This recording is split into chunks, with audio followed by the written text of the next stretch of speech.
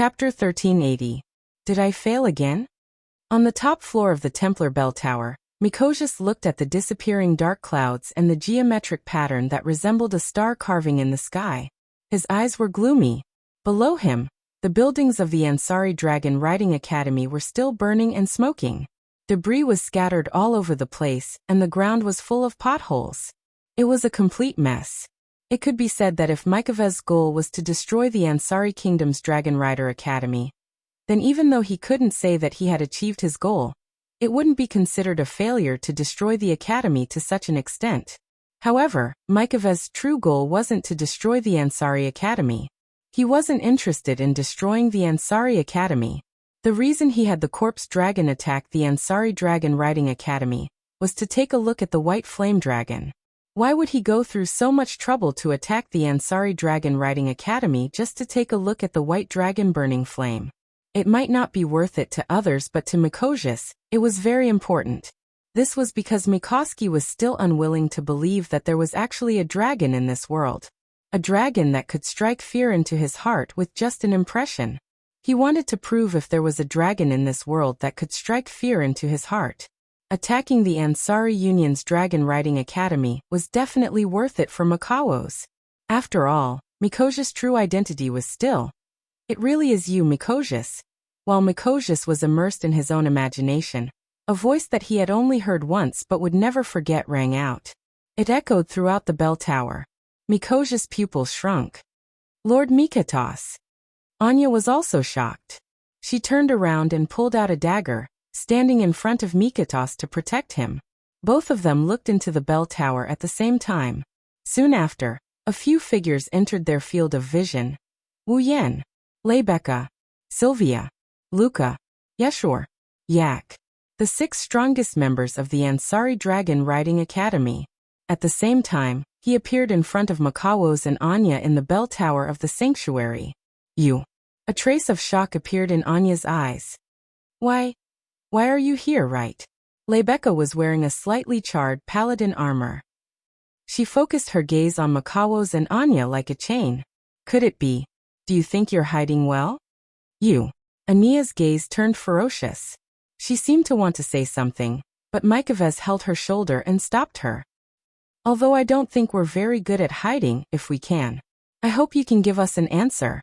Yeshur stared at Mikawo's and answered his question. "It was Luca who discovered you." "Luca?" Mikoves narrowed his eyes. She shifted her gaze and cast it on Luca. "I see. Are you from Yekablad?" "Yes." Luca nodded in response. "I'm from Yekablad. I was born with a certain ability to sense nature. Although I didn't discover you at first." Luca turned her gaze to Mikawo's side and pointed her finger forward. "But I discovered that it was emitting an ominous magic power." In the direction that Luca was pointing at, there was a giant sword that was emitting a dark, swampy, and viscous magical energy.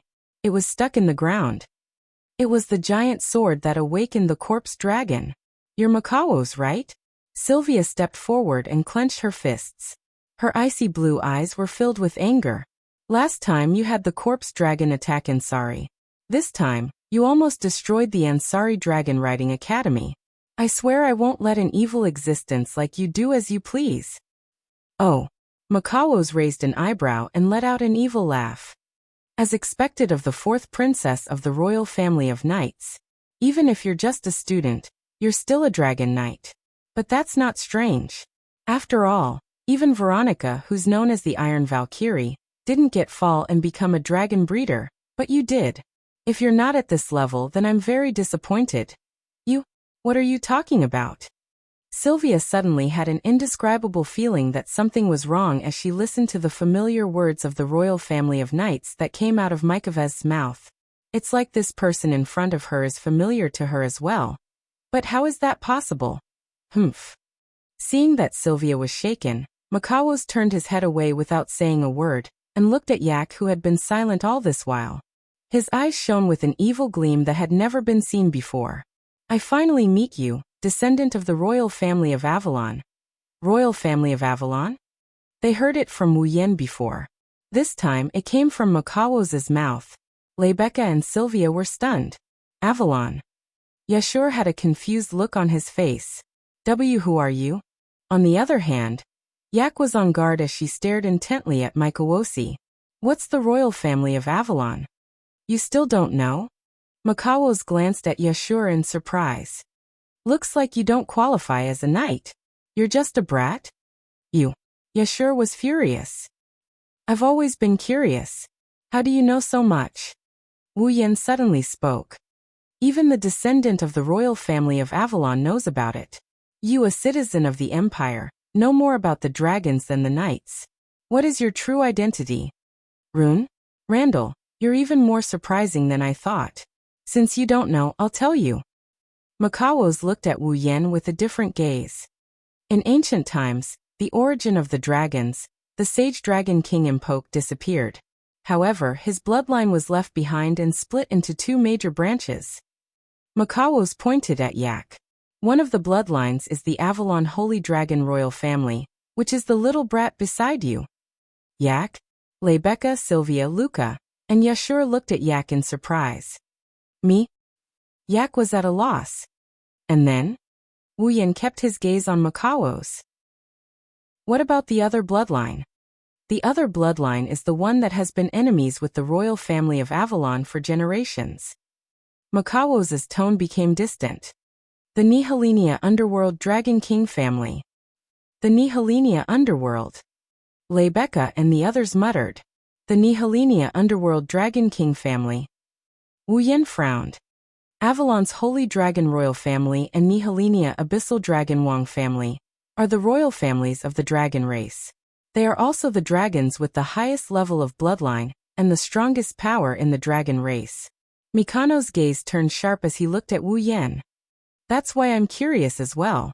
Rune Randall, what kind of existence is that white dragon of yours?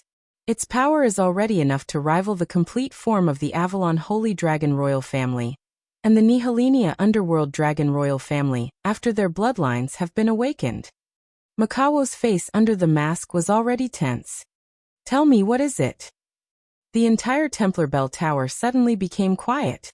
You want to know? Wu Yan chuckled under everyone's watchful eyes.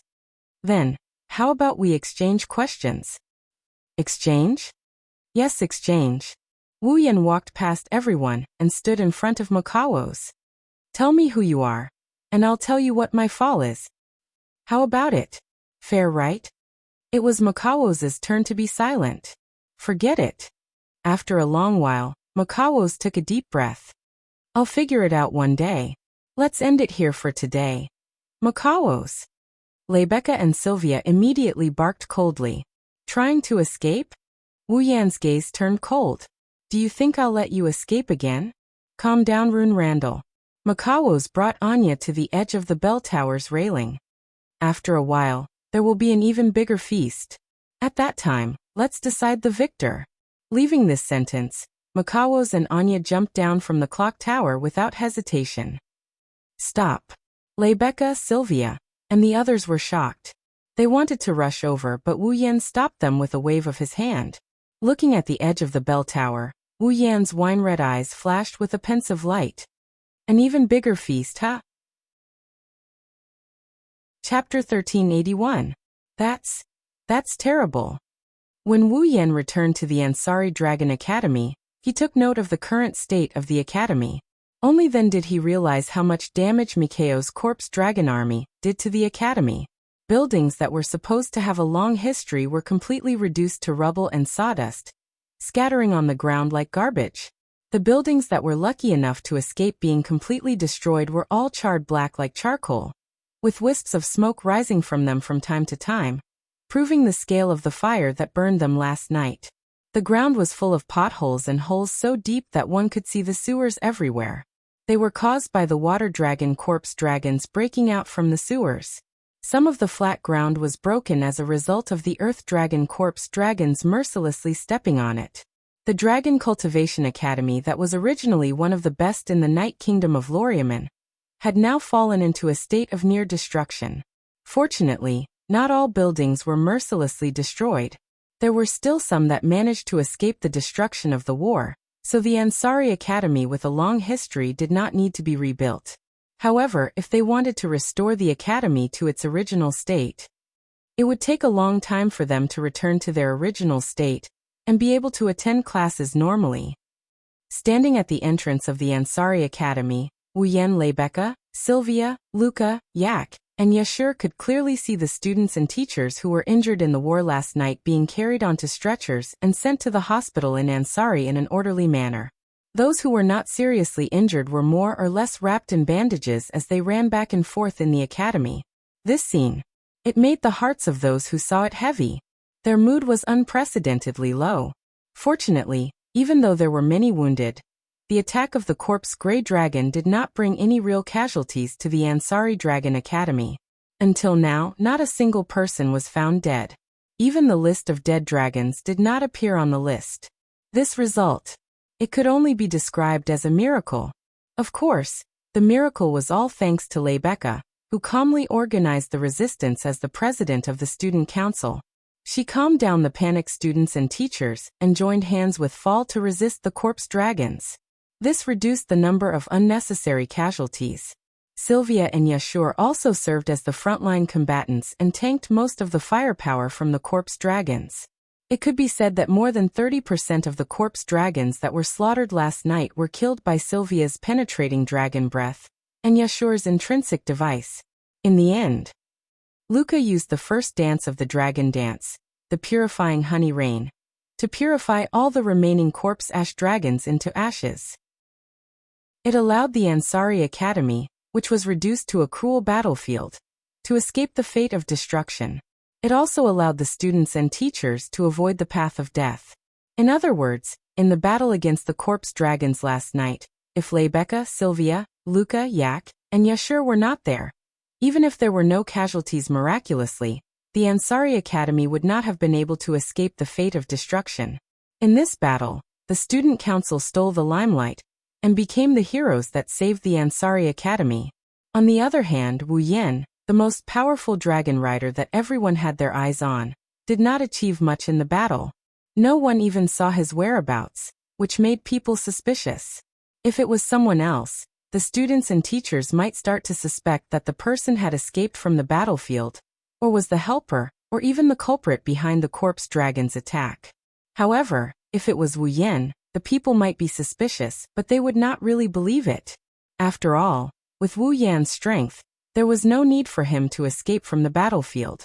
As for him being the helper or the culprit behind the corpse dragon's attack, that was even more ridiculous.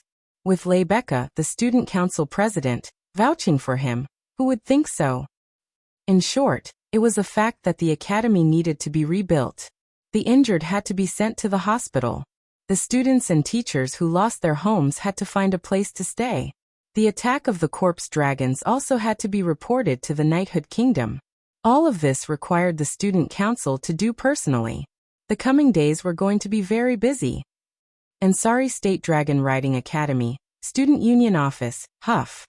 Panting with exhaustion, the 6 of them sat around the round table used for meetings. They started to relax after a sleepless night and working for the academy for half a day. Everyone, please have a cup of tea and recover your energy. Corset pushed a dining cart filled with tea sets in. She had a gentle smile on her face as she brewed a cup of black tea for everyone. This was another form of timely help. Ugh, I'm alive. Yashur drank the black tea like it was water to quench his thirst. He heaved a sigh of relief before sighing again. I didn't expect the academy to be destroyed to this extent. The student council office is really lucky to be intact. It's all because of that guy called Micavez. Aika shouted angrily. Who is that guy? It's so annoying. Hearing Aika's words, everyone present fell silent for a moment and raised their eyebrows. Makawo's huh? Lebecca crossed her arms as if she was deep in thought. Is that guy really from the Empire? Why is he so familiar with the dragons of the Knighthood Kingdom?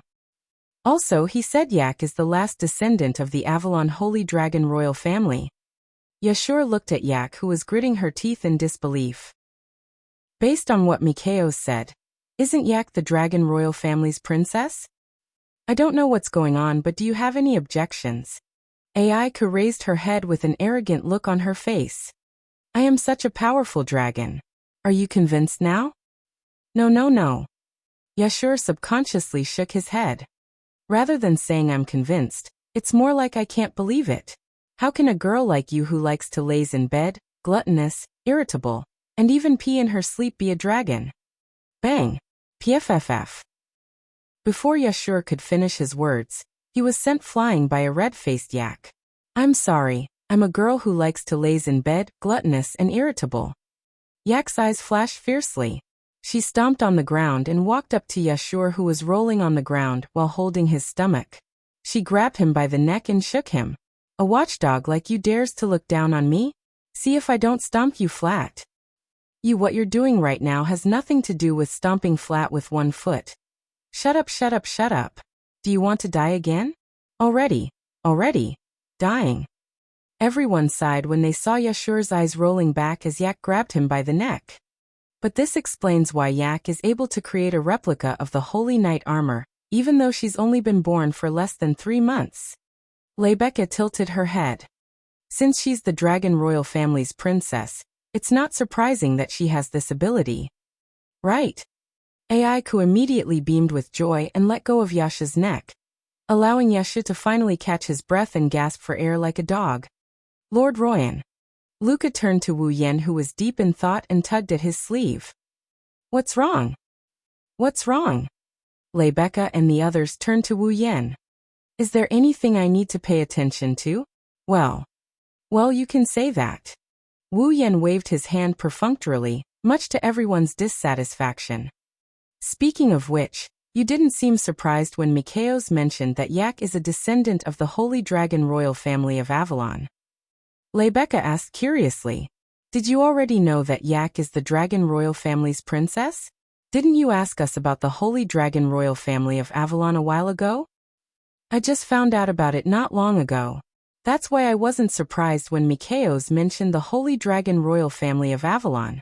However, I didn't expect there to be a Nihilenia Abyssal Dragon Royal family.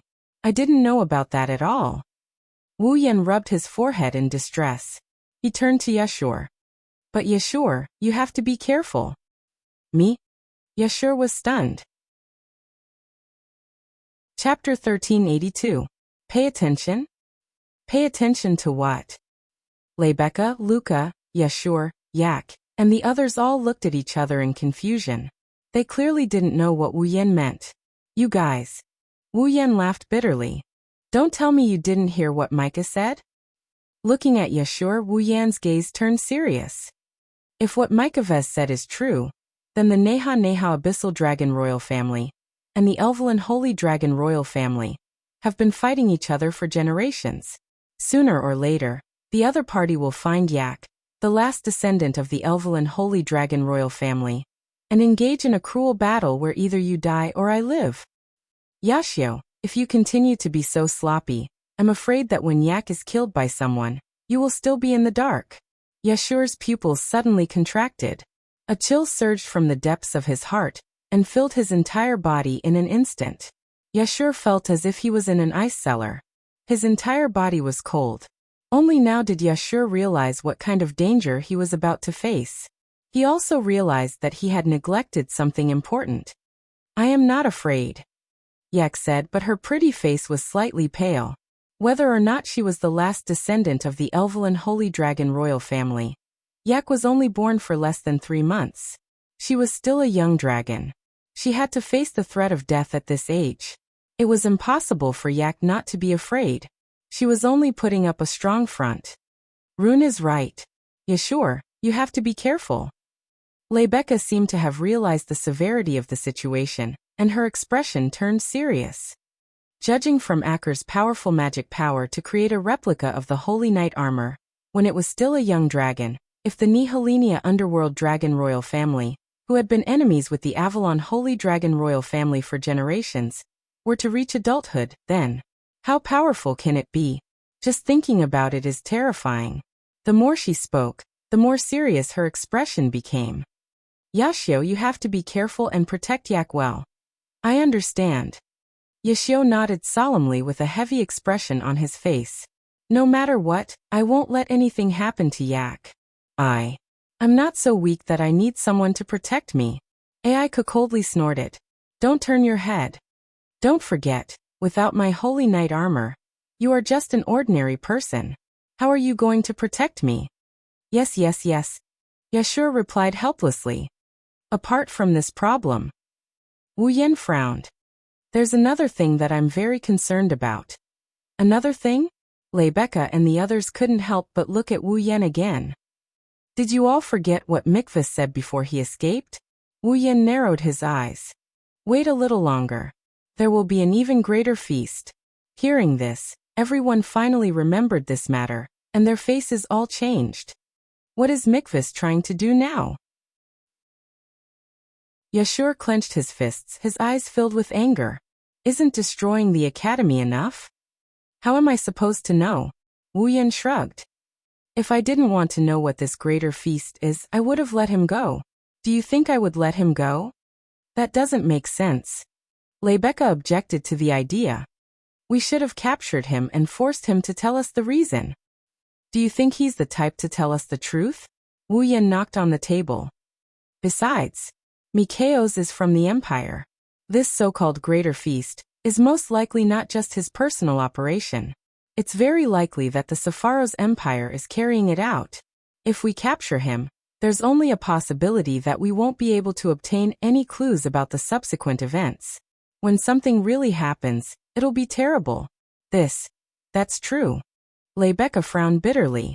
But now that Mikvas has escaped, how are we going to find clues? Well, at the very least, Mikvas has been exposed. The clues will be more or less exposed. Wu Yan shook his head. Finding these clues is the mission of the knights. We're still students. Let's focus on the academy's reconstruction. That's true. Rebecca sighed. I will report this matter to the knights' royal family and let them decide. That's good enough. Wu Yan grinned, and he turned around abruptly. There, Sylvia had a gloomy expression on her face, and her icy blue eyes were filled with uncertainty. And then, Wu Yan looked at Sylvia with an ingenious change of topic. What's wrong? However, Sylvia's expression remained gloomy even after Wu Yan's words. She stared at the table as if she didn't hear what Wu Yan said at all. The atmosphere in the student council office changed into a heavy one. Wu Yan frowned. Rebecca, Luca, Yak, Yashu and the others exchanged glances as well. Your Highness. Cosette also noticed that something was wrong. He reached out his hand and shook Sylvia. Your Highness. Your Highness. Ah. Sylvia exclaimed and came back to her senses. What's wrong? We should be the ones asking you that, right? Wu Yan tilted his head in confusion. You've been like this ever since you came back from the Templar Bell Tower. You haven't said a word and you're always absent-minded. Not only are your actions strange, they don't seem like the usual Sylvia who takes everything seriously. What's wrong? Sylvia looked around at the student council members who were looking at her, and lowered her head. There's something I really care about. Something you care about? Rebecca repeated her words.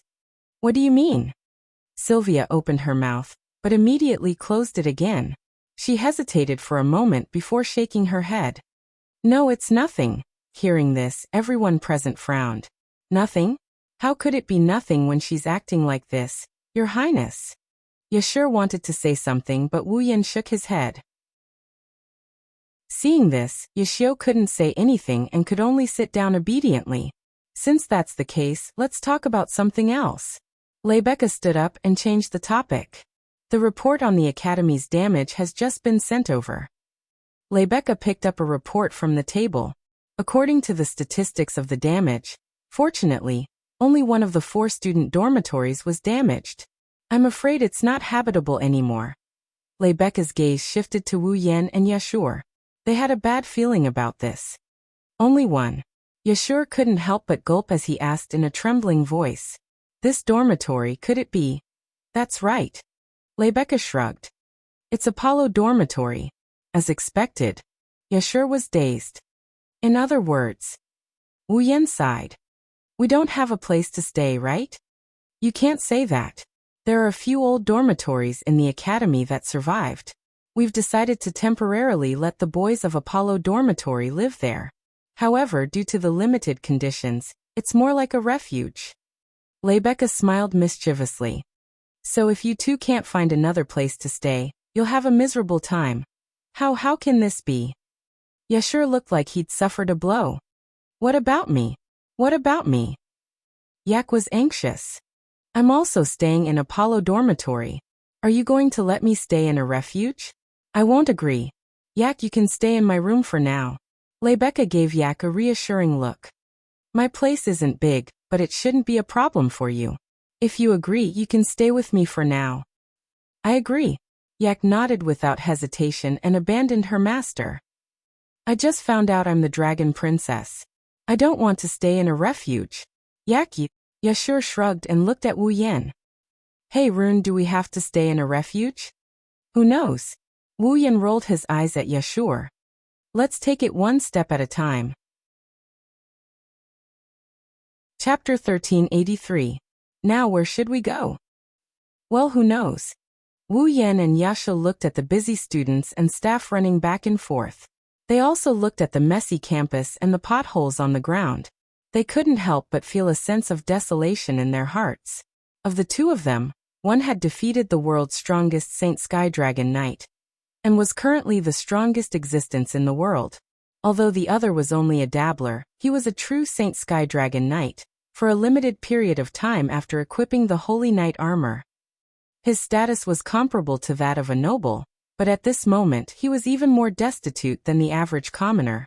They couldn't even find a place to stay. Who could be more miserable than them? Of course, Wu Yan and Yashur could choose to stay in the old school, but Rebecca said that life there was comparable to a shelter. Wu Yan didn't want to live there. Although Yashur didn't care too much about it, and he could accept living in a shelter, he still wanted to see if there was a better place before he was completely driven to a dead end. No matter what, only students who had advanced to the advanced class had the right to live alone in a room. The students in the basic class all shared a room with 3 people. When he was still in the basic class, Yashio had already wanted to live in a single room. In the end, after a few days, Yak popped out. Yak even took his bed. The living conditions in the old school must be even worse. If possible, Yashur didn't want to live such a hard life anymore. At the very least, he should struggle before he resigned himself to his fate. Fortunately, he had Wu Yan to accompany him. Otherwise, Yashur would have agreed to stay in the old school long ago. Looks like we can't stay in the academy anymore. Wu Yan rubbed his forehead and glanced at Yashur. Anyway, in this situation, the academy won't be able to hold classes for long. You won't be able to attend classes in the academy for the time being. Why don't you make a trip home? My home is far away. I'm afraid the car ride will last until the academy is rebuilt. Unless a holy dragon is willing to take me back. Yashur lowered his head in distress. So, I can't go home. What do you plan to do if I go home? It's the Ansari Dragon Riding Academy that was attacked, not Ansari City. It's not like I don't have money. Wu Yan waved his hand. At most, I'll go out and find a hotel and stay for a while. Hotel? Yashur's eyes widened. It will take at least 3 months for the academy and Apollo's abode to be completely rebuilt. Even with the help of the Dragon Chi magnificent crystals, it would still take a month. Staying in a hotel for a month would cost a lot. Luoang, are you sure you have the money? Wu Yan pursed his lips. Without saying a word, he took out a pouch. He threw it onto Yasha's body. Yashio hurriedly reached out and caught it. He glanced at Wu Yan in confusion before opening the bag in his hand. When Yashio saw the contents of the bag, he almost threw it out. Glittering gold. It was truly dazzling. The bag was filled to the brim with gold coins. From the looks of it, there were at least 20 to 30 gold coins. According to the gold price of this world, 20 to 30 gold coins was enough to buy a small hotel, let alone stay in a hotel for a month. Yashio's hands began to tremble as he held the bag. For a commoner like Yashio, the bag in his hand was heavier than anything he had ever held in his life. Gulp! Yashio couldn't help but swallow a mouthful of saliva. His voice echoed clearly in the surroundings. I say, aren't you a little too useless? Wu Yan looked at Yashio with disdain. You're a dragon rider. Even though you're just a dabbler, you're still acting so pitifully for 20 to 30 gold coins. Be careful, Sylvia might get angry if she sees you like this. Yashio shrunk his neck in fear. Indeed, with Sylvia's yearning for holy dragon knights, she was already displeased with a half-baked existence like himself.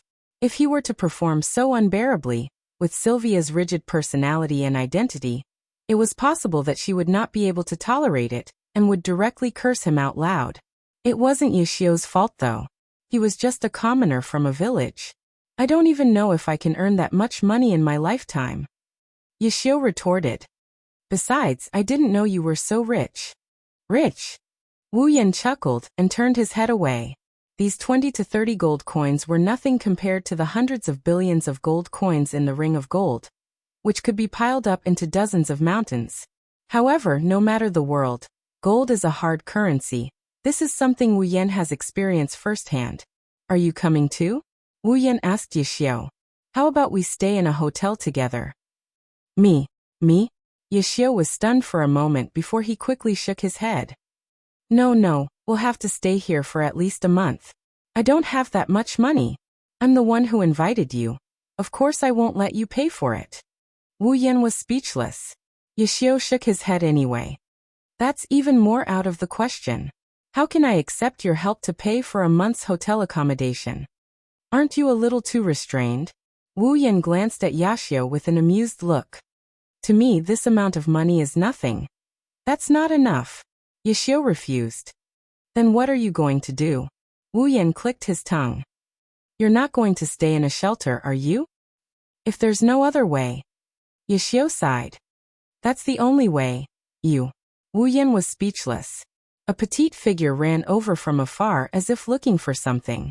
When she saw Wu Yan standing beside Yashio, her eyes lit up and she ran over. Master Roland. Wu Yan was about to drag Yashio into the hotel when he looked at the source of the voice. Then he gasped in surprise. Luca? Master Roland. Luca ran all the way to Wu Yan. She crouched down and placed her hands on her knees while panting. Why are you in such a hurry? Wu Yan walked to Luca's side and patted her on the back. Luca's heart warmed up by this. Master Roland is really gentle. That. After catching her breath, Luca started fidgeting. She looked at Wu Yan with a hopeful look. Master Roland, have you found a place to stay? Not yet. Wu Yan felt a little helpless.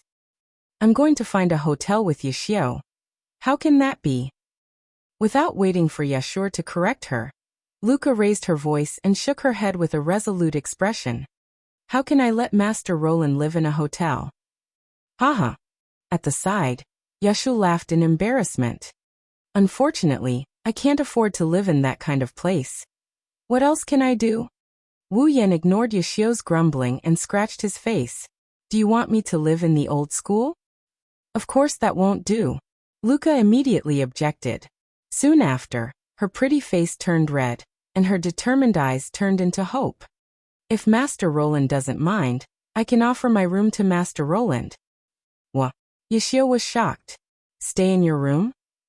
Wu Yan blinked as well. He looked at Luca's pretty face that is filled with hope and doubt. What about you? Me. Luca lowered her head. She was a little shy and nervous at the same time. Of course. I'm going to serve Master Roland. Ha! This time, it was Wu Yan's turn to be shocked. The bag full of gold coins in Yashio's hand also fell to the ground, and a flabbergasted expression hung on his face. Serve him? Did I hear wrong? Rune-sama also invited me to your room to spend the night. I am just being polite. Luca clenched her fists. She looked at Wu Yan with a pitiful look in her purple eyes. Can't I? Well, it's not that you can't. Wu Yan looked away and didn't want to see Luca's pitiful expression. But won't it be inconvenient for you? No, of course not. Luca answered without hesitation. I'm living alone. There's nothing inconvenient about it. Living alone? That's dangerous, isn't it? Wu Yan's lips twitched. He couldn't even retort. Yashio was also stunned. Chapter 1384. Ansari Dragon Academy. At this time, the noise of the Ansari Dragon Academy that had been noisy for the whole day gradually quieted down. Everyone began to return to their own residences as the night deepened. They were ready to have a good night's rest and wait until tomorrow to continue the reconstruction of the Ansari Dragon Academy. Lebeka and the other members of the student council organized everything in an orderly manner.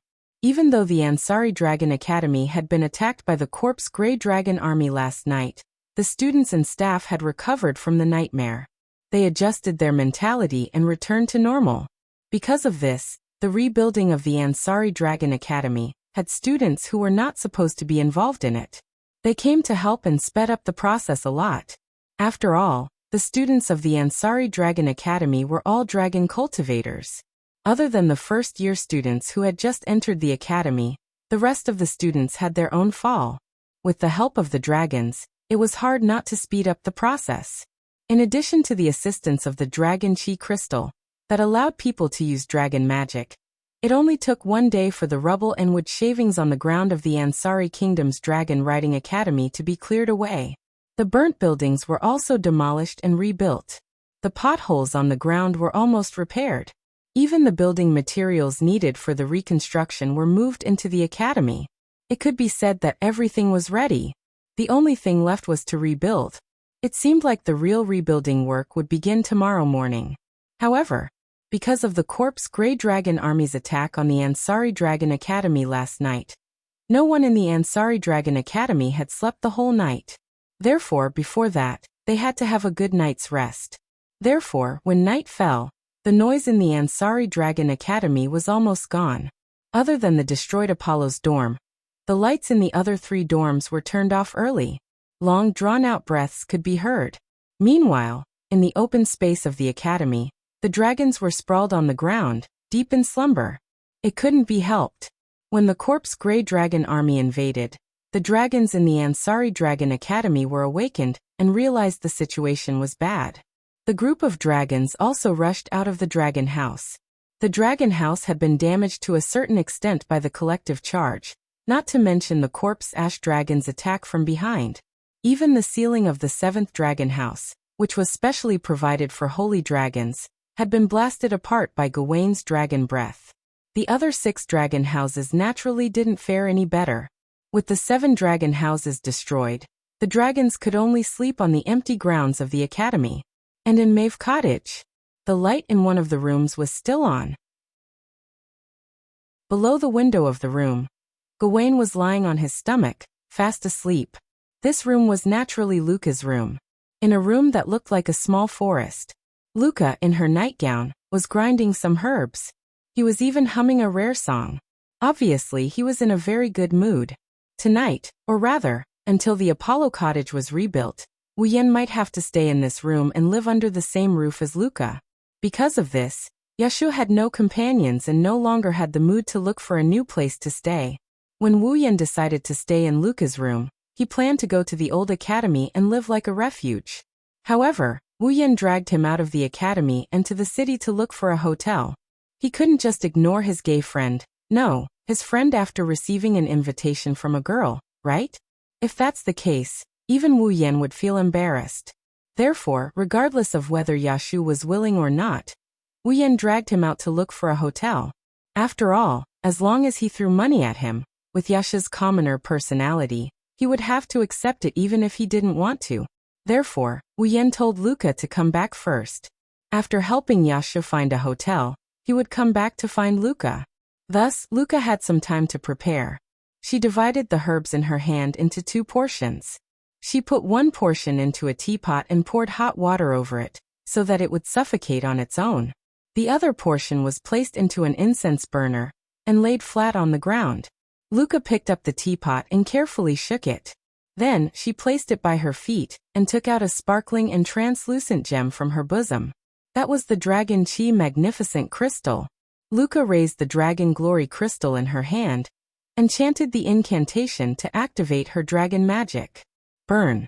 As soon as he said that, the magic power in the Dragon Chi Magnificent Crystal turned into a flame and exploded in the incense burner in front of him. The herbs that had been ground into powder immediately started burning. Seeing this, Luca hurriedly picked up a lid and covered the incense burner.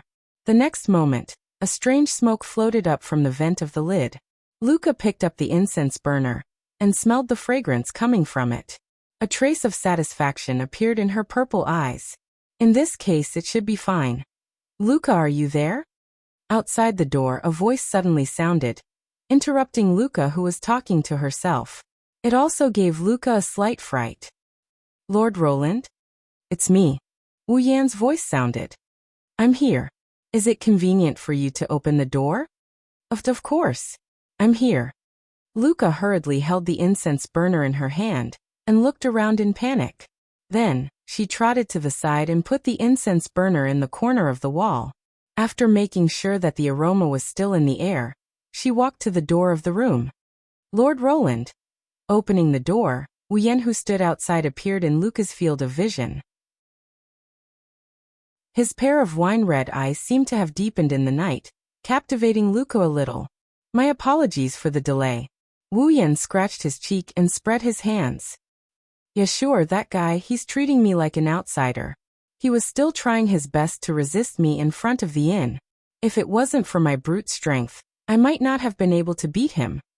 That's because Lord Roland is too gentle. Luca smiled shyly. I think Senior Yashur must be very grateful to Lord Roland. Don't say that. It's just a small matter. Wu Yan's expression was slightly embarrassed. Being praised for being gentle in public, this is the first time Wu Yan has encountered such a situation. Lord Roland, please come in. Luca opened the door completely and stepped aside. Her beautiful amethyst-like eyes were glowing strangely. She stared straight at Wu Yan. That look made Wu Yan's heart inexplicably cold. Luca's bright eyes. How should he put it? It gave Wu Yan the feeling that she gave him. It was like Meijio and Origami were planning to push him down. It was as if they were going to eat him up. But how is that possible? Luca's personality is very delicate and introverted. She shouldn't be able to push her sweetheart down like Meijio and Origami, right? Probably. With that in mind, Wu Yan walked into Luca's room with a bit of hesitation. As soon as he entered the room, he smelled an unusually pleasant fragrance. Is this the incense you usually light?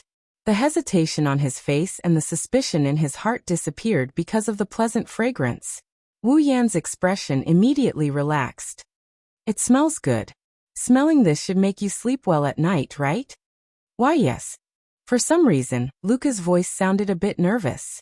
Even her action of closing the door was a bit hurried. It was as if she was afraid that Wu Yan would run away. She closed the door forcefully and hurriedly. This is not the usual Luca at all. If Wu Yan noticed this scene, even if he thought that Luca was harmless, he would still be suspicious. But now, he was relaxed because of the pleasant fragrance in the room, and didn't notice Luca's abnormal behavior. Seeing that Wu Yan's expression was normal, Luca secretly sighed in relief. She walked to a small round table in the center of the room and sat down. At the same time, she picked up the teapot that was placed there. Pouring a mouthful of steaming coarse tea into a cylindrical cup with edges and corners, Luca's sparkling eyes met the cup.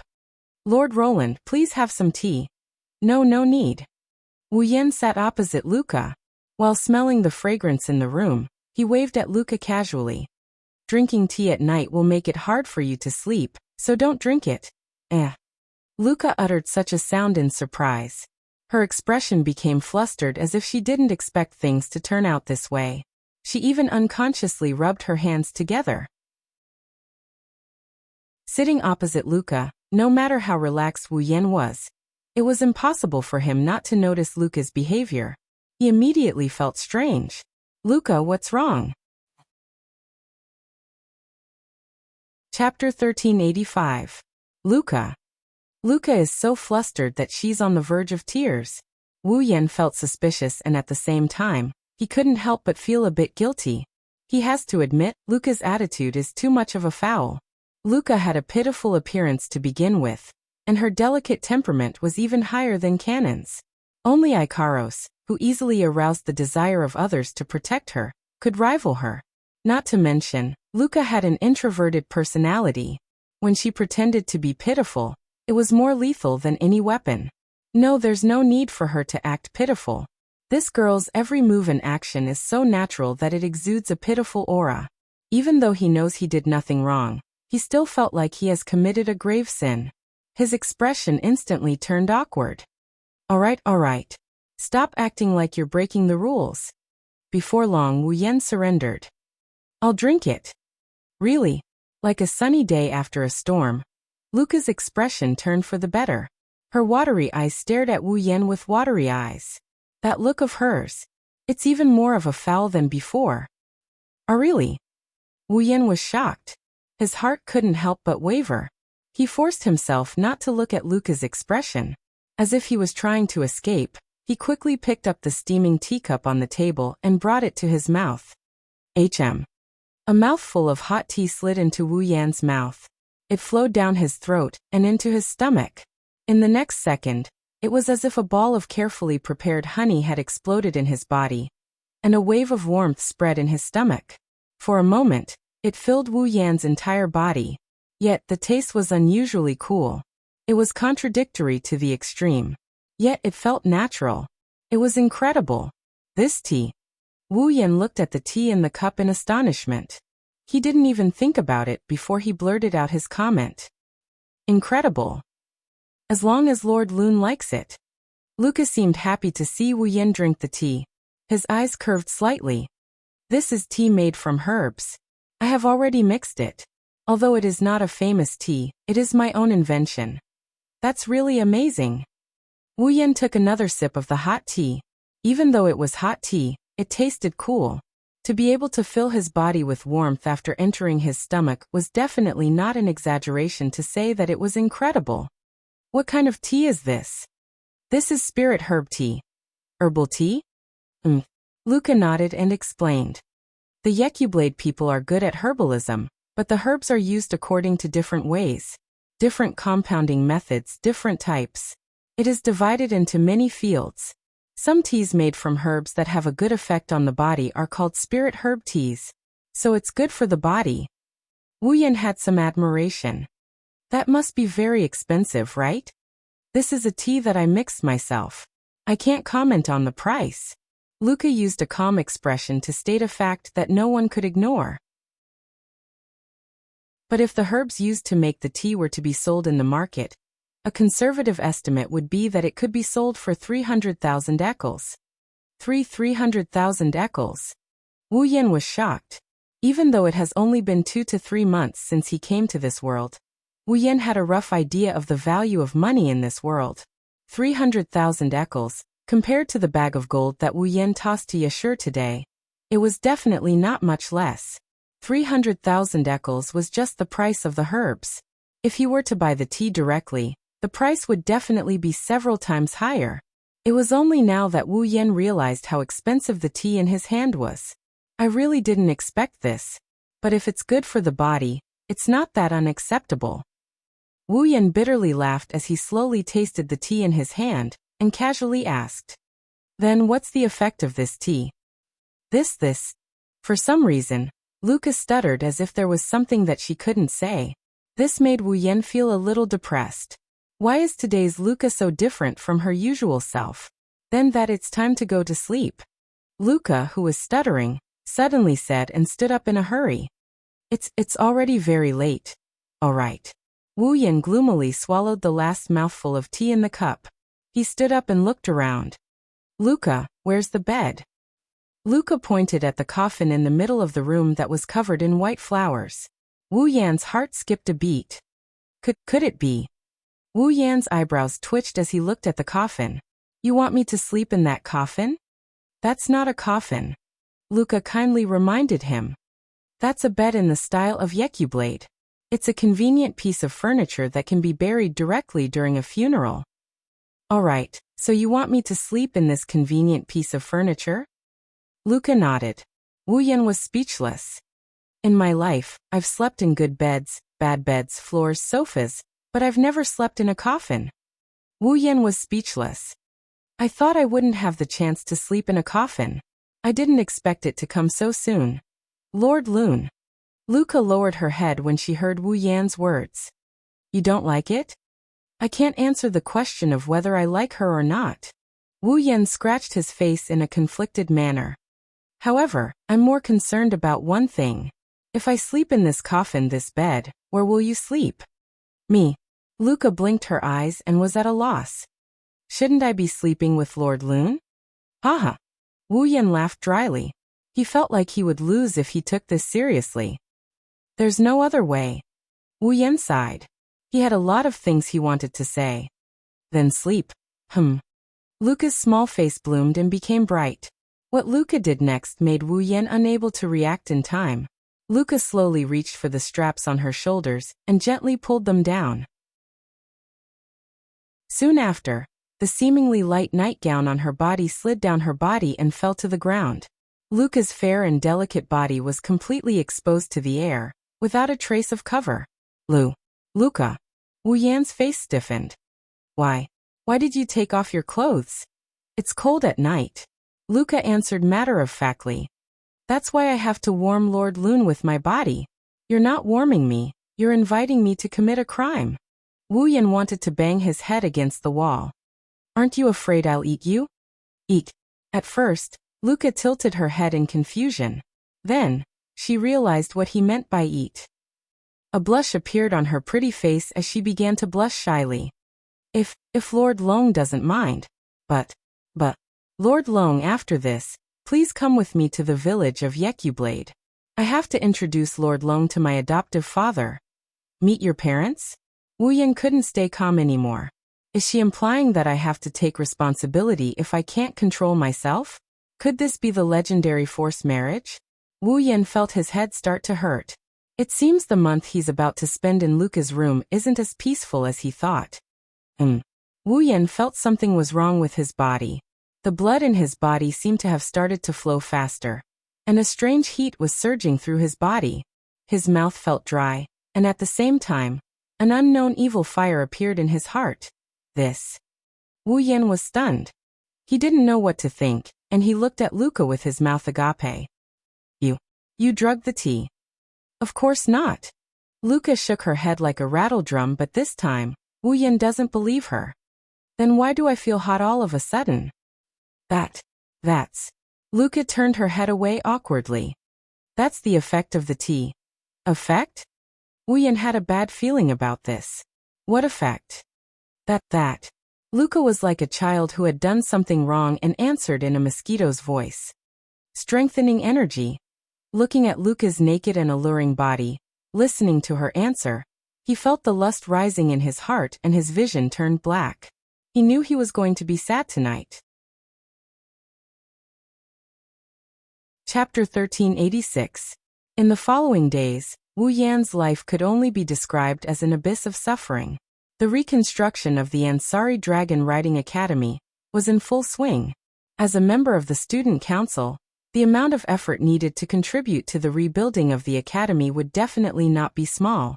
Among other things, Wu Yan is in charge of calculating the funds needed to rebuild the academy, assigning jobs to the staff, students, and dragon race members.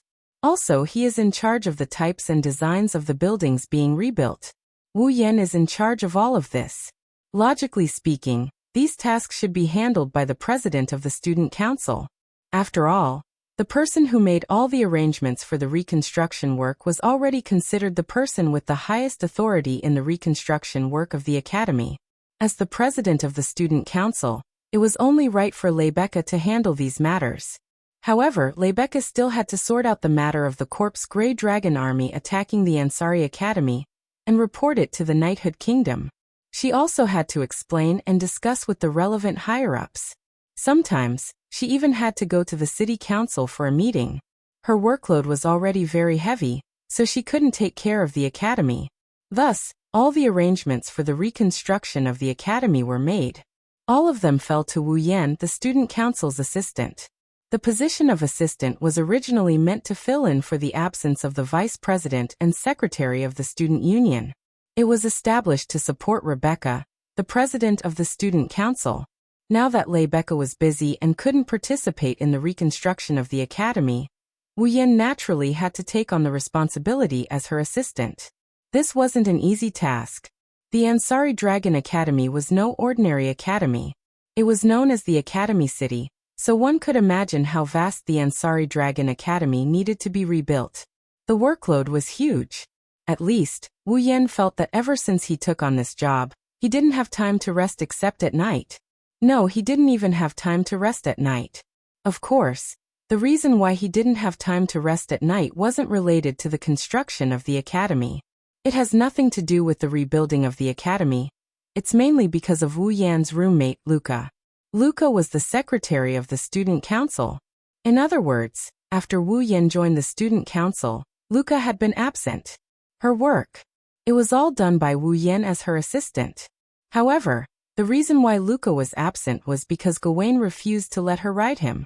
She was so depressed that she didn't even attend classes. It was understandable that she didn't work in the student council. Now, since Luca and Gawain's relationship had recovered, the secretary naturally returned to the student council. To be honest, Luca helped Wu Yan a lot during the reconstruction of the academy during the day. She made sure that Wu Yan didn't even have the time to take a breather. Although he didn't have the time to rest, the work went smoothly and it was quite relaxing. But at night, Luca would change and become Wu Yan's biggest problem. It was because this girl seemed to be thinking about something more than friendship with Wu Yan all the time. When he really lived in Luca's room and stayed with her, Wu Yan realized that he had underestimated Luca. Luca had a slender personality. She was usually quiet and expressionless. She was a fresh and refined girl like a fairy. She was also very weak in her bones. She was a typical soft girl.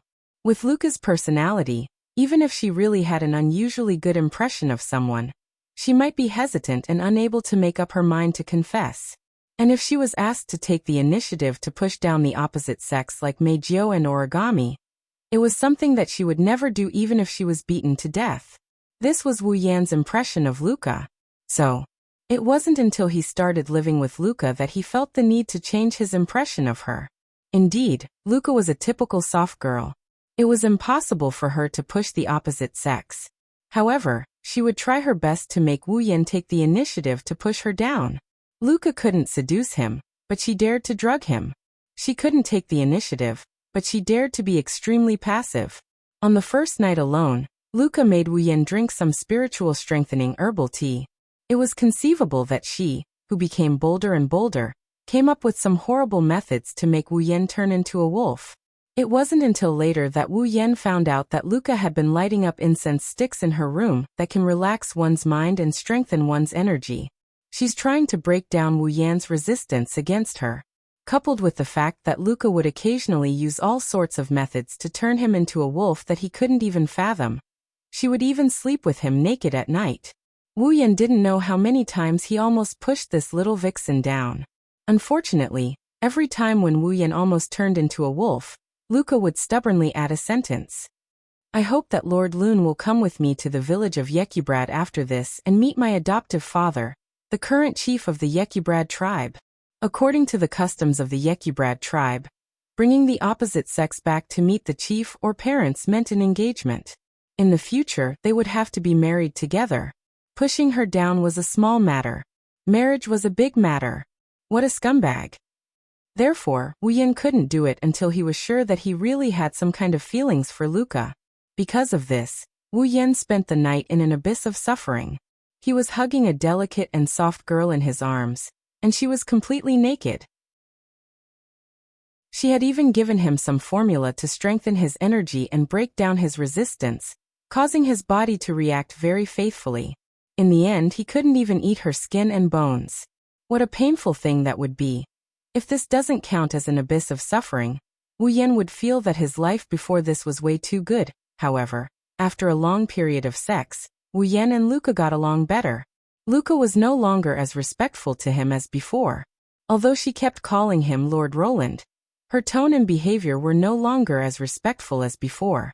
Now they were getting along like friends. Moreover, whether it is at work or in life, Luca has always rushed to help Wu Yan, taking care of Wu Yan. She's more considerate than anyone else. Now she's even washing Wu Yan's underwear. She's just like a good wife and a loving mother. Wu Yan's heart has been tugged at by her. If it went on like this, Wu Yan might not be able to resist the temptation and go back to her hometown to marry her. Of course, Corsette was dissatisfied with Luca's taking care of her daily life. This was supposed to be her job. However, Sylvia had been acting strangely recently. She didn't talk much and would be absent-minded from time to time during work. Even when she was sleeping, she would stare blankly at the sky, as if she had something on her mind. She was even more silent than Luca, which made Corset very worried. Under such circumstances, Corset didn't have time to compete with Luca to take care of Wu Yan. She was racking her brains to find a way to restore Sylvia to her original state. Unfortunately, before Cosette could think of a solution, her peaceful life was once again disrupted. Boom! One morning, an explosive sound accompanied by a shockwave reverberated in front of Epona House. Like an earthquake, the entire Epona dormitory shook slightly. The glass windows also trembled. In the dormitory, the girls of the advanced classes screamed and caused a commotion. What's going on? Following a nervous voice, the window of the Epanache royal family's private room was opened, revealing Sylvia's panicked face. However, when Sylvia poked her head out of the window, the scene that entered her eyes caused her to freeze on the spot. Excuse me. On the empty ground in front of Epona's house, a beautiful woman wearing a yellow-green dragon riding suit saluted Sylvia energetically. I am the court's first-rank postmistress Ovida Brown. Ovida Brown. Sylvia? Lord Lehman's fourth princess. The woman named Ovida took out a scroll from her bag. The Night King has a letter for you, father. Sylvia was shocked. Chapter 1387. Ansari Dragon Riding Academy. Epona. In the royal family's room, Sylvia sat in front of her desk. She took out the scroll she had just received from the postman and carefully tore it open. Night King Eoward? Lorimon. As soon as this name was mentioned, as long as it was a citizen of the Knight's Kingdom of Loria, there would be no one who would not be in awe. However, only those who were truly familiar with Orvard would know that this Night King in name was actually quite disappointing when they actually met him. It's not that Eoward is incompetent as the Night King. He's not an incapable ruler either. On the contrary, he's very amiable and considerate towards the knighthood. However, compared to his wife, dead son, and 4 daughters, Eoward is too mediocre. Not only is his appearance mediocre, there's nothing special about his personality. As the Night King, he doesn't have the demeanor of a royal family. He doesn't have the temperament and cultivation that he should have. His ability to handle political affairs is much weaker than others. His strength isn't as strong as Veronica's. It wouldn't be an exaggeration to say that he's just an ordinary person. Moreover, he's not a dragon cultivator like Sylvia. He's simply mediocre. He doesn't look like a king at all. Instead, he looks more like an amiable old man. Thus, as the current Night King, although Eoward has real power, he knows that he's not a king. He's not an outstanding king. Thus, Eoward simply handed over most of the political affairs to his outstanding subordinates. He also gave almost all of the real power of the Knight royal family to Veronica. He himself is living a leisurely life and can enjoy it very much. Because of this, Sylvia, who knows what kind of person her birth father is, treated Eoward's letter so seriously. With Eoward's lazy personality, he actually gave up on his enjoyment and spent so much effort to write a letter to Sylvia. Thinking about it, it must be something urgent or important that Sylvia has to be careful. After reading Alvard's letter in detail, Sylvia was even more certain of her suspicions. This was indeed a very important matter. Sylvia threw the letter on the table and leaned back in her chair, as if she lost all her strength. Her icy blue eyes looked at the ceiling in a daze. She muttered to herself, "Participate in the Continental Conference." That's right. Night King Orwald's letter clearly told Sylvia that Sylvia was to participate in the Continental Conference. The Continental Conference is a conference held every 5 years. It gathers the leaders of all the top factions in Eluxtran. During the Continental Conference, Lorimon Knighthood, Shepron Kingdom, Sepharo's Empire, Rovlock Merchant City, and Espadar Hall will unite. These 5 forces that each held a place in the Eruxtran continent would send their own representatives to gather together for an important summit that would determine the future of the Eruxtran continent. The Continental Congress was a tradition of the Eluxtran continent. Back then, of the Lorimon Knighthood of Lorimon Knighthood Empire. The conference Amon continent Amon of the conference. Amon the of Amon of knighthood of Amon the continent had. was Amon Amamon. One could only imagine how important the continent's Congress was to the various peak powers of Aluxtran. Now the Continental Conference that is held every 5 years is finally going to be held again. Thus, Night King Eoward ordered Sylvia to return to the capital of Lorimon Knighthood, Fantion City, and attend the Continental Conference. Of course, that wasn't the most important thing. The most important thing is that every Continental Conference is hosted by Rosa Maria Church. The core of the Church of Mary, the Espada Basilica, was in charge of hosting the event. Furthermore, the location of the event was decided by the current Pope of the Espada Basilica through divination. The current Pope of Aspidar Hall has already divined the location of this year's Continental Conference and announced it to the entire Aluxtran continent. It is the capital of Lorimon Knighthood, Fantion City. Fantion City, which is located in the center of Fantion City's capital, must be in a state of chaos. They must be preparing for the Continental Conference, right? In other words, it won't be long before the representatives of the top factions of Aluxtran arrive at the capital of Lorimon Knighthood. They might even gather in the capital of Lorimon Knighthood. This matter could not be said to be small. However, Sylvia was only annoyed. She wasn't in a hurry. Originally, Sylvia had been troubled by a certain matter during this period of time. Now, before the matter had been resolved, her home had become the venue for the Continental Conference, and even her student had to attend the conference.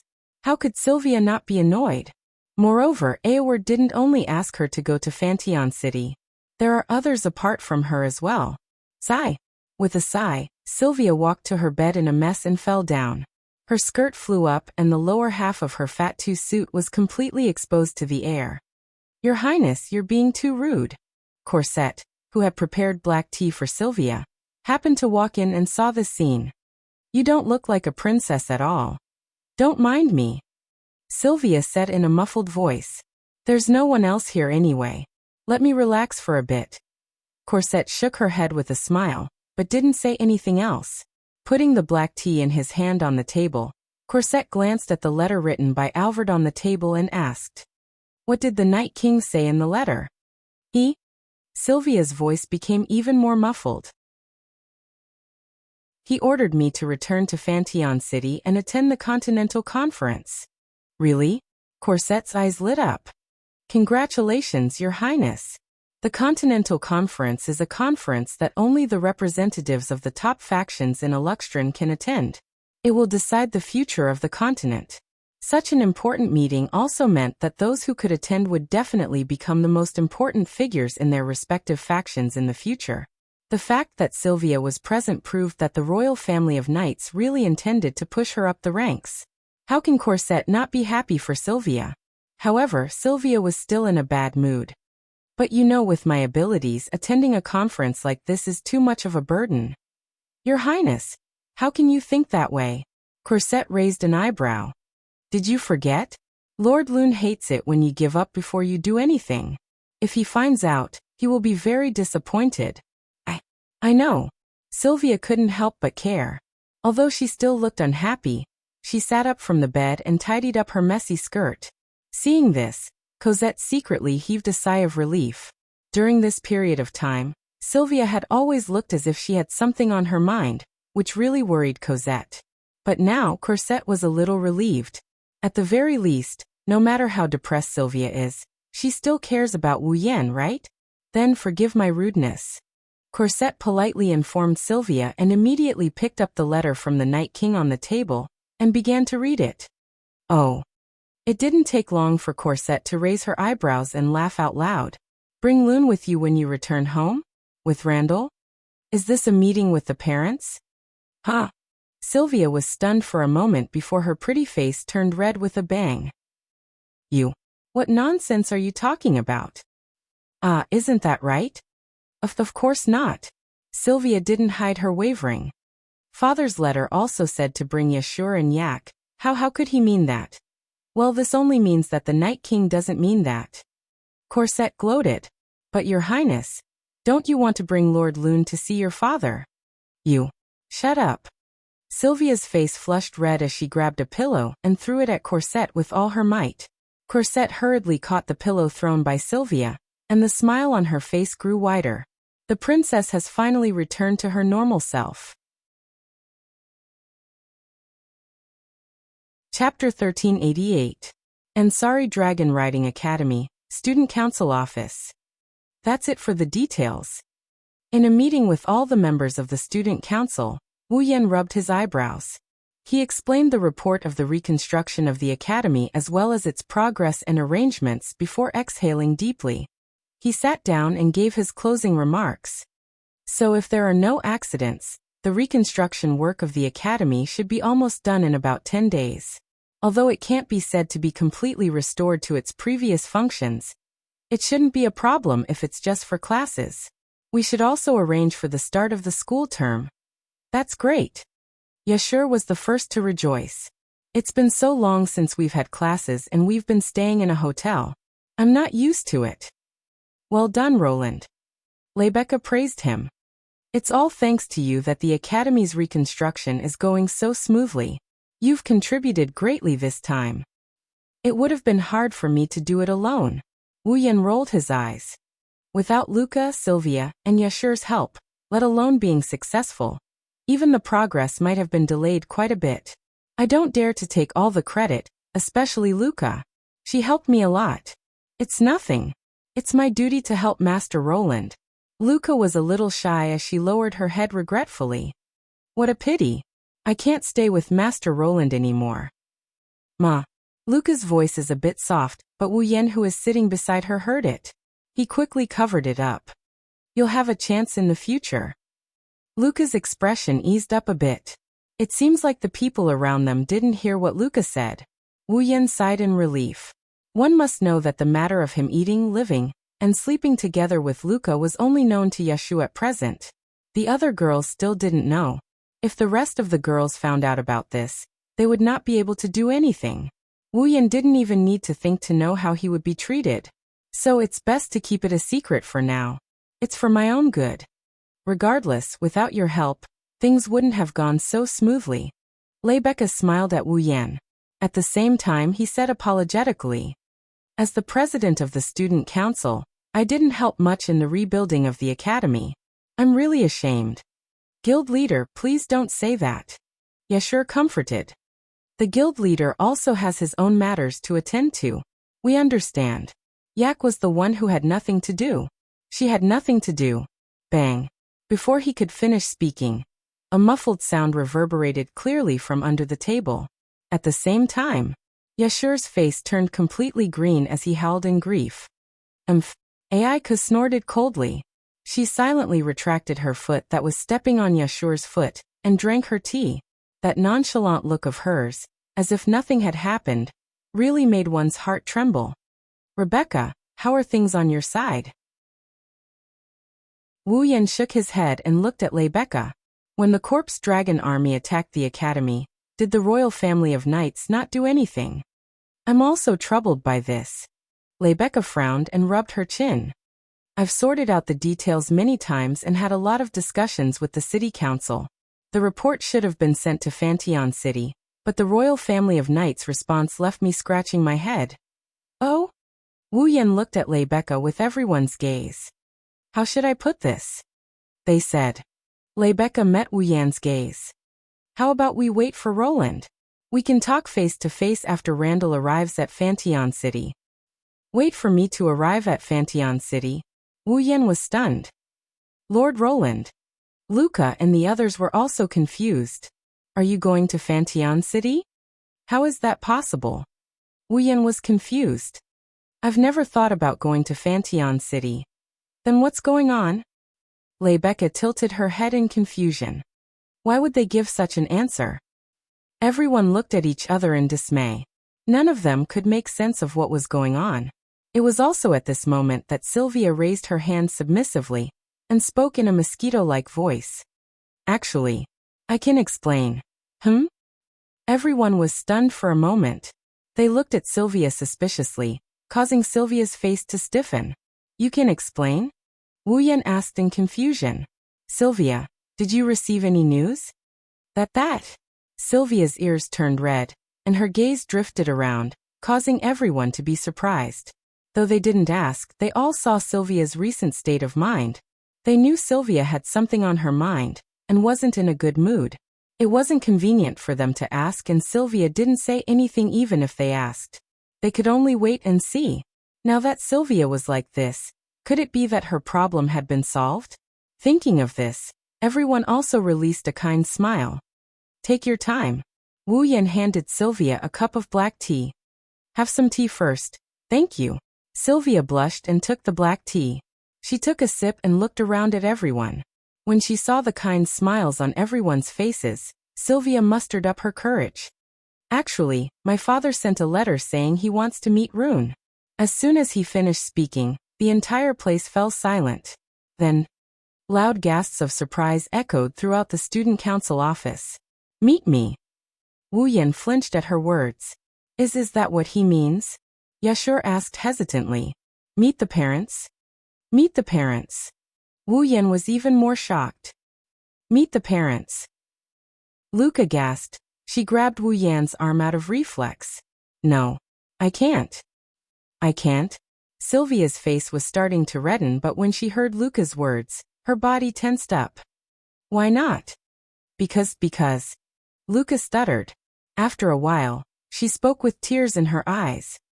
Even if you want to meet the parents, Lord Rune has to come with me to the village to meet my godfather first. What kind of twisted logic is this?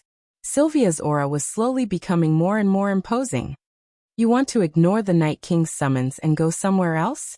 How unbelievable. In the face of Sylvia's imposing manner, Luca met her head-on, out of the ordinary. Status doesn't mean everything when it comes to love. What did you say?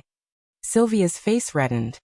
I don't want to use my status to date anyone. Then it's first come, first served. Luca tightened her grip on Wu Yan's arm. Lord Rune, you have to come with me to Yekablad to meet my godfather. You.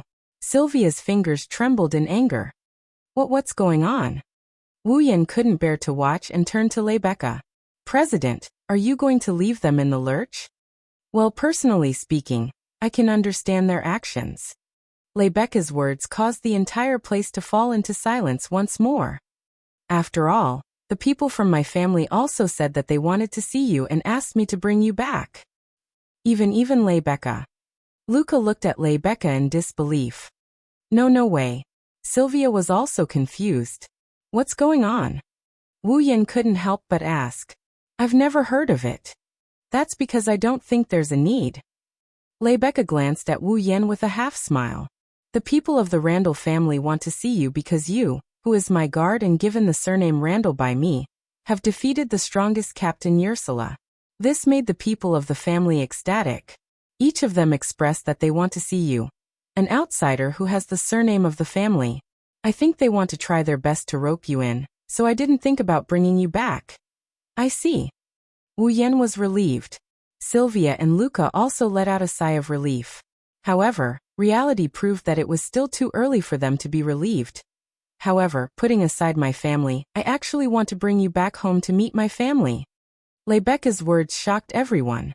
No matter what, you're the only person of the opposite sex who has moved my heart. For a moment, Sylvia and Luca emitted a deadly aura of resentment. Wu Yan laughed dryly. Chapter 1389. The next day, early morning. Today, the reconstruction of the Ansari Dragon Riding Academy was almost complete. Other than some of the less important and less practical buildings, basically everything that should have been there had been restored. On the main street of the academy, uniformed students were chatting and laughing while taking a stroll in the rebuilt academy. This scene was very reassuring. Currently, the reconstruction of the academy was still in progress, and the classes had not yet resumed. However, the students had already received news that in about 10 days at the latest, the Ansari Dragon Academy would once again welcome classes, and the students would resume their own classes. Therefore, even though the students were looking forward to the arrival of classes, there were also many who wanted to play as much as possible before classes started. Therefore, students could be seen everywhere in the academy enjoying the last period of their holiday. In the open space in front of Epona's dormitory, Wu Yan, Yashur, and Yak were standing there. Moreover, they weren't wearing their usual uniforms. At this moment, Wu Yan was wearing the Academy's dragon riding uniform. The hem of his coat was fluttering in the wind. This caused the entire space to reverberate with the fluttering of his coat. On the other hand, Yashur was wearing a nice-looking uniform. The uniform was embroidered with the insignia of the Night Palace and had a bow tie. It looked very stylish. However, those who were in the know knew that the uniform was stylish, but it was actually a servant's uniform in the palace style. Not only was Yashur wearing a palace-style servant's uniform, even Yak, who was standing next to him, was wearing a palace-style servant's uniform. Wearing such clothes, Wu Yan, Yashur and Yak stood together. It was as if some royal family was about to bring their two servants out for an inspection. This caused Yashur to be embarrassed and Yak's expression to be a bit unsightly.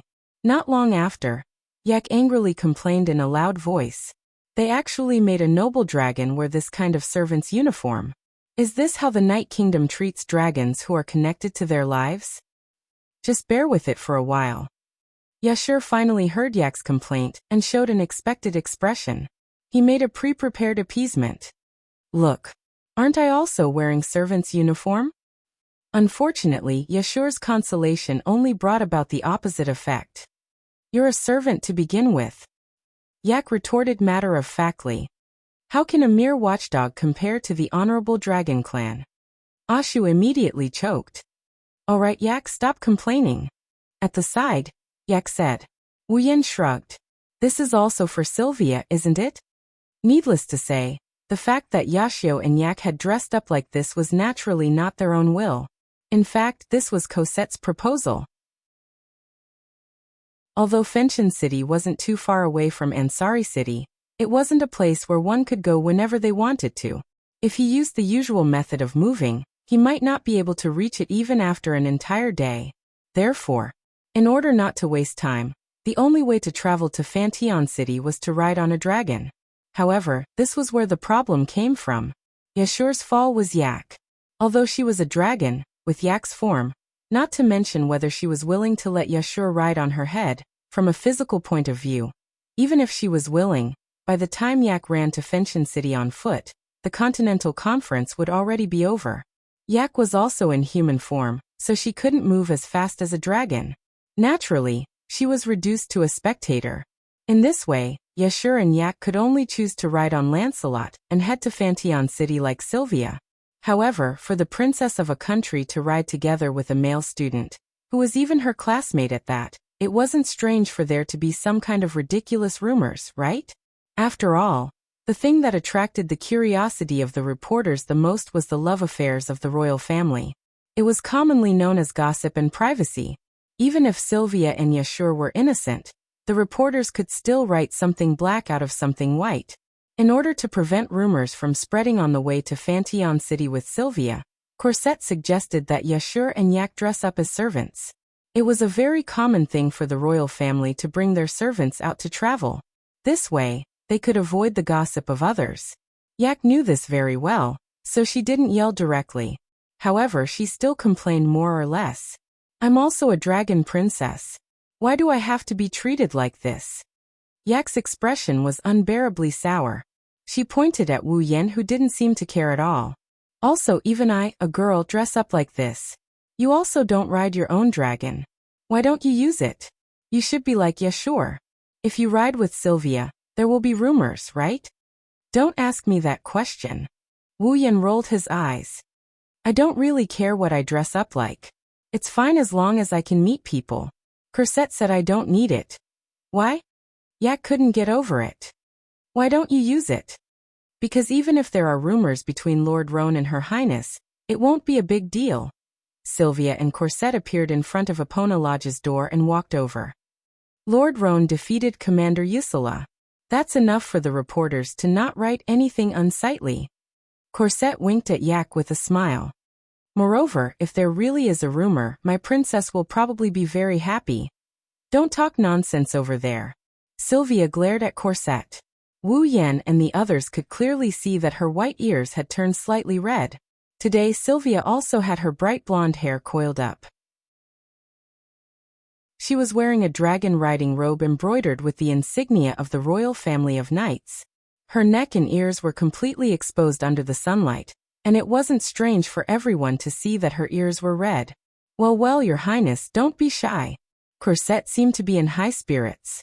She didn't stop after Sylvia's reprimand. Instead, she attacked again. Your Highness, this is a meeting between the parents. Don't you dare deny that you're not excited at all. I am ready to go. Sylvia hurriedly summoned Lancelot.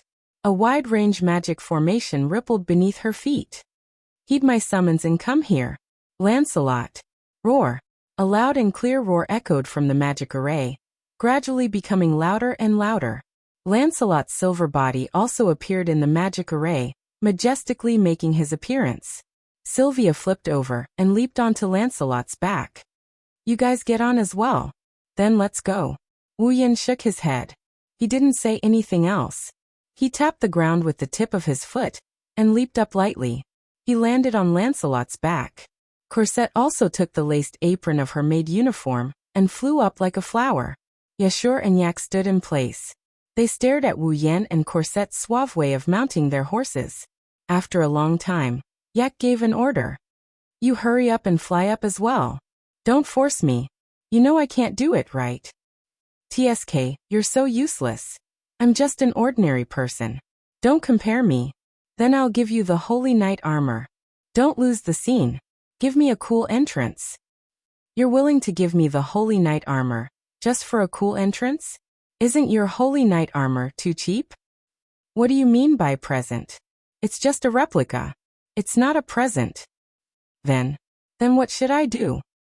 After saying that, Yashio and Yak once again stared at each other with their small eyes. Anything is fine. On Lancelot's back, Wu Yan's mouth twitched. He couldn't help but yell. Anyway, get on first. Don't waste my time. Yashur and Yak looked at each other and fell silent. In the end, they obediently went under Lancelot's body and climbed up the dragon's back along with Lancelot's reins. You're ready, right? Sylvia smiled bitterly and pulled on the reins in her hand. Then let's go. Roar. Lancelot faced the sky and let out a long howl. Like an arrow, he soared into the sky and flew towards the distant horizon. Chapter 1390. The scorching sun hung high in the sky, sprinkling down dazzling rays of sunlight that illuminated the entire land and the bustling city below. Fantion City, the capital of the Lorman knighthood, where the royal family of knights and the royal palace were located. Compared to Ansari City, regardless of importance, in terms of land area and prosperity, Fantion City was several levels ahead of Ansari City. The tall city walls drew a path in a very regular pattern, surrounding the entire city of Fantion. There were streets, urban areas, and rivers inside. It was just like a small country. There were a lot of people in Fantion City. Although it wasn't a sea of people, it could still be a sea of people if they gathered together. The buildings were more elegant, like small courtyards. It was said that they were all built according to the style of the Shepron Kingdom, the suzerain of the Lorman Kingdom of Knighthood. If one looked down from the sky above Fantion City, they would discover that the city walls that surrounded Fantion City formed a pattern. That pattern had traces of the royal family's emblem, as well as the shadow of the star carving of the dragon nurturer. Similarly, it also had a part of the flag of King Siapulong. Although the overall combination couldn't be described as beautiful, it was more than enough to say that it was exquisite. By the way, Fantion City also had city walls. It seemed to separate the entire Fantion City into regions. Because of this, it looked more like a small country. However, the regions were connected to each other. There was no priority. If one had to say which region was more important, then only the central region was more important than the other regions. That was because the royal palace of the Lorman knighthood, the castle that was shaped like a tower, Fantion City, was located here. Originally, Fantion City was a metropolis with Fantion City as the center. Therefore, it was understandable that the central region of Fantion City was more important than the other regions. Fantion City, which was located in the central region of Fantion City, was about to become the venue for this continental conference. The representatives of the top forces from all over the continent would gather and decide the future direction of the continent. Such an important conference was held here. It also made the atmosphere of Fanteon City tense. Of course, it was only the central region with Fanteon City as the center that was nervous. This was the real venue for the Continental Conference. Therefore, on normal days, the rarely seen Dragon Knights seemed to have gathered in one place today. They rode their respective holy dragons and circled back and forth above Fanteon City. The Dragon Knights were all armed, and their faces were solemn. These Dragon Knights. They were all Dragon Knights of the Lorman Holy Dragon Knights. During the Continental Conference, the venue and the safety of the representatives of the top forces naturally became the most important. Under such circumstances, the knighthood couldn't afford to be careless. Thus, during the limited time the Continental Conference was held, Loriaman's Holy Dragon Knights would gather and be in charge of guarding before and after the conference. When Lancelot brought Wu Yen and the others to Fanteon City, the vigilant Dragon Knights all rode their holy dragons and adjusted their magic power, causing a whirlwind of magic power to sweep up above Fanteon City. However, these Dragon Knights all seemed to recognize Lancelot. They knew that Lancelot was Sylvia's fall. When they confirmed that it was Lancelot and Sylvia on the dragon's back, the magic power in the sky gradually calmed down. "Your Highness Sylvia." A moment later, all the Dragon Knights in the sky above Fanteon City lined up neatly and bowed to Sylvia in unison. "Thank you for your hard work, everyone." Sylvia responded to the Dragon Knights in a loud voice. With a serious expression, she slowly landed in Fanteon City. The Dragon Knights dispersed and continued to be on guard. Phew! Yashur, who had been holding his breath since the beginning, let out a long sigh and wiped away the cold sweat that had dripped down from his forehead without him knowing. What a tight security. It's the beginning of the Continental Conference after all. It's necessary to be on guard. Wu Yen looked around at the holy dragons circling in the sky and nodded. With such a scale of security, I'm sure even the big countries wouldn't dare to act recklessly, right? Of course. Sylvia couldn't help but straighten her back proudly. The Lorman Knighthood is a famous knight order even in the entire continent. Although the Lorman Knighthood is only a small country, in terms of military power, the knighthood is definitely not weaker than the big countries. That's because of the dragons. Yak quickly took the credit. Without the dragons, how could the knighthood be so mighty? The knighthood and the dragons are one. Sylvia retorted with some dissatisfaction. You're being too unreasonable by separating the dragons from the knighthood, aren't you? I didn't mean that. Yak immediately turned her head away in embarrassment. I'm just reminding you not to forget the contributions of the dragons. None of the knights will forget what the dragons have brought to us. Sylvia was very serious when she said this. So Yak, I hope you don't treat us as outsiders. Alright, it's my fault. Yak was helpless. As they spoke, Lancelot landed in front of Fanteon City's gates and laid down on the ground. Everyone dismounted from the dragon's back and began to examine the city. It looked like an ancient castle with layers of buildings stacked on top of each other.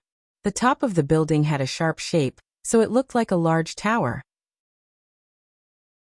It flashed with a steel-like luster under the sun. Obviously, in terms of sturdiness, it was definitely not bad. The gates slowly opened as the group dismounted from Lancelot's back. The two majestic dragons carved on the gates were imprinted in everyone's vision. They could faintly see the light in the eyes of the two dragons. It was very vivid. Under Sylvia's lead, Wu Yen, Cosette, Yak, and Yashur walked up the stairs and entered the city. A moment later, a magnificent hall appeared before everyone's eyes. Everyone could clearly see that around the resplendent hall, there were statues of knights and dragons arranged in an orderly manner as if they were guarding something. Along with these statues, there were also 2 rows of maids dressed in the style of the palace. In the center of the hall stood a bespectacled head maidservant who looked much older than Cosette. Welcome back. In the hall of Fanteon City, the maidservants lowered their heads and bowed deeply. Your Highness Sylvia. Looking at the 2 neat rows of maids saluting in unison and their loud and clear voices echoing in the surroundings, Yashio and Yak seemed to be shocked and were unable to react for a long time. Sylvia nodded calmly and looked at the bespectacled head maidservant in the center. Long time no see, Frida. Yes, Your Highness Sylvia. The maid named Frida took a step forward. The Night King has been waiting for your highness for a long time. Let the guests familiarize themselves with the environment first. Sylvia said, but Frida insisted. Greet the Night King first. This. All right. Sylvia hesitated and nodded helplessly. Frida looked at Wu Yan. She sized up Wu Yan for a bit before opening her mouth. This should be Roland? Sir Randall? Wu Yan paused for a second. What is it? The Night King has orders. Frida said concisely. He wants Sir Roland and Her Highness Sylvia to greet him together. Me. Wu Yan raised an eyebrow. So soon? Sylvia seemed surprised as well. Is Imperial Father in such a hurry to see Roland? Please, Sir Roland. Frida didn't answer. Instead, she turned to the side and made an inviting gesture. This maidservant is quite arrogant. Wu Yan nodded nonchalantly when this thought popped up in his mind. I can do it any time. There's no other way. Sylvia sighed. Then let's go. Chapter 1391. Under Corset's care, Wu Yan and Sylvia changed out of their dragon-riding clothes and put on formal attire before heading to the Night King's residence. Walking along the endless corridor, Wu Yan stretched his body that was restrained by the formal attire and spoke in a bored tone. Why does the Night King want to see me so soon? Sylvia frowned in confusion. With my father's personality, he shouldn't be the kind of person who is thirsty for talent just because someone is more talented than him. To be honest, I don't really understand. Even you don't understand. Wu Yan continued to stretch his body while asking curiously. Speaking of which, the Night King, who is your father, what kind of person is he? Sylvia's face turned green at a speed visible to the naked eye. She seemed to have recalled something that she didn't want to recall. She sighed. You'll find out soon enough. Is that so? I hope you won't be too disappointed. Now that you mention it, I'm curious. Wu Yan has heard rumors about the Night King. Of course, they aren't all that good of a rumor. However, Wu Yan only knew that the Night King was an unqualified king. As for what kind of person the Night King was, Wu Yan didn't know. Seeing Sylvia like this, the Night King didn't seem to leave a good impression on others. What kind of person is he? With that thought in mind, Wu Yan and Sylvia arrived at the Night King's hall. Wu Yan soon found out why Sylvia didn't want to talk about her father. Oh, I've been waiting for you for a long time, my dear daughter. Along with such a horrifying voice, a black shadow suddenly rushed from the front. Halfway through, it jumped up and drew a perfect parabola in the air. It pounced on Sylvia, who just entered the hall. Wu Yan didn't expect this. To think that they would be attacked when they came to the hall where they had an audience with the Night King. So it was a conditioned reflex. Wu Yan sent out a flying kick. It hit the face of the charging black shadow. Ah! The black shadow let out a miserable cry. He flew out at a speed faster than when he came, leaving a trail of blood behind him as he landed on his back. It smashed into the floor not far away. Its two legs twitched and straightened, then it stopped moving. Only then did Wu Yan see the full appearance of the attacker. It was a man in luxurious clothes with a cloak behind him. He had an extremely mediocre face and a large beard. It was hard to tell if he was middle-aged or old. At this moment, this uncle, who seemed to be relying on his clothes to support his image, had his face on the ground. Blood was crazily spurting out from his nostrils, and there was a footprint on his face. His eyes were circled, and he looked like he had fainted. It was extremely embarrassing. Where did this guy come from? That's the first sentence Wu Yan uttered with his mouth agape. Even if he wanted to attack someone, he should have sent someone more decent, right? He didn't want to attack us. On the side, Sylvia's eyebrows twitched and the corners of her mouth twitched. He wanted to attack me. Attack you? Wu Yan didn't know what to say. As if she couldn't bear to look at it, Sylvia no longer looked at the uncle who was bleeding profusely on the ground. She turned her head away and squeezed out those words with all her might. He is my father, the current Night King of the Night Kingdom of Loriman, Alvard. Night King? Wu Yan was stunned. I know you don't want to believe it, Sylvia said with a sorrowful expression. But it is the truth. Wu Yan's mouth twitched. He couldn't help but look at Alvord. He looked at the Night King, who was bleeding from his nose and covering his face with circles in his eyes. In other words, I sent the current Night King flying with a kick, right? Yes. Why don't I feel fear? Instead, I feel good all over? Don't mind. Why? Because I feel the same way. The two of them looked at Alvord in silence. Wu Yan's heart was in turmoil. He finally understood why Sylvia would always have a look of disgust on her face whenever the Night King Orwald was mentioned, and why she would always try to brush him off. If Wu Yan had such a father, don't even talk about being a prince.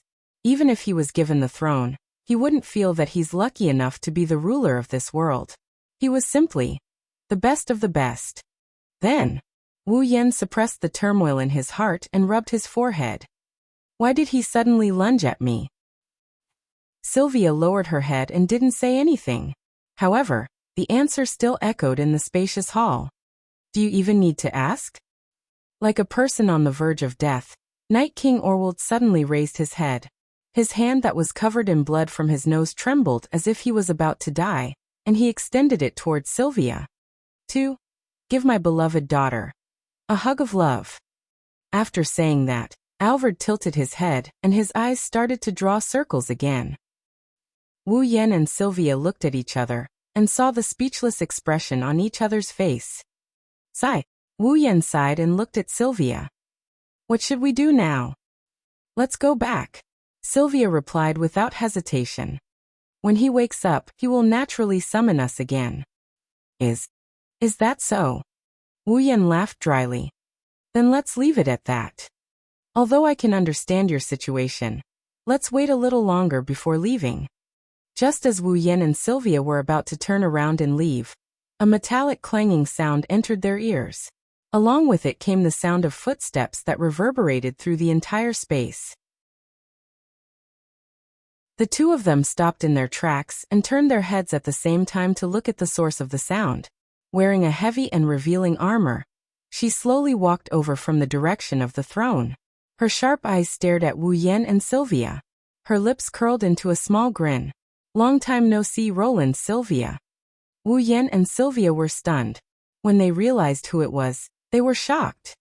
Veronica, royal sister? The newcomer was the first princess of Lorraine's Kingdom of Knights, the iron-blooded Valkyrie Veronica. Behind Veronica, Gulian, the captain of her personal guards, followed closely behind her. He was wearing the cold holy knight armor, and his eyes were equally cold. You're early. Veronica had a rare smile on her face.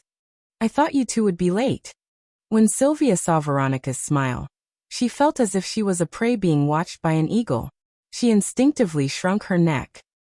It's mainly because Sylvia thinks it's better to be early. Wu Yan glanced at Sylvia. He knew Sylvia wouldn't be able to answer, and could only helplessly answer. But Your Highness Veronica, why are you here? You just called me by my name and now you're calling me Your Highness. Veronica pursed her lips. She looked at Alvord as if he was a piece of trash and snorted. I didn't want to see him either, but since you're here, I thought I'd come over to say hello. Me?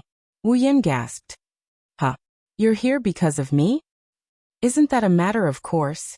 Veronica's lips curled into a smile. After all, I'm the one who told him to write a letter to Sylvia and have her bring you here. Wu Yan and Sylvia looked at each other. What? Veronica frowned and said with dissatisfaction. Is that strange? Not that it's weird. Wu Yan scratched his cheeks and he asked in an uncertain tone. But why did you ask me to come over? After I left Ansari, something big happened in Ansari, didn't it? Veronica's hawk-like eyes narrowed. Let's have a good talk about this. Wu Yan finally understood why Lebecca got that kind of response when she reported to the knighthood about the Corpse Dragon army attacking the Ansari Dragon Academy. It was all part of Veronica's plan. Chapter 1392. That was a pretty heavy kick. Holding a handkerchief, Ao Dahua wiped his face as if he was washing his face, wiping away the nosebleed and the footprints on his face. At the same time, he added a regretful sentence. If possible, I wish it was my dear daughter who kicked me. Do you wish for your daughter to kick you that much?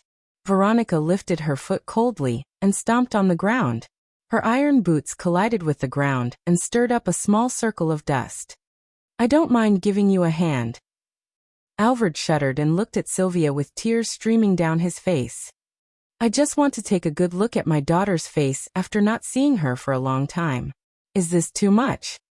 I don't mind letting you see, Sylvia said with a conflicted expression. Can you please do it in a normal way? Yes. My way is very normal, Alvord said solemnly. As a father, I want to take a good look at my daughter's face after not seeing her for a long time, right? That's true. Then carefully touch every hair and facial features on that beautiful face, and rub my face against it twice. That's not wrong, right? If you dare do that, I won't mind giving you another nosebleed. Wu Yan turned his head away. He didn't want to see Alvord's smitten expression and Sylvia's clenched fists. Night King Alvord is definitely a daughter-con. Furthermore, he was a daughter-con who only had eyes for Sylvia. What's more, he was a super daughter-con. Wu Yan has seen daughter-con kings before. For example, Sylph's father, Emperor Kite of the Ailu Empire, is also a daughter-con. However, Kite at least has the demeanor of a king. His actions are normal, and he even has the strength of a Tier 9 knight. No one would think that he doesn't look like a king. But this Alvord. Demeanor of a king? None at all. Actions? Disgusting. Strength? So weak. How did this guy become the Night King? Did he rely on his royal bloodline? Fortunately, he didn't have any siblings. Otherwise, with the Wang family's power struggle, this fellow would definitely be cheated to the point that he would blame himself for not wearing his underwear properly. Wu Yan ignored Alvord, who was entangled with Sylvia, and shifted his attention to Veronica. What about Ursula? Why didn't he see her? During the Continental Conference, Yuzura was the commander of Lorea's Holy Dragon Knights. He must be responsible for the security of Fenshin City. He should still be arranging manpower now, right? Veronica looked at Wu Yan with a faint smile. Ever since he lost to you in the Ansari Kingdom, Ursula seems to have become more energetic than before, but he also works harder than before, especially during training. He works harder than anyone else. He even said that he would defeat you the next time. That's really something to look forward to. Wu Yan licked the corner of his mouth, a hint of interest appearing in his wine-red eyes. Let's hope Ursula can be stronger. You're the only one in the Kingdom of Knights who can say something like that. Veronica shook her head with a chuckle. I see. You're the Divine Horseman, who defeated Commander Ursula? Alvord, who had been fooling around in front of Sylvia, turned around with a serious expression on his face. When I learned that someone defeated Commander Ursula, I wanted to meet him. She was still thinking about when to meet him, but she didn't expect that. He came so quickly. Wu Yan didn't know what to say when he saw Eoward's serious expression. It was the Night King who wrote a letter to Sylvia asking her to bring him here. Even if it was Veronica's idea, she should at least know his identity, right? Could it be that he didn't know who the person Veronica wanted him to write to Sylvia was from the very beginning? Then why did that arrogant headmaid say that it was the Night King who sent him and Sylvia to greet her? There are too many things to complain about, I'm sorry. Wu Yan resisted the urge to sigh and nodded at the Night King. Then, the reason for summoning me is Her Highness Veronica's idea. The reason for summoning Sylvia is because she wants Sylvia to attend the Continental Congress. Then, why did you summon Yashur and Acker? Yashur? Blake and Acker whelp? Veronica frowned when she heard Wu Yan's words. She looked at Alvord coldly. I didn't hear anything about this. This is my idea. Being stared at by Veronica's terrifying gaze, Alvord remained unmoved. I can't help it. My daughter is too outstanding. She took care of everything in the Continental Congress while I, as her father, had nothing to do. Besides, everyone is busy with work, but I have nothing to do. It's too boring. Boring? Wu Yan was speechless. In other words, Sylvia's pretty face also became powerless. You're just looking for someone to kill time with, aren't you? I'm also very curious about humanoid dragons. Alvord laughed out loud, causing Veronica, who was standing at the side, to explode in anger. Boom. The iron boots kicked up a gust of wind and mercilessly lashed out like a whip at Alvarez. Alvarez screamed as his body was sent flying like a giant piece of trash. He smashed into a nearby wall and was embedded into it with his face facing the wall. Sylvia couldn't help but recall the miserable days she had spent under Veronica, and her pretty face paled as she looked at her father's pitiful fate. As expected, Sister Veronica is still as violent and terrifying as ever. Forget about that bastard, Veronica said in an unquestionable tone as she crossed her arms in front of her chest. Actually, Roland, I called you here because I have a favor to ask of you. Favor? Wu Yan and Sylvia both turned to look at Veronica. Is it about the Corpse Dragon Army attacking the Ansari Dragon Academy? It's currently a busy time for the Continental Congress. Even though I'd like to hear the reason behind it, let's put it aside for now. Veronica waved her hand. I'm looking for you because of the Continental Congress. The Continental Congress. Wu Yan took a deep breath and adjusted his attitude to be serious. Looks like it won't be that easy. It's actually quite easy, provided that nothing happens. Veronica smiled in satisfaction when she saw Wu Yan turning serious. Actually, I want to ask you to attend the Continental Conference with us as a guard of the Wang family when Sylvia, that bastard, and I attend. Attend the Continental Congress together? Sylvia cried out in shock. Guard? Wu Yan focused on another word. What? There's danger in attending the Continental Congress? That's not it. It's not strange to bring a guard to the Continental Congress. It's just that there's a limit to the number of people attending. Veronica raised her hand to indicate that there's no need to worry. I have no choice but to ask you to attend as a guard. After all, there are many restrictions during the Continental Congress. One of the restrictions is that participants are not allowed to bring their dragon partners with them. There's even a magic barrier set up to prevent people from summoning dragons. Veronica narrowed her eyes at this point. But there's no rule that participants are not allowed to bring weapons. I see. Wu Yan immediately understood. The true strength of the Chivalry Kingdom lies in their dragons.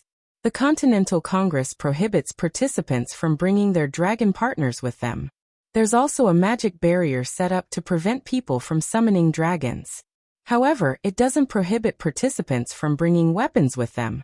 It's really unfair to the Chivalry Kingdom.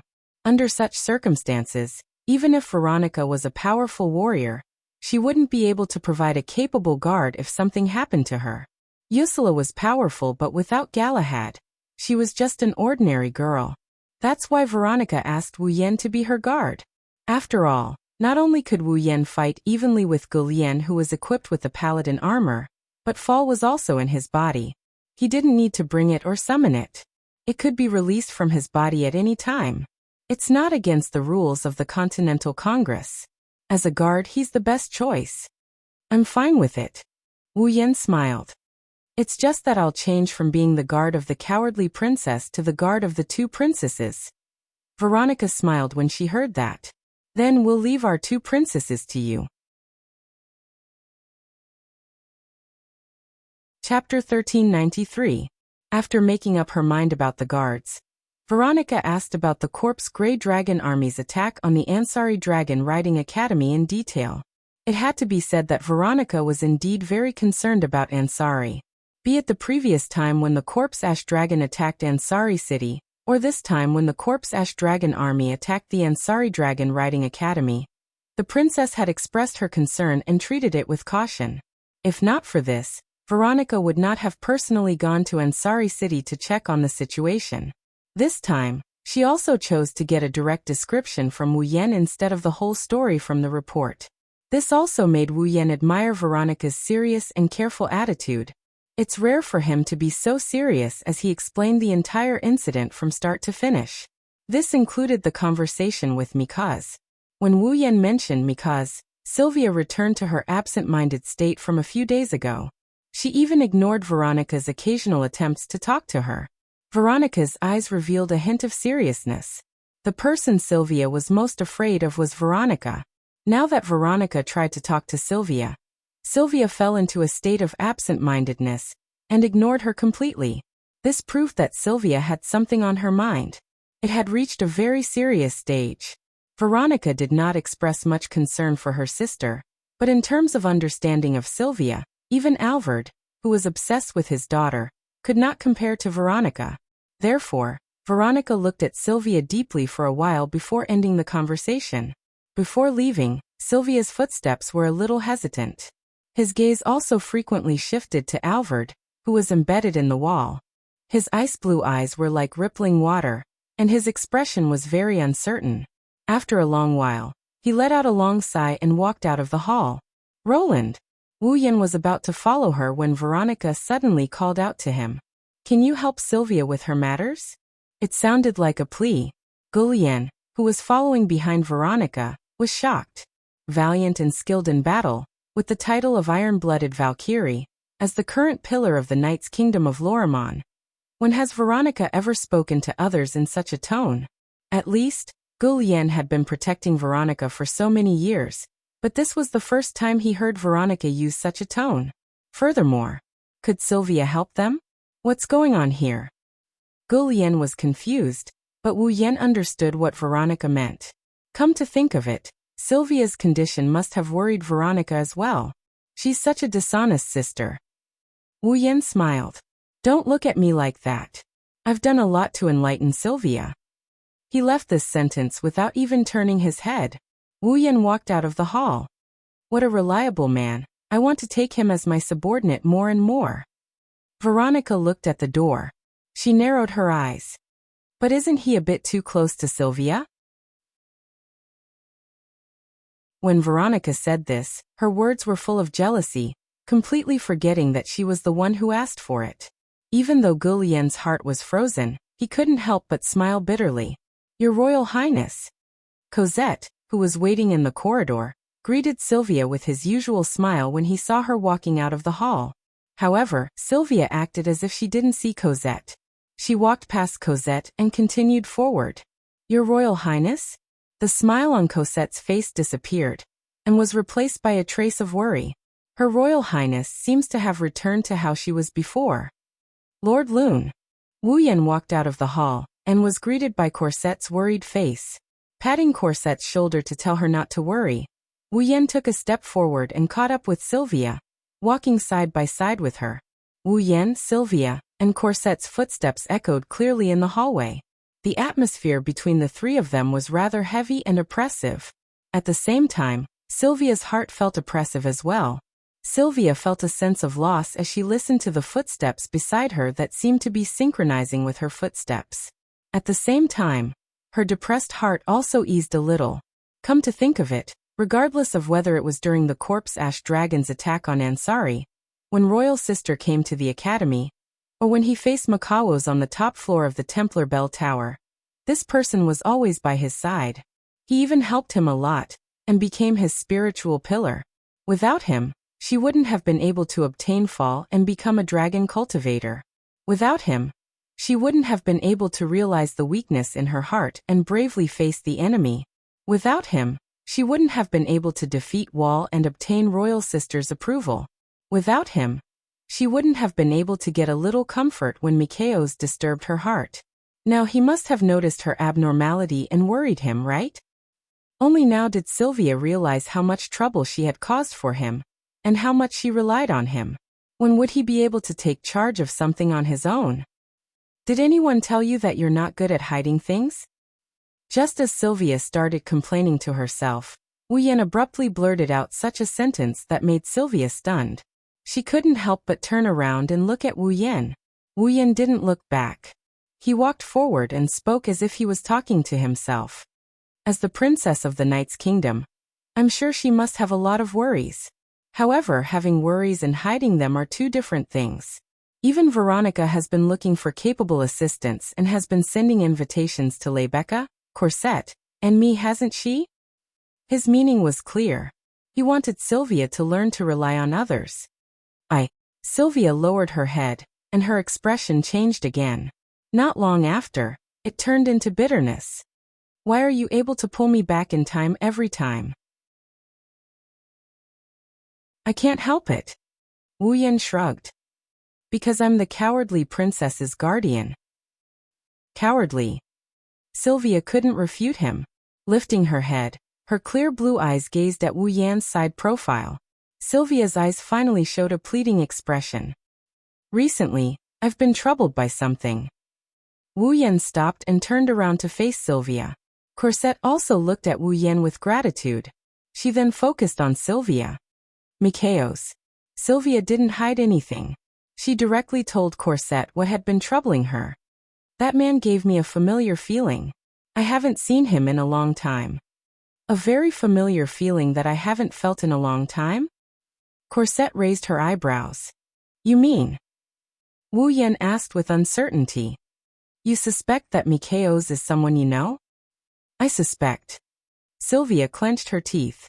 Mikhaos is most likely my royal brother, Julius? Loriaman. Wah! Corset sucked in a breath of cold air. Julius? Wu Yan's eyes narrowed. Julius? Loriaman. Although it was only a rumor, Wu Yan knew this person. The eldest son of the Night Royal family. A former prince who violated a taboo by killing his own fall, and was sentenced to death. In other words, this was someone who was supposed to be dead. Your Highness. Corset couldn't help but speak. But Prince Julius should have been executed already, right? That's why this is only my intuition. Sylvia replied with a heavy tone. But I don't understand. If my brother isn't dead, why would he become a pawn of the Empire? Why would he bring disaster to the Night Kingdom time and time again? Sylvia bit her lips. A pained expression appeared on her face. After all, Julius wasn't just Sylvia's brother, he was also someone she had always admired since she was young. If such an existence stood on the opposite side of her, the pain in her heart would be unimaginable. Your Highness. Corset worriedly held Sylvia's slender shoulders. Wu Yan looked at Sylvia's pained expression and lowered his head. His eyes flickered with a thoughtful light. Chapter 1394. Night. There was no such thing as darkness in the night sky of Fantion City. This was because every night, the entire Vatian city would be lit up with all kinds of colors. The colorful lights illuminated the entire Vatian city, and the night sky of Vatian City.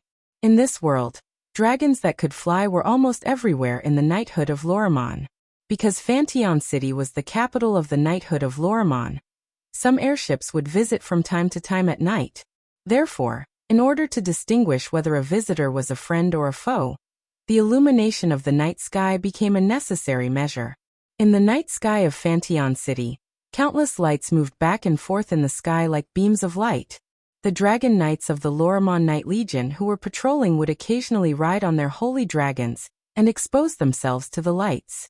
Then they would flash past and continue patrolling. Usually there would be lamps in Fantion City that illuminated the night sky at night, but there weren't as many as there were these days. Now, due to the Continental Congress, there were more lamps that illuminated the night sky, almost exposing the entire night sky to the light. Under the illumination of the lights, in the distance, an extremely large airship was slowly moving towards Fantion City. It was an airship that was much larger than Veronica's Sylvanus. Its appearance wasn't as prominent as Sylvanus's. It was just an extremely ordinary ship shape. However, the appearance of the ship was very luxurious, like a luxurious airship that had been greatly enlarged. It was also covered in layers of steel.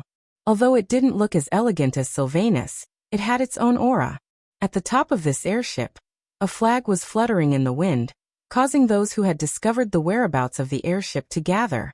After the spotlights on the airship shone on this flag, it was as if the alarm had been lifted, and all of them returned to their posts.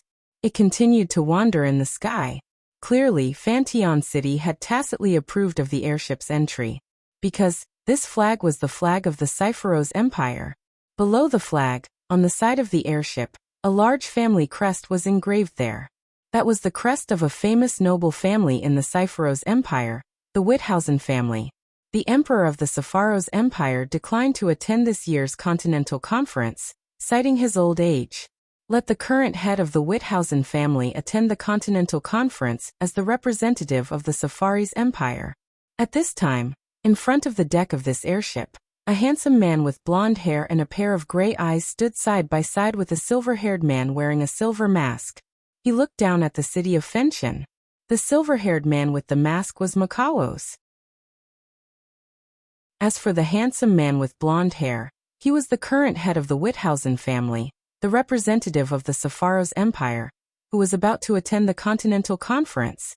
Klaus. At the same time, Klaus was also Makawo's protector. In other words, Micah Torres was helping Klaus, and Klaus was Micah Torres' superior. The capital of the Knight's Kingdom of Lorraine? Klaus held a glass of red wine. A leisurely smile hung on his face. She does look pretty, but unfortunately she doesn't fit my taste. Klaus raised his head and looked at the holy dragons hovering in the sky. A blurry color appeared in his eyes. On the contrary, the dragons are the ones that fit my taste the most.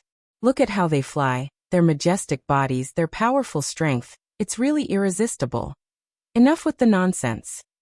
Micah Torres withdrew his gaze, turned around and coldly said, "Have you prepared everything?"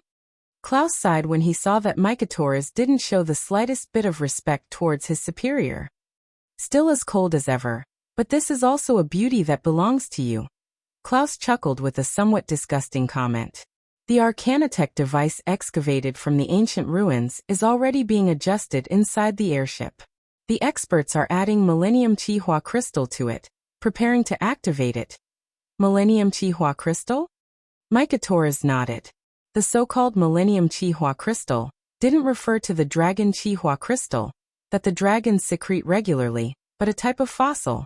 It's a precious fossil formed by a dragon's corpse after thousands of years underground.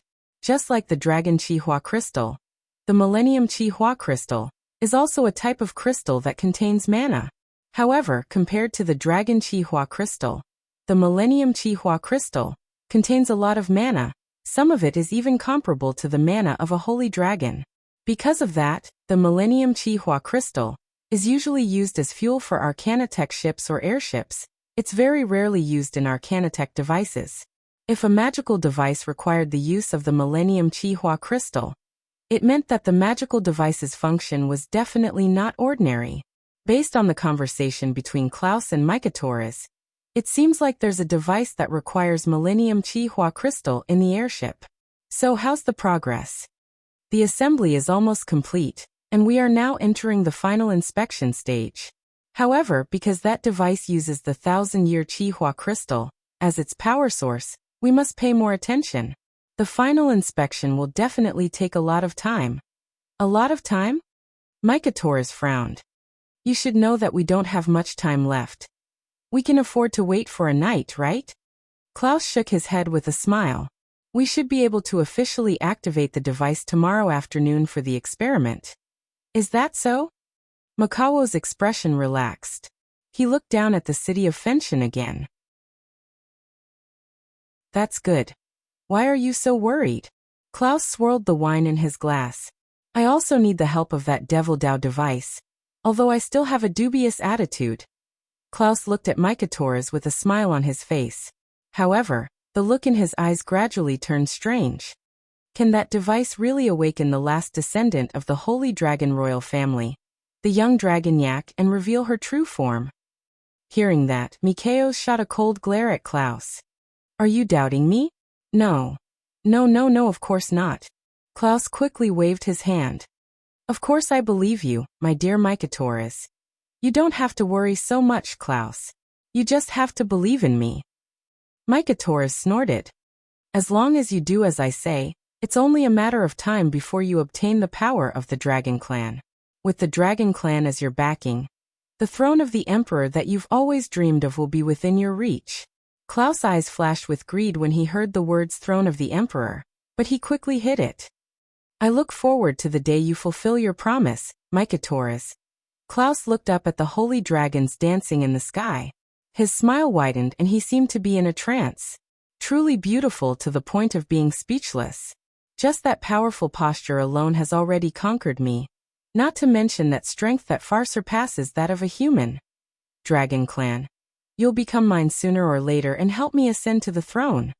Seeing that Klaus was in a trance and intoxicated by the soaring holy dragon, Makawo silently turned around and walked towards the interior of the ship. My dear Micah Torres, Klaus asked without looking back. Where are you going? Prepare the materials for the experiment. Mika's reply was short and concise. How are you going to conduct the experiment without the experiment materials? Klaus immediately revealed a satisfied smile. Then I'll have to trouble you to capture the experiment materials that are jumping around, Mika Torres. Mika Torres ignored Klaus and walked out of the deck. He entered the interior of the airship that was slowly descending. Walking along the dimly lit corridor, Makawos gently raised his head. On the mask, the pair of eyes that were exposed in the eye sockets suddenly flashed with a fierce glint. Shortly after, the pupils in his eyes completely changed. They looked like a snake, a tiger, a wolf, a fox. They were a pair of dragon eyes. The corners of Mikavez's mouth curled up slightly.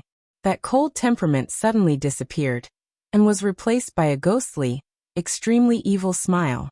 The last descendant of the Holy Dragon clan of Avalon and that white dragon. Yak Loon, wait for me. Chapter 1395. Phew. Lying on the bed of a certain VIP room in Fanteon City, Wu Yan sprawled out on the bed. He gazed at the luxurious ceiling and he exhaled. He didn't know if he was tired or relaxed. Tick-tock, tick-tock, tick-tock sound echoed in the quiet room. It's so clear that it caught Wu Yan's attention. Wu Yan reached out his hand and rummaged around in his clothes.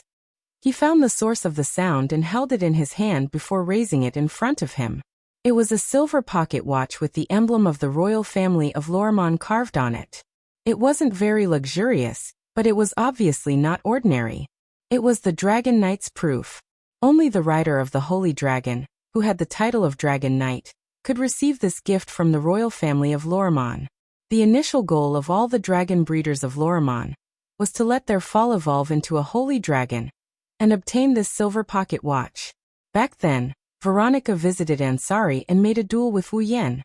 In the duel, Wu Yan defeated the captain of the Lorimon Holy Dragon Knights, who was once known as the strongest Holy Dragon Knight, Yuzura Sarver. With Veronica's approval, Salvin received the Dragon Knight certificate and became a true Dragon Knight. But it wasn't strange. Even if one didn't talk about strength, the White Dragon's burning flame was far stronger than the holy dragons of the dragon race. It was different from the other holy dragons in terms of form. It was very elegant. However, the mana released at that time was definitely more powerful than that of an ordinary holy dragon. Holy dragon riders could receive the Dragon Knight's proof and become Dragon Knights.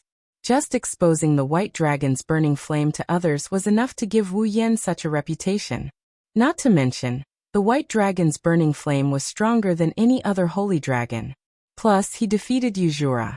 In fact, Wu Yan was called Dragon Knight. That was a bit inappropriate.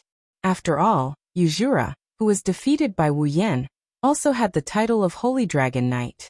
No matter what, Wu Yan should at least have the same glory as the Holy Dragon Knight.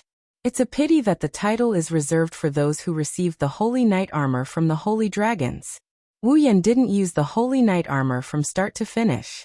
That's why, no matter how strong the White Dragon's burning flame was, Wu Yan couldn't get the Holy Dragon Knight title. Of course, Wu Yan didn't think much of it. Titles and whatnot. Once he leaves this world, what's the use of them? It's better to get this pocket watch. He thought so. Wu Yan also opened the lid of the Dragon Knight certificate so that he could see the structure clearly. With the passage of time, minute by minute, the operation of the dial was imprinted into his eyes. It's already night time. Looking at the time, Wu Yan put away the silver pocket watch and looked at the ceiling again. The continent's conference was about to start. There were still 2 days left. On the night of the day after tomorrow, a group of representatives from the top factions of Aluxtran would be holding a conference in Fanteon City. They would be discussing the future of the continent. At that time, Wu Yan would also be attending the conference as a personal guard of the royal family. As a guard, Wu Yan naturally didn't have the right to speak. He also couldn't be like Sylvia, who would become a key figure of the kingdom in the future. However, if news of Wu Yan's attendance at the conference spread throughout the Knight's empire, it would be a boost to his reputation.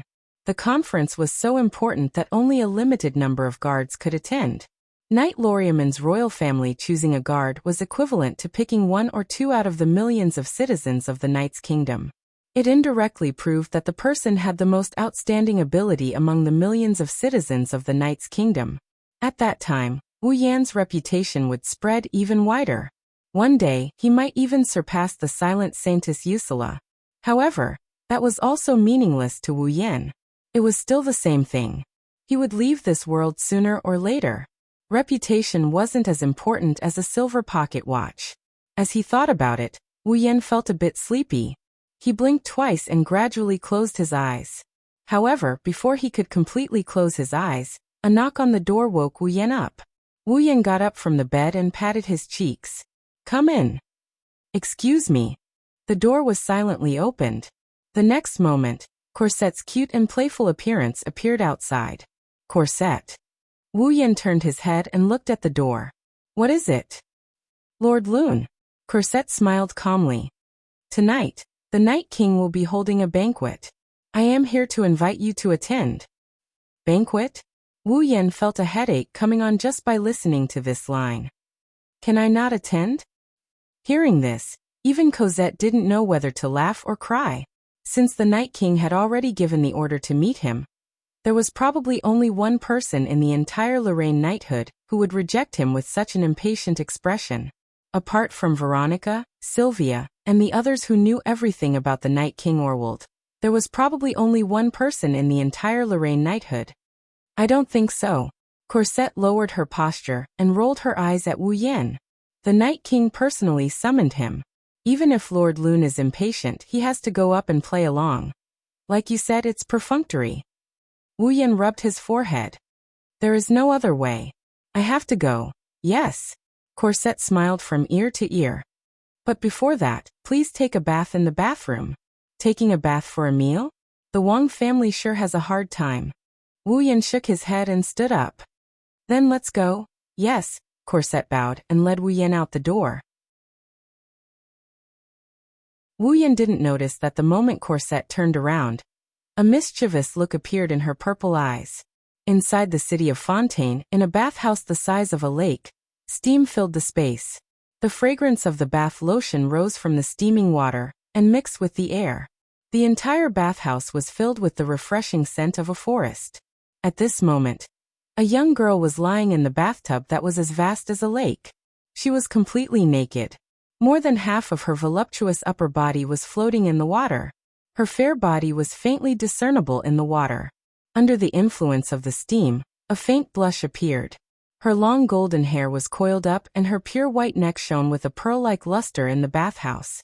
She was extremely beautiful. Leaning against the pillar under the statue of the first Night King in the middle of the bathhouse, Sylvia didn't wash her body. Her icy blue eyes were unfocused and unfocused. It was clear that Sylvia was still thinking about Mikhails and Julius. Sylvia's mood was very complicated. She hoped that Mikhails was Julius, but she also hoped that Mikhails wasn't Julius. She was conflicted to the extreme. If Mikhails was Julius, then her brother wasn't dead. That was definitely something to be happy about. But at the same time, if Mikhails was Julius, then it proved that the person who repeatedly sabotaged Ansari and worked for the Safar's empire was her brother. That was something Sylvia didn't want to see. But Sylvia also hoped that her brother wasn't dead. Because of this, her mind kept drifting back and forth in this conflicted state, tormenting Sylvia's nerves. Sigh. Sylvia let out a complicated sigh. She turned her body to the side and her voluptuous breasts rippled through the water, making people uneasy. At this time, a voice echoed outside the bathhouse. "We're here, Cosette?" Sylvia came back to her senses and stood up. "It's time to go out." However, another voice rang out, causing Sylvia's alluring body, which was half exposed above the water, to freeze on the spot. "I say, Cosette, don't tell me you want to serve me in the bath?" This voiced. Sylvia's eyes widened in disbelief. Sylvia had only known the owner of this voice for about 3 months, but whether it was the voice or the owner, to Sylvia, they were both deeply etched in her heart. Therefore, it was impossible for Sylvia to be mistaken. That was clearly Wu Yan's voice. Chapter 1396. Row. Rune. Sylvia was confused. Why is Wu Yan here? That's not right, there's a dinner party tonight. Alvarez probably invited Wu Yan as well. Sylvia can guess that much. It's not strange for him to bathe before a dinner party with the royal family.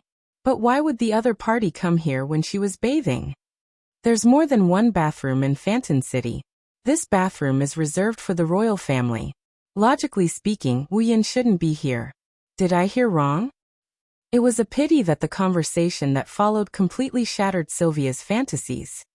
Lord Rune, the dinner party is about to begin. You should hurry. I know. Can you please leave first? Why? Isn't it obvious?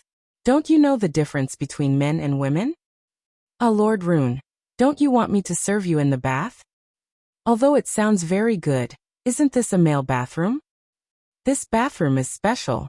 Not only is it the largest bathroom in Phantom City, there's no distinction between men and women. Lord Rune, don't worry. Then I won't see a girl bathing in there, right? Since this bathroom is so special, it's naturally not a place anyone can enter. Then can you let me in? It's fine. I don't think so. Why don't you take me to a normal male bathroom? Lord Rune is a VIP. How can you go to a normal bathroom? But. All right. Lord Rune, leave it to me. Forget it. Do as you wish. This time Sylvia finally understood. It's all Corset's doing. Sylvia trembled with anger. As Sylvia's personal maid, Cosette was naturally the one who helped Sylvia take off her clothes when she bathed. In other words, Corset knew that Sylvia was bathing in the bathroom. She even brought Wu Yan here. Despicable Corset. Sylvia gritted her teeth. Then Lord Rune, please go in. Yes. The rather helpless voice traveled into the bathroom from afar, causing Sylvia to finally react. Looking at the blurry figure in the white mist that was getting closer and closer to the bathroom door, Sylvia panicked. Without a second thought, Sylvia stomped her feet like a mermaid in the bathtub. Drawing a beautiful arc, it swam past the central stone pillar and hid behind it. At the same time, Wu Yan also entered the bath. He swam to the pillar and leaned against it. She breathed softly. It smells good. It doesn't seem like a bath gel. Wu Yan said when he smelled the fragrance in the air. Could it be that a girl just took a bath here? His careless words had hit the nail on the head. Sylvia's heart skipped a beat, and her heartbeat sped up. Her pretty face turned red with a pung. Now, Wu Yan leaned on one side of the pillar while Sylvia leaned on the other. The two of them were separated by a pillar and had their backs facing each other. They were even bathing in the same bath. Sylvia blushed at the thought of this. She couldn't help but start imagining Wu Yan's body. Unfortunately, Wu Yan once bathed with Sylvia on Sylvanus. When Sylvia thought about it, Wu Yan's body became clearer and clearer in her mind. Sylvia was so embarrassed that she wanted to die. She, as a princess, was actually fantasizing about the naked body of a man. She was too shameless. Sylvia couldn't help but imagine Wu Yan's body. The blood in her body is boiling due to her embarrassment and anger. Sylvia's pretty face is getting redder and redder. It's worrying if she's going to faint just like that. What happened next made Sylvia faint. Wu Yan, who was enjoying himself with his eyes closed, heard the sound of someone entering the water. He opened his eyes in confusion and looked towards the source of the sound. Wu Yan's eyes widened, and he subconsciously covered his nose. An extremely beautiful and curvy figure appeared in front of Wu Yan without the slightest bit of concealment. Wu Yan's eyes were imprinted on it. Her skin was as white as powder. Her curves were alluring. Her full and round breasts swam through the water and gradually sank into the bath. However, they couldn't be covered by the water surface. She was clearly holding a towel in her hand, but she did not use it to cover her body. Instead, she gently rubbed it against her face as if she was wiping her sweat. This kind of action caused her perfectly round eyes to undulate, causing one's face to tighten and one's heartbeat to accelerate to the limit. Cosette. Wu Yan raised his head. He tried to avoid the sudden shock that might have caused him to overreact. This perk is too much. Lord Lune, you didn't do this when you bathed with Her Royal Highness in Sylvanus. Cosette shook her smooth shoulders as if she was about to cry. Is it that uncomfortable to bathe with me? Uncomfortable. It is indeed uncomfortable. Wu Yan began to take deep breaths to suppress the uneasiness in his heart. This stimulation is too strong. Is that so? As if she changed her expression, Cosette's sobbing expression was replaced by a flower-like smile. Lord Loon, there's something even more exciting. Something even more exciting.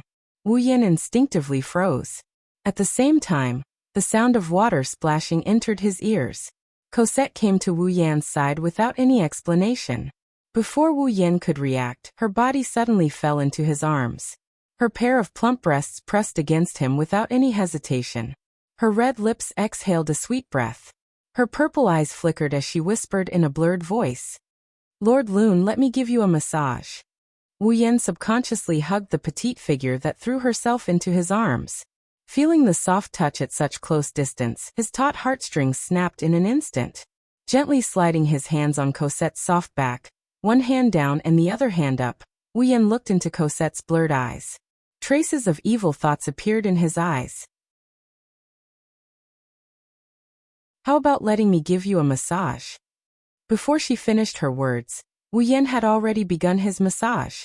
Cosette suddenly gasped for breath. In the silent bathroom, Cosette's seductive panting continued to reverberate and became louder and louder. Wu Yan and Cosette's bodies were getting closer and closer. Just as the two of them were about to merge together, a voice that was filled with shame, anger, and hysteria resounded like thunder. Stop. Sylvia couldn't bear it any longer and rushed out from behind the stone pillar.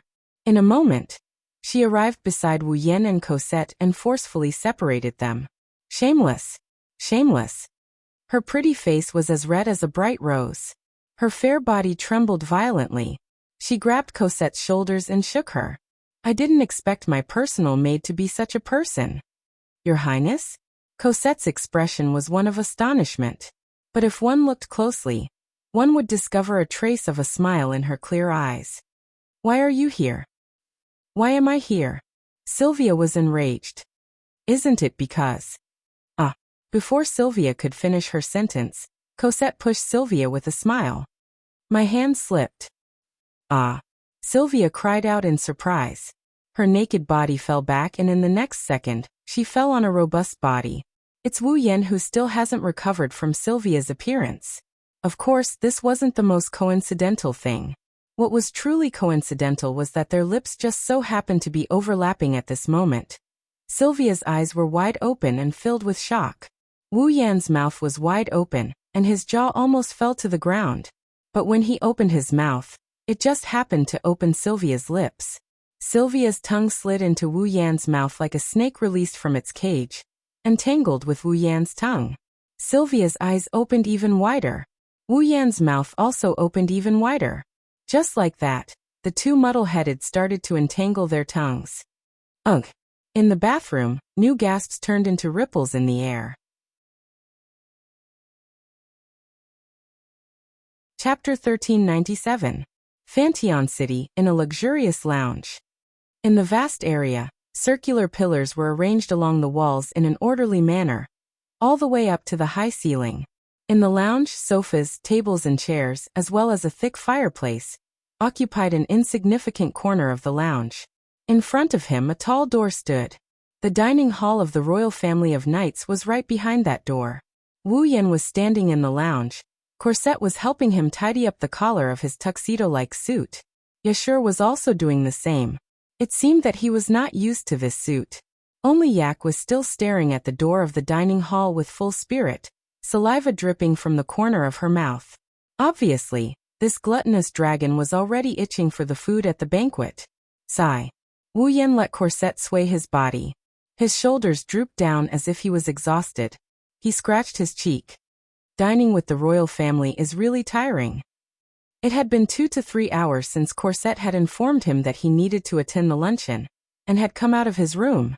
In these 2 to 3 hours, Wu Yan was not only asked to take a bath in the bathroom, but he also had to pick out the clothes to wear at the banquet.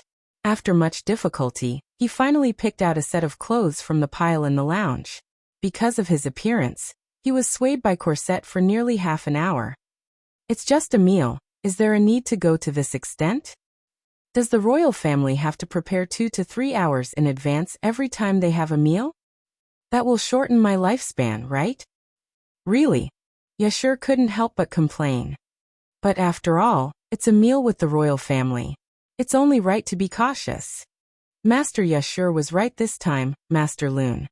Corset replied with a smile while tidying up Wu Yan's clothes. There's a saying that goes, accompanying a king is like accompanying a tiger.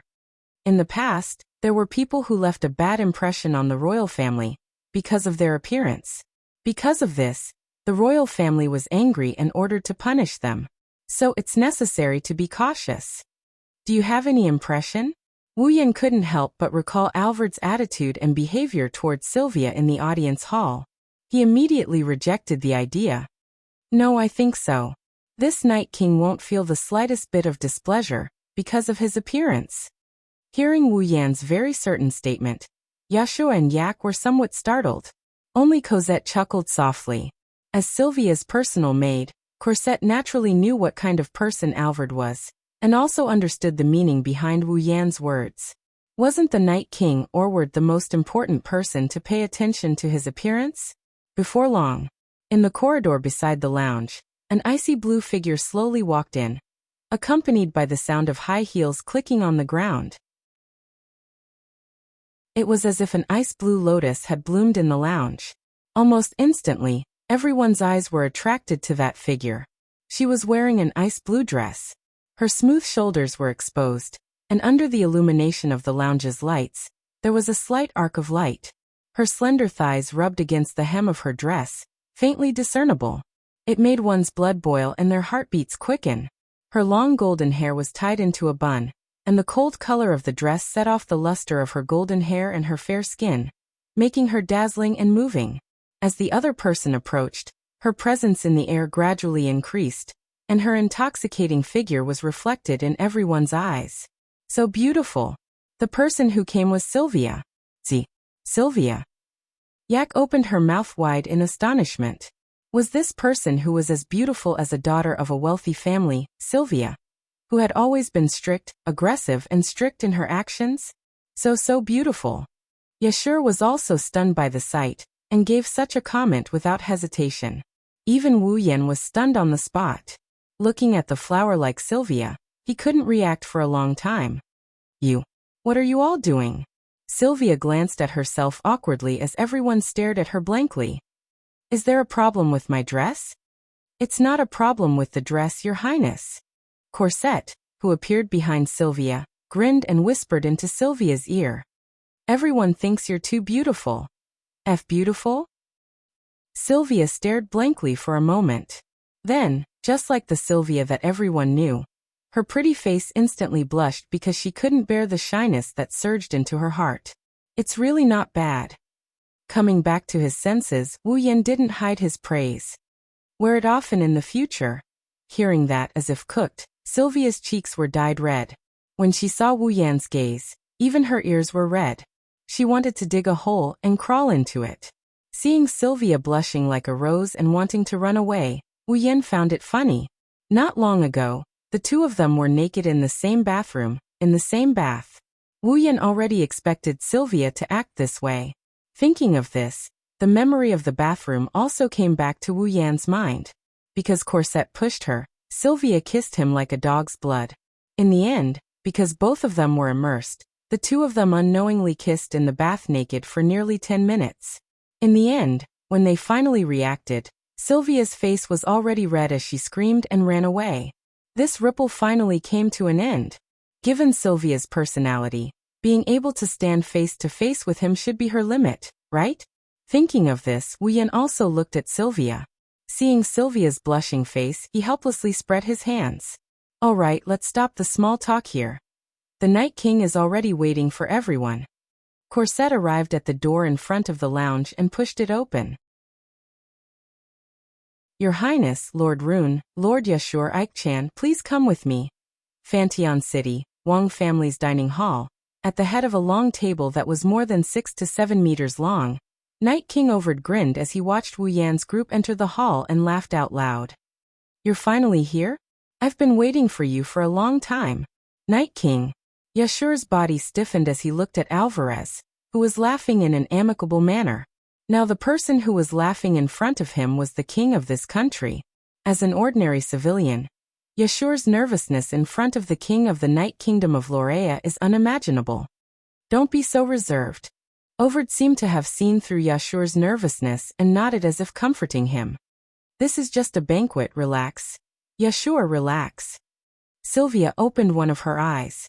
Your submissive behavior is the real disrespect. As a student of the Ansari Kingdom's Dragon Riding Academy, you should be more at ease. Sylvia, you're here too? Before Sylvia could finish her reprimanding words, a voice as steady as steel rang out from behind her. This voice. Sylvia's body stiffened as if she was a clockwork doll. Her neck made cracking sounds as she turned around. Then her entire face turned pale. Should I say it's an unexpected reaction? Behind Sylvia, Veronica, who was dressed in her usual armor, stared at Sylvia with her eagle-like eyes. She curled her lips in dissatisfaction. As expected of a cowardly princess. Why? Sylvia took a few steps back and stuttered like a mouse that saw a cat. Royal sister. Oh, you. Wu Yan covered his eyes as he couldn't bear to look at Sylvia. Weren't you saying something about being at ease? Sylvia lowered her head awkwardly and couldn't say anything. All right, the banquet should begin. Overd, who was sitting at the head of the table, spoke up. Everyone take your seats. Wu Yan, Sylvia, Veronica, Yak, and Yashur looked at each other and sat around the table. Chapter 1398. Actually, I've been wanting to meet you for a long time now. At the start of the banquet, Alward said this sentence. Roland, Yashur, Miss Yak, it's all thanks to your efforts that Ansari was able to survive the invasion of the Corpse Ash Dragon. Without you, the entire Ansari would have been razed to the ground. Alvard stood up and bowed deeply to Wu Yan, Yashur, and Yak. As the Night King, I would like to express my gratitude to you on behalf of the entire Ansari. Imperial Father. Veronica and Sylvia were both stunned. Night King. Yashur was shocked as well. Even Wu Yan and Yak were shocked. As the king of the Night Kingdom of Lorimon, the Night King's status was undoubtedly the highest in the kingdom. And now, this king was bowing to a group of students who weren't even nobles, and could only be considered as commoners. This impact left Veronica and Sylvia flabbergasted. Look at you, is this how a king should behave? Veronica frowned. No matter what, you are still the Night King. Do you think others will be happy to see a king who lowers his head so casually? This isn't a casual matter. Faced with Veronica's accusation, Alvarez retorted. Roland has the ability to defeat Commander Usula, and will be our bodyguard in the future. His abilities have been praised by you, and his future achievements will not be below Commander Usula's or even yours. Miss Ai Ku is the Dragon Clan's empress. Her status is at least equal to us. Furthermore, Yashu is Miss Ai Ku's master. Don't tell me that these three people are not worthy of my salute as the Night King to express my gratitude? Veronica was speechless. Those who are eating at the same table with us can be said to be the future of our chivalry nation. It was rare for Alvard to display the attitude of a king as he solemnly warned. I also hope that you can put down your pride and improve together with the future pillars of our kingdom. Do you understand? Veronica didn't say anything else. Sylvia nodded in agreement with Alvard's words. Seeing this, Wu Yan's impression of the Night King rose by several levels. No matter how much Alvarez praised the three of them, other than Yak, Wu Yan and Yashur didn't have high statuses. This was a fact. In this world, Wu Yan's identity was said to be Rebecca's bodyguard, but to put it bluntly, he was just a servant of a noble. Yashur was even more of a commoner. Under such circumstances, Alvarez was still able to put down his colored glasses to look at them and put down his pride. It was hard to judge whether or not he had the bearing of a king by bowing and thanking them. But from an individual's point of view, this kind of performance was definitely enough to win the favor of others. This Howard. Although he was mediocre, he was not muddle-headed. There are still some advantages. You're being too courteous. One doesn't hit a smiling person. Wu Yan nodded in response. Just like Her Highness Veronica, as a princess, she should protect the kingdom. As students of the Ansari Dragon Riding Academy, we should protect Ansari. Her Highness Sylvia also stood up when the corpse Grey Dragon attacked the academy. Shouldn't she be rewarded? Of course, I won't forget how active my daughter is. Alvarez first looked at Wu Yan with praise before laughing out loud. I already knew how much effort Sylvia put in to protect the academy from the report. She will definitely be rewarded. No. No such thing. Sylvia lowered her head in embarrassment. Wu Yan narrowed his eyes and smiled. He seemed to be teasing or joking when he said that. The Night King really dotes on his daughters. Of course. Alvarez puffed up his chest and replied in high spirits. My daughters are the most outstanding existences in the world. Of course I dote on them. This guy. Sylvia felt even more embarrassed. She even gritted her teeth. Even Veronica felt uncomfortable. She stared at Alvard with her sharp, eagle-like eyes, wishing she could peel off a layer of flesh from his body. On the other hand, Wu Yan's smile deepened. I really envy Her Highness Veronica and Her Highness Sylvia. With such a doting father, no matter how grave the crimes they committed, the Night King would take responsibility for them, right? They are my most complacent children. Which father in the world wouldn't take responsibility for his children who caused trouble? Alvarez spoke without hesitation as though he was floating in the air. No matter how grave the crimes they committed, as long as I'm here, I won't let anything happen to them. Hearing this, Veronica and Sylvia couldn't help but smile despite their embarrassment. Yashur and Yak also had a whole new level of respect for this seemingly amiable uncle. Only Wu Yan's smile slowly faded. That's true. Which father wouldn't take responsibility for his children who caused trouble? Wu Yan mumbled to himself as if he was chewing on those words. His words sounded like a thunderclap. So, even if Prince Julius didn't kill his own dragon but someone else's, with the Night King's love for his children, he would still protect him, right? The air in the entire venue seemed to freeze when these words were spoken. It sank and instantly caused a cold current to surge in everyone's heart, causing everyone present to freeze on the spot. Alvard's smile froze on his face. Veronica, Sylvia, Yak, Yashur, and the others were also stunned by the sudden shocking words, frozen in their seats in a daze. Looking straight at the frozen Alvarez, Wu Yan's eyes slowly narrowed. It seems that Prince Julius isn't dead. Wah. Veronica's expression changed. Father. Sylvia finally understood the meaning behind Wu Yan's words. She looked at Alvarez with a complicated expression. You. What nonsense are you spouting? Alvarez completely lost his cool. Sweat dripped from his forehead, but he pretended to be angry and slammed the table as he stood up. Are you doubting the fairness of the Royal Knight family?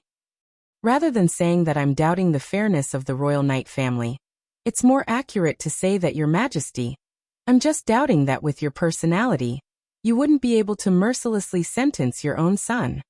Wu Yan ignored Alvarez's barely maintained dignity, and once again spoke words that shocked everyone except Sylvia. Do you know that your son, Julius, might have already become a citizen of the Cypheros Empire? He might even be the mastermind behind the Corpse Dragon's attack on the Ansari state, almost destroying the Ansari state. What? This time Veronica, Yashur, and Yak all lost their composure and cried out in shock. That's impossible. Alvarez also lost his voice. I've already banished Julius. Exiled. Wu Yan raised his head.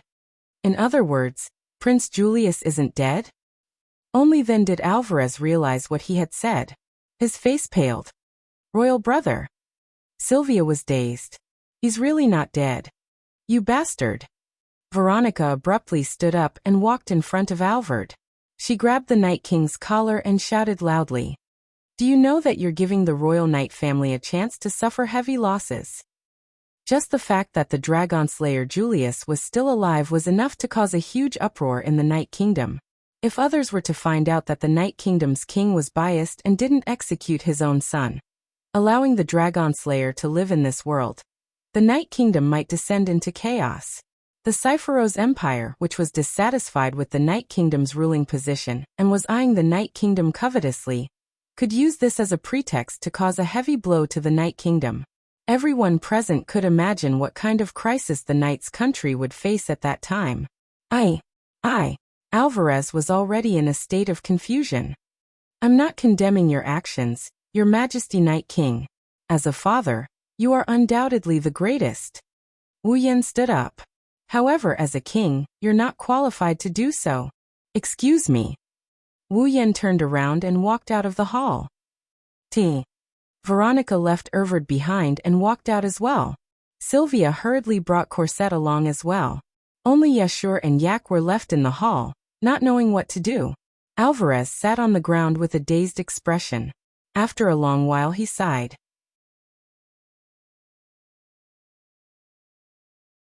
Chapter 1399. Outside the hall, in the hallway.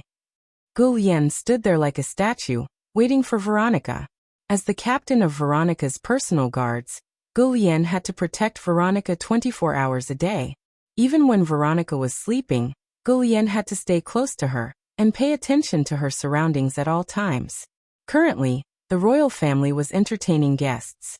Although Gu Lien didn't need to stand guard at this time, he still had to be on standby in case Veronica needed his help. Not long after, the doors to the hall opened, attracting Gu Lien's attention. Under Gu Lien's gaze, Wu Yan walked out of the hall. He didn't even look at Gu Lien as he walked forward. Sensing that something was wrong with the atmosphere, Gu Lien reflexively raised his vigilance. Then the door of the venue was opened again, and Veronica, Sylvia, and Corset walked out with very serious expressions. Your Highness Veronica? Gu Lien asked in confusion. Veronica shook her head at Gu Lien. She turned around and quickened her pace. She caught up to Wu Yan with Sylvia and Corset. What's going on here? Veronica asked straightforwardly. Not only is Julius not dead, but he's also the mastermind behind the corpse dragon. Where did you get this information? What? Julius isn't dead? He's the mastermind behind the corpse dragon. Before Wu Yan could respond, Gu Lien's expression changed. Gu Lien's cold expression collapsed first, and his expression changed drastically. What? What are you talking about? How could Julius not be dead? How could he be the mastermind behind the corpse dragon? Sir Gu Lien, please calm down. Sylvia tried to calm Gu Lien down, but this only made him more agitated. Stop joking. How could Julius? Calm down. Gu Lien. Veronica scolded. I'm going to ask about it now. Are you trying to hinder me? Yes, I know I was wrong. Gu Lien took a deep breath and suppressed the emotions in his heart. However, he still stared at Wu Yan, who was walking at the front. Obviously, he also wanted to know how the whole thing started. That was to be expected. Not only were Julius and Gu Lien good friends, they were also close friends who had gone through life and death together when they were students. Back then, it was because Julius had been executed that Gu Lien had become so cold and emotionless. One could imagine how good their relationship was. It was no wonder that Gu Lien was so excited when he heard such news. Wu Yan only glanced at Gu Lien once before ignoring his gaze. As he walked, he spoke in response. I only said that Julius might be the mastermind behind the corpse ash dragon. I didn't say that Julius was the mastermind. Really? Veronica nodded subtly, her face tensed up. Tell me in detail. Royal elder sister. Let me tell you. Sylvia pursed her lips. Actually, the reason why Roland thought that the mastermind behind the corpse ash dragon was because of me. Because of you. Veronica turned to look at Sylvia. What's going on? The mastermind behind the corpse ash dragon is called Mikhaos. I met him once. Sylvia lowered her head. Her pretty face changed a few times. I don't know why, but that Mikhaos gave me a very familiar feeling. He gave me the same feeling as Royal Elder Brother. That's why I started to suspect that he might be Royal Elder Brother. Feeling? Gu Lien couldn't help but ask. Just based on your feelings, how could that be? Just based on your feelings, you can't prove that Mikhaos is Julius. Wu Yan coldly interrupted Gu Lien. But at least now we can prove that Julius isn't dead. Not dead? Gulian clenched his fists. At the dinner party, that guy admitted it himself. Back then he didn't execute Julius. Instead he exiled him. Veronica explained, gritting her teeth. So that's how it is. That Mykovez gave Sylvia a sense of familiarity, and made her suspect that he was Julius. Then Sylvia told Lone about it, and that's why Lone tried to get information out of that guy at the dinner party. Even though I'm a little sorry to the Night King, the current situation doesn't allow us to dilly-dally. Wu Yan confirmed Veronica's words and calmly explained. The reason why Sylvia and I suspect that Julius isn't dead is because Mikhaos gave Sylvia a similar feeling to Julius. So if we can prove that Julius isn't dead, then the possibility of Mikhaos being Julius is very high, right? Veronica's tone became heavy. It seems that before we find out Mikhaos' true identity, we can't let more people know about this. Compared to that, I'm more concerned about something else. Wu Yan suddenly changed the topic and looked at Sylvia. Sylvia, do you still remember what Mikhaos said? There will be an even bigger feast in the near future. Sylvia nodded, causing Wu Yan to smirk coldly. Then, if the Continental Congress is the stage, the feast that Mikhaos mentioned should be big enough, right? Wah. Sylvia, Veronica, Gulian, and Corset all sucked in a breath of cold air. You're saying that Mikhaos, who might very well be Julius, will attack during the Continental Congress? Veronica sneered and shook her head. That's impossible. All of Loriaman's Holy Dragon Knights have gathered in Fantion City. Even the Empire would have to think twice before attacking, let alone some corpse ash dragon. They wouldn't even be able to cause a stir. Veronica's tone was full of confidence when she said that.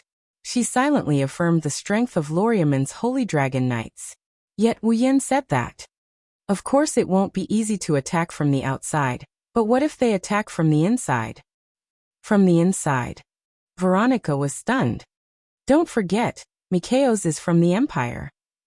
Wu Yan sighed. The Empire's airships should have entered Fantion City by now, right? Everyone understood what Wu Yan meant. If Mikhaos managed to sneak into the airships of the Sepharos Empire's representatives, then entering Fantion City would be a piece of cake. That's not right. Sylvia suddenly remembered. Even if the airships of other factions entered Fantion City, they would have to be checked before disembarking. It's impossible for anyone to sneak in. Sylvia, don't you understand what Luna's trying to say? The one who answered Sylvia wasn't Wu Yan, but the gloomy Veronica. What Luna's trying to say is that the Sepharos Empire's representative might be the one who's shielding Mikhaos and allowing him to control the corpse ash dragon to attack Fantion City from behind the scenes. Sylvia was speechless. As long as they are guards or attendants, the participants from the Sepharos Empire will be able to openly bring Mikhaos into Fantion City and let Mikhaos attack. Veronica clenched her fists in hatred. Once the attack succeeds, it'll deal a heavy blow to the Chivalry Empire. Even if it fails, the Sepharos Empire can use the excuse of betrayal as an excuse. Furthermore, if that person is Julius, they can even expose his identity and accuse the Chivalry Empire of being unfair. No matter what, it's a win-win situation. Then, Sylvia didn't know what to do. Then what should we do? Don't panic. This is just our guess after all. Wu Yan waved his hand, gesturing for Sylvia and Veronica to calm down. If this guess is correct, then the Empire's representative will probably bring a guard or follower to the masquerade ball tomorrow night. When that time comes, we just need to confirm if the guard or follower is Mikhaos, and we can come up with a plan. That's right. Veronica nodded solemnly. Apart from the representative and his guard and follower, the rest will not be allowed to step out of the airships under the Chivalry Empire's surveillance, even if they're brought into Fantion City. Therefore, if Mikhaos really wants to attack, someone will have to bring him out. Tomorrow's masquerade ball is a good opportunity. As Veronica's words fell, a sense of foreboding washed over everyone's hearts. It took a long time for them to calm down.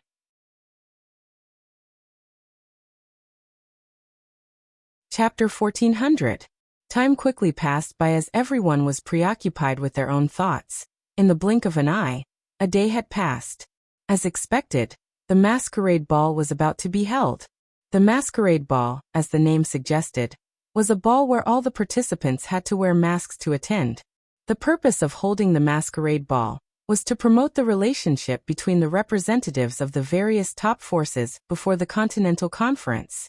Every force was inextricably linked to other forces, but these relationships were not all good. Some forces had a very good relationship with each other, while others had a very bad relationship with each other. Take the Lorimon Kingdom as an example. The Shepron Kingdom was the sovereign state of the Lorimon Kingdom, so the relationship between the two was naturally very good. It was not an exaggeration to say that they were wearing the same pants. However, the relationship between the Lorimon Kingdom and the Cypheros Empire was very bad. After all, the Shepron Kingdom and the Cypheros Empire had fought before and killed each other. The Lorimon Kingdom was also a vassal state of the Shepron Kingdom, and was the most indispensable fighting force of the Shepron Kingdom. The Night Kingdom that controlled the dragons was undoubtedly a thorn in the side of the Cypheros Empire. The Cypheros Empire wished that they could get rid of the Lorimon Kingdom. Without the Lorimon Kingdom, the Shepron Kingdom's strength would be greatly reduced and they would be wantonly invaded. The Lorimon Kingdom also wished that they could get rid of the Cypheros Empire and protect their sovereign state, the Shepron Kingdom. They did not want the Cypheros Empire's ambitions to succeed. Under such circumstances, how could the relationship between the three be good? And this way, once the Continental Conference was held, two or more forces that had a good relationship with each other would work together to make the content of the conference go towards a situation that was beneficial to them. This would be unfair. Considering this point, in order to let the participants eliminate the gap between the forces, the masquerade ball was held. Wearing a mask and hiding their identity, there would be no difference between the forces that they belonged to. Interacting with each other would be more or less beneficial for the upcoming Continental Conference. In other words, this masquerade ball was like a prelude to the Continental Conference. It could protect the real situation and also build a good relationship. The Continental Conference only allowed the representatives of the various forces to attend. At most, they could bring guards and attendants. But the masquerade ball was different. Anyone related to the leader's camp. Everyone was qualified to participate. Therefore, Wu Yan and the others concluded that if Mikaos really wanted to launch an attack from the inside during the Continental Congress, then the participants of the Cypheros Empire would definitely bring Mikaos to this masquerade ball. At the end of the day, the various forces that came to Fanteon City could enter Fanteon City. However, for the sake of the safety of the participants of the Continental Conference and the various powers, and to prevent others from taking advantage of the situation, apart from the participants and their recognized guards and attendants, no one else was allowed to leave the airships of their respective powers.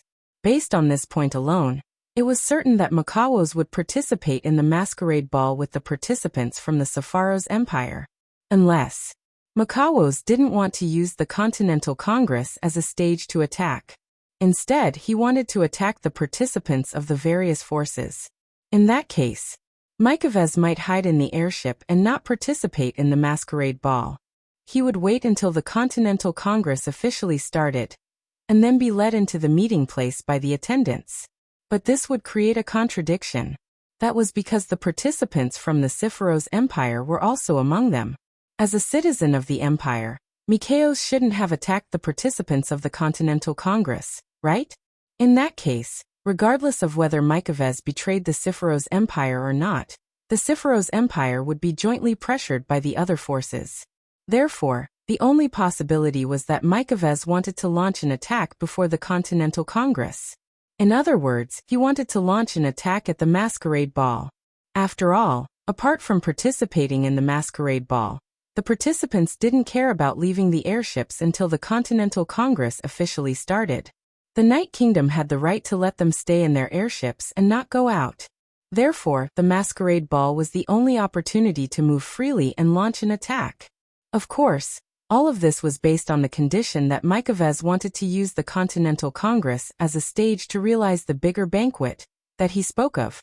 If Mikaos didn't have any intention of launching an attack at the Continental Congress, then all of this would be directly shattered.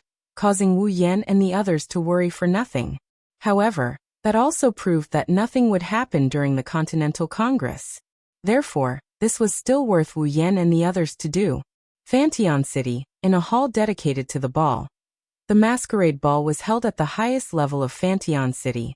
Fantion City was famous for its resolute and simple characteristics. Only this hall dedicated to the ball used the design style of the Shepron Kingdom. The entire ballroom was grand and magnificent. Even the chandelier used Dragon Chi magnificent crystal as a power source. Once the incantation was chanted, the light would shine down, warming the heart like sunlight. At this moment, the vast ballroom was filled with people, and the scene was quite lively. Everyone present was wearing a mask of different shapes, colors, and styles. However, all of them could only cover their noses and reveal their mouths and eyes. In addition to the orthodox masks that could only cover the eyes, there were also some strange headgear mixed in. The people wearing headgear all had outstanding features and were easily recognized. Therefore, they didn't hesitate to sacrifice their looks and dress up as clowns. The royal orchestra played a lively tune on the opposite side of the door to lighten the atmosphere. Couples of men and women held hands on the dance floor in the center of the ballroom and danced elegantly to the rhythm of the music. There were also people gathered around the bar, tables, and sofas around the dance floor, chatting and laughing as they chatted with each other. Looking at the noble-looking gentlemen and ladies with masks covering their faces, Wu Yan is also wearing a tuxedo-like suit. Wearing a mask that looks like a pair of wings that can only cover the area around his eyes, Wu Yan is slowly moving around the venue. Beside Wu Yan was Sylvia. Her dazzling blonde hair was tied into a mature bun, with a dark red ribbon tied on top, reflecting the golden strands of her hair. She wore elbow-length gloves on her hands and a blue evening gown on her body. It was as dazzling as the surface of a lake in midsummer. The gown was tight around her waist, and the fluffy and wide skirt was very eye-catching. In fact, from the beginning, there were always some men who couldn't help but cast their gazes on Sylvia. The butterfly-shaped mask on Sylvia's face couldn't hide her temperament and beauty at all, and it had already made the hearts of many men restless.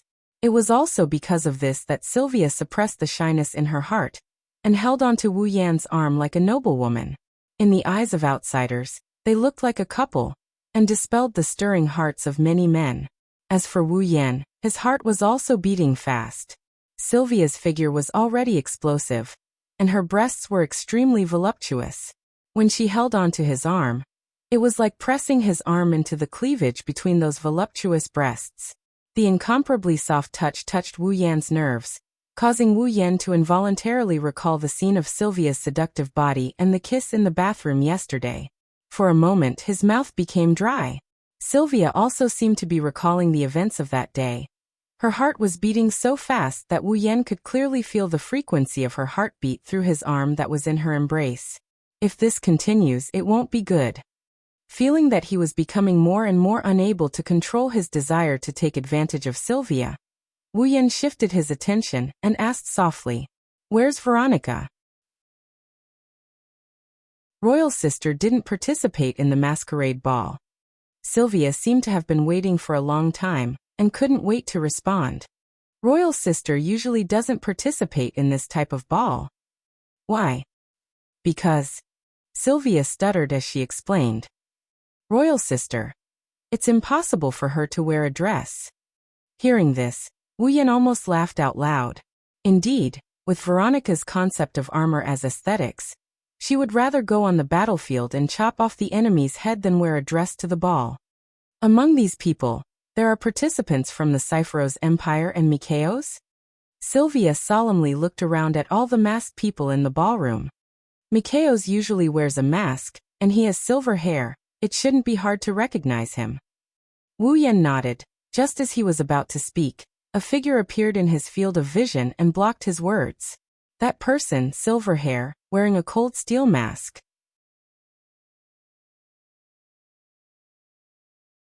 Chapter 1401. In the middle of the ballroom, which was filled with lively music, two men walked in with steady steps.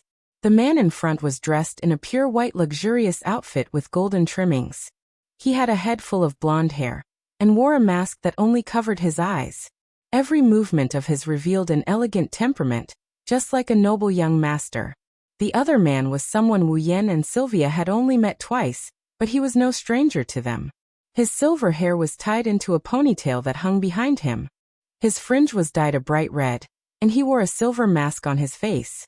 His entire body was surrounded by a cold aura.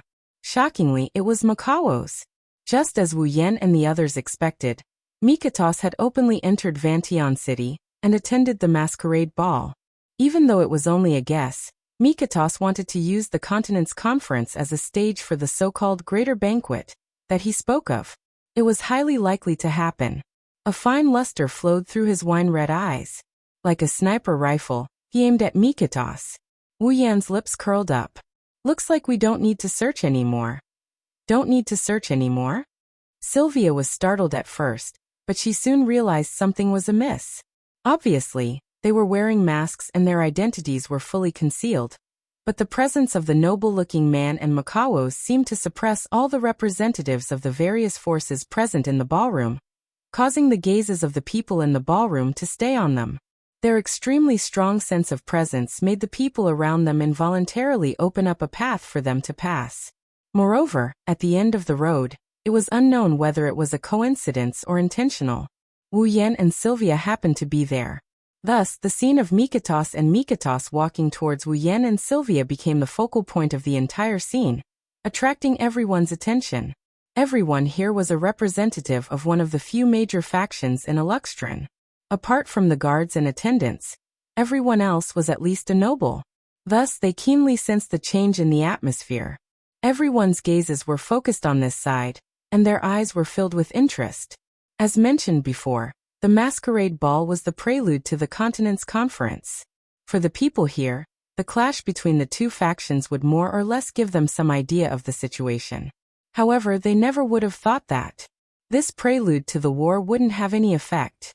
No matter how they talked, Mikatos was destined to stand on the opposite side of the chivalric kingdom. Oh. The noble-looking man who was talking to Mikatos only noticed the two people in front of him now. He turned his head and looked over. He had a perfect smile on his face. For a moment, I thought I saw a goddess. The noble-looking man said in an exaggerated yet polite tone. He then quickened his steps and walked towards Wu Yan and Sylvia. However, he ignored Wu Yan, who was holding Sylvia's hand. He placed one hand on his left chest and bowed to Sylvia. Isn't this the fourth princess of the chivalric kingdom, Her Highness Sylvia? Hearing this, Sylvia's heart tightened. She was already wearing a mask. Was she still recognized? Although you're wearing a mask, your unique aura isn't something a mere mask can hide. The noble-looking man smiled elegantly as if he saw through Sylvia's thoughts. However, this is a masquerade ball after all. Let's put aside the constraints of our identities and have a friendly chat. You're right. Sylvia suppressed the nervousness in her heart. She lightly nodded her head, as if she agreed with the noble young master's words, but she also lightly returned the other party's compliment. To be able to have a friendly chat with the current head of the Withausen family, Sir Klaus, one of the most famous nobles in the Sepharo's empire. I'm deeply honored. Oh my, so I was still seen through. The noble-looking man called Klaus shrugged helplessly. The smile on his face didn't change at all. It was clear that Klaus didn't intend to hide his identity. Then, Klaus turned his head and looked at Wu Yan. And this is me. Wu Yan turned around and met Klaus' gaze. He grinned at Klaus with a meaningful smile. Mikatos and I are old friends. Old friends? This time, Klaus didn't expect Wu Yan's answer. He was stunned for a moment. Indeed, Sir Lune and I are old acquaintances. Mikaves raised his head from behind Klaus and said emotionlessly. Long time no see, Sir Lune. It has indeed been a while. Wu Yan smiled faintly. I've missed you, Sir Mikatos. What a coincidence, I have the same feeling too. Although Makaos said so, his tone was filled with coldness, causing the temperature in the surrounding air to drop a little. At this moment, Wu Yan and Makaos only have eyes for each other. One has a leisurely smile on his face, while the other has a cold expression on his face. They don't look like they're old acquaintances at all. Instead, they look like their arch-nemeses. giving people the feeling that the situation could take a turn for the worse at any moment. I believe that even if Wu Yan and Makawo started fighting in the next second, no one here would be surprised.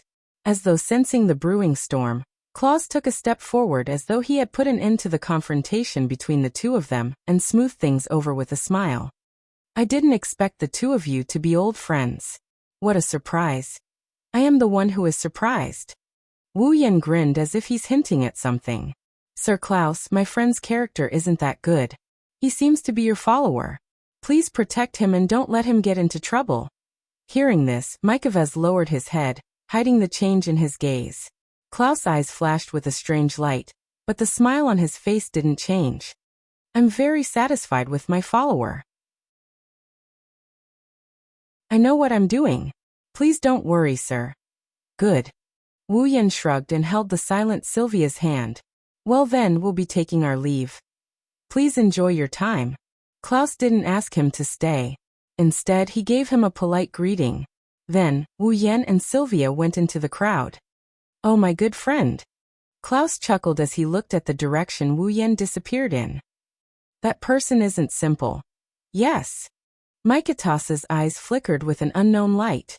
He's a very troublesome person. What's wrong? Klaus asked without turning his head. Will I get in the way? It's fine. Mikatas replied coldly. Anyway, the plan is about to start. Hearing this, Klaus smiled. You're right. What should we do? Sylvia spoke as soon as they left Klaus and Mikatas' sight. Now that we've confirmed that Mikovez has entered Fantion City, or even Fantion City, if he launches an attack now. Don't worry. Wu Yan tightened his grip on Sylvia's hand. Even though we can confirm that Mikatas has appeared, we can't be sure that he'll attack. Maybe he's only here as a follower? That's impossible. Sylvia retorted. Mikatas knows that his identity has been exposed, but he still took the risk to enter Fantion City. This is premeditated. That's why we lack evidence. Wu Yan narrowed his eyes. We lack evidence to prosecute him. Lord Roland. Your Highness. A slightly anxious voice entered Wu Yan and Sylvia's ears. Wu Yan and Sylvia turned their heads at the same time. They saw Corset anxiously running towards them. What's wrong? Wu Yan had a bad premonition when he saw Corset's anxious expression. Corset's next words confirmed Wu Yan's premonition. Not good. Lord Yashur and Aikchan are missing.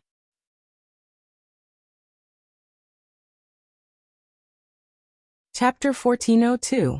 Fantion City, inside the airship of the Cypheros Empire. In a vast space at the rear of the airship, there was a very strange instrument. It looked like the tail or head of a ferocious beast. It was beautifully decorated, as if it had been plated with real gold. It emitted a dazzling halo.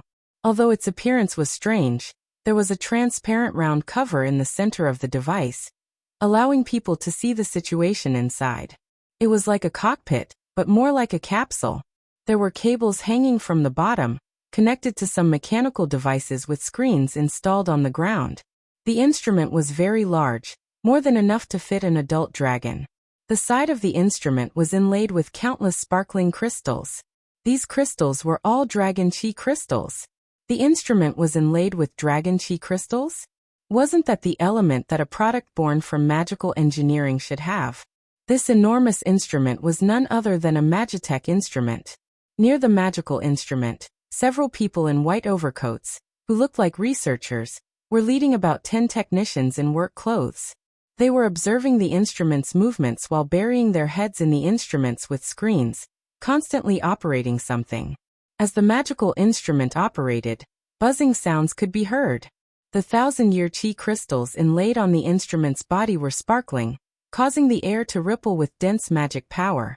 If one looked closely, they would discover that in the capsule of the magical instrument, a petite girl and a naked boy were hugging each other like conjoined twins. Their eyes were closed, and they were moving up and down. The boy and girl were the missing Yasho and Yak. At the front of the magical instrument, a dark-skinned petite girl and an old man in a white coat stood together. They stared at Yasho and Yak in the capsule with different expressions. The dark-skinned petite girl's expression changed slightly, as if she was disgusted, but also as if she was trembling.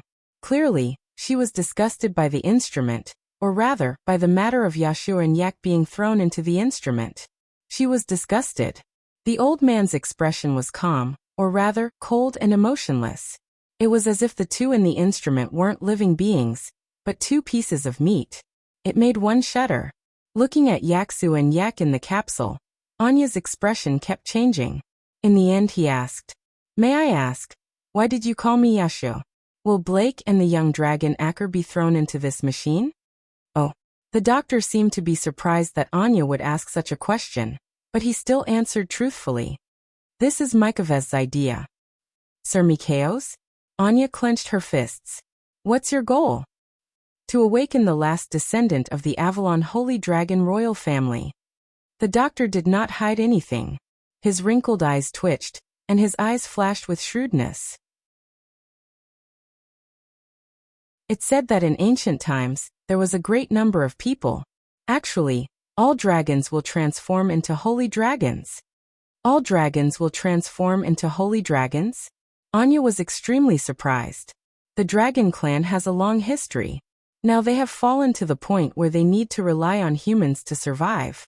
However, in ancient times, the dragon clan was the overlord of the continent. If they didn't reach this level, how could they dominate the entire continent? The doctor explained in a realistic manner. The reason why the dragons of the dragon clan can transform into holy dragons is all because of this machine.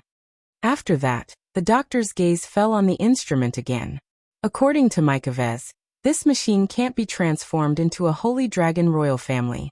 It can be used on those dragons that can't transform into holy dragons after they mature. It can forcefully transform them into holy dragons. Anya looked at the instrument as well. Then if it's used on the young dragon Acker, that means... Yes. The doctor's eyes were filled with fervor. We plan to use that effect to forcefully awaken the last descendant of the Avalon Holy Dragon royal family, and return to their original dragon form. Anya's heart clenched, and she asked with a trembling voice. "What about Yaksu? What about Blake?" "He is the knight chosen by the last descendant of the Avalon Holy Dragon royal family. He is the master of the Dragon Queen." The doctor answered expressionlessly.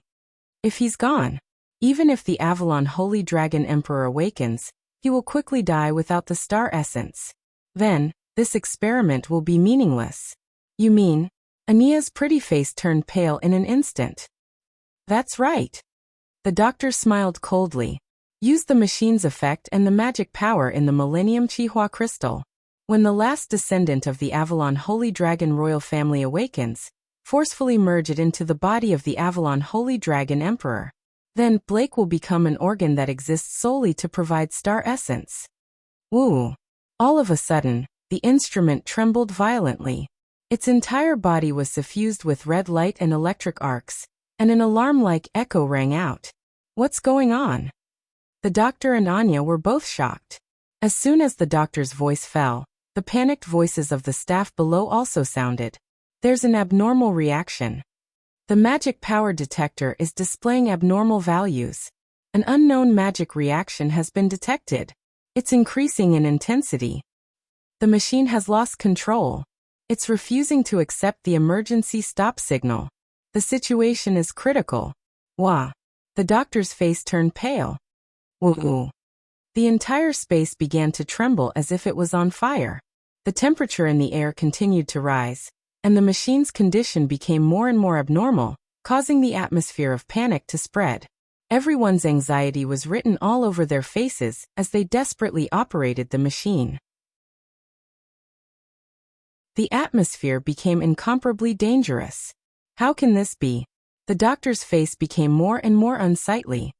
What's going on? Anya's face tensed up. Dong dong. At this moment, a heartbeat-like sound rang in someone's mind from the machine. It turned into a ripple and fluctuated. Just now, Anya and the doctor were both stunned. In the next moment, the vibrating machine became silent. Bang! With a loud explosion, the entire machine exploded, and bright red flames began to burn in the entire space without warning. Wah! The staff began to flee in panic. "Don't panic. Calm down." The doctor yelled, but no one listened to him. "Wang? A dazzling brilliance suddenly rose from the center of the sea of fire, like a pillar of light shooting up, directly melting the ceiling of the airship, and rising into the sky. In the pillar of light, Yashu and Yak still had their eyes closed, hugging each other as they floated in the dazzling pillar of light. Everyone present could clearly see that at this moment, Aika's body was fluctuating with a dense wave of magic power. That magic power was at least 10 times stronger than any dragon in the world. On Yashur's body, a snake-shaped star carving was engraved all over his arm, and it flashed with a blazing red light. Not long after, Yashio and Yak seemed to have dissipated. Their bodies emitted stardust-like light and turned into starlight particles, disappearing without a trace. Anya stared blankly at this scene, muttering as if she was dreaming. They disappeared. Wang. At the same time, everyone in Fantion City saw a pillar of light suddenly shoot into the sky from the airship of the Cypheros Empire. It didn't take long for it to connect to the dark night sky. What? What is that? Everyone in Fantion City was stunned. Within the pillar of light, an exquisite geometrical pattern abruptly emerged. It was as if it was engraved in space. It was also like a pair of wings that slowly spread out. Immediately, 2 hollow ring-shaped magic arrays, with the pattern as the center, slid to the sides. Not long after, they formed an oval-shaped luminous object. The originally dazzling full moon dimmed under the illumination of the mysterious glowing object. Upon closer inspection, one could see that the mysterious glowing object's appearance was extremely similar to an egg. Yes, it was an egg. An exquisite geometric pattern was engraved on the egg, emitting intense light like the sun. The pattern was identical to the star carving that covered Yasha's entire arm. Pairs of wings spread out around the egg, surrounded by 2 ring-shaped magic circles.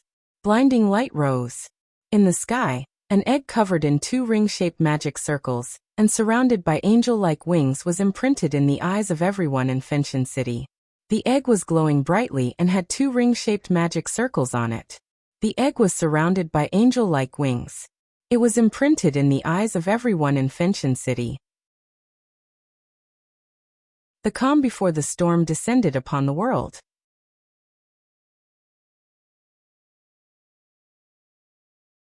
Chapter 1403. What is that? In the ballroom where the masquerade ball was held, the beautiful palace music and the nobles' joyful laughter seemed to have been cut off. Everyone in the ballroom gathered on the balcony where they could clearly see the outside. They were all dumbfounded as they stared at the gigantic winged egg in the sky. "It's so beautiful." Sylvia stared blankly at the glowing object floating in the sky. She unconsciously let go of Wu Yan's arm and immersed herself in the beautiful scene. Sylvia wasn't the only one. Almost everyone in the ballroom had an intoxicated look in their eyes. They were all attracted to the glowing object. Wu Yan was the only one who stared at the egg in the sky. His expression became more and more serious. Inside the glowing egg, Wu Yan sensed a magic power not inferior to that of the old generation vampires in Blood Frenzy. He also sensed a familiar presence. Yeshu. Yak. Wu Yan clenched his teeth. It can't be. Look, dragons. In the ballroom, a nobleman with sharp eyes suddenly exclaimed and pointed to the distant horizon, causing everyone present to look up at him. Holy dragons equipped with riding equipment flew over from all directions in Fantion City. They were enveloped in magic power and looked like glowing stars. They all flew toward the egg in the sky. What's wrong with the holy dragons? Sylvia asked anxiously. However, no one could answer her question. Holy dragons appeared one after another. They soared into the sky and gathered around the egg. Usually, there were very few holy dragons, but now, there were so many of them that they could be compared to a group of ordinary dragons. There were more than 100 of them. Moreover, these holy dragons were all equipped with riding equipment. This proved that they all had a master. Furthermore, these holy dragons were all holy dragons. They were most likely holy dragons from Lorea's Holy Dragon Knights. Only Lorea's Holy Dragon Knights could have so many holy dragons. However, they were only able to see the holy dragon, but not the riders of the holy dragon. What the hell was going on? Ah! At some point, Sylvia cried out in surprise. Lancelot. In the sky, Lancelot was one of the holy dragons that were gathering towards the giant egg. Lancelot, where do you plan to go? Sylvia shouted, and even started chanting a summoning spell. Unfortunately, Lancelot did not appear at all when the incantation was cast. Lancelot. Sylvia's face paled. Lancelot actually disobeyed my orders. Lancelot disobeyed your orders. Wu Yan flinched at first. Then his eyes narrowed. Don't tell me those holy dragons all disobeyed their master's orders. That's why there are no riders? Sylvia's expression changed when she heard that. The holy dragons disobeyed their master's orders? This isn't a joke. If the holy dragons in Loriaman's holy dragon knights all disobeyed their master's orders, then without the help of the dragon tribe, Loriaman's holy dragon knights would be crippled. At this moment, if other forces were to attack Loriaman's Night Kingdom, then without the dragon tribe's power, Loriaman's Night Kingdom could only be considered a small kingdom. It would definitely be destroyed overnight. The situation wasn't optimistic. What the hell is going on? Sylvia's delicate body trembled when she thought of the consequences. Why did the dragon tribe suddenly lose control? What's going on with that egg? I'm not sure about the details. Wu Yan cast his gaze towards the giant egg in the sky and the groups surrounding it. The holy dragons that were circling in an orderly manner, as if they were worshipping the dragon tribe. What I can be sure of is that the situation is troublesome. While speaking, in the sky, the glowing egg also began to change. Silver feathers floated down from the wings surrounding the egg. Like white snow, they adorned Fanteon City like a dream. Then on the surface of the huge egg, a kacha sound was heard. At the same time, a crack appeared on the surface of the huge egg. Everyone in Fanteon City felt their hearts skip a beat when they saw this. Kacha kacha kacha. In the next moment, cracking sounds echoed in the night sky, clearly entering everyone's ears. Following the cracking sounds, the egg cracked open at a speed visible to the naked eye. Pop. In the end, the beautiful winged egg shattered. A blinding flash spread out like an explosion, covering the entire city of Fanteon. The dazzling light made everyone in Fanteon City shriek and close their eyes. Sylvia, who couldn't stand the dazzling light, did the same. When she opened her eyes again and looked up at the sky, her beautiful face was filled with disbelief. The huge winged egg had already disappeared. In its place was a dragon. A dragon that was over 100 times larger than the largest holy dragon, and even larger than an airship. It had pink fur, bright red eyes, and a triangular horn on its head. 2 horns were on the left and right sides of its head, and 1 horn was in the middle of its head. It was like the horn of a unicorn, standing straight up. The dragon's body looked like it was covered in ice-cold armor. Its body was filled with power. Its wings were different from ordinary dragons. They were more like feathers than wings. Like an angel, there were 2 pairs of wings with 4 wings. Everyone in Fanteon City was stupefied when they saw the dragon in the sky that looked like it could support heaven and earth. What was that? Roar, roar, roar, roar, roar. As if it had heard someone's question, the giant dragon opened its bright red eyes. A loud roar that was enough to disperse the clouds in the sky rubbed against the air, and turned into a storm-like airwave that shook the entire night sky. At the same time the dragon roared, a naked person slowly emerged from the dragon's body in the middle of the 3 horns that formed a triangle above its head. One of his hands and lower body was buried in the dragon's body. Only his upper body and an arm with a strange pattern of a snake were exposed to the air. His eyes were tightly shut, and he looked like Jesus who had been nailed to the cross. It was creepy. Sylvia's eyes widened in shock when she saw this person. Yeshua. Wu Yan couldn't help but suck in a breath of cold air. If Yeshua showed up there, then what about Yak? That dragon. Wu Yan stared at the roaring dragon. Could it be Yak? While Wu Yan was thinking about this, the dragon descended from the sky and stomped on the ground with a powerful stomp. Boom! Following the sound of an explosion, the Cypheros Empire's airship was trampled into 2 by the dragon's foot and exploded into pieces. What is going on? In the crowd, Klaus pretended to step forward and exclaimed in surprise.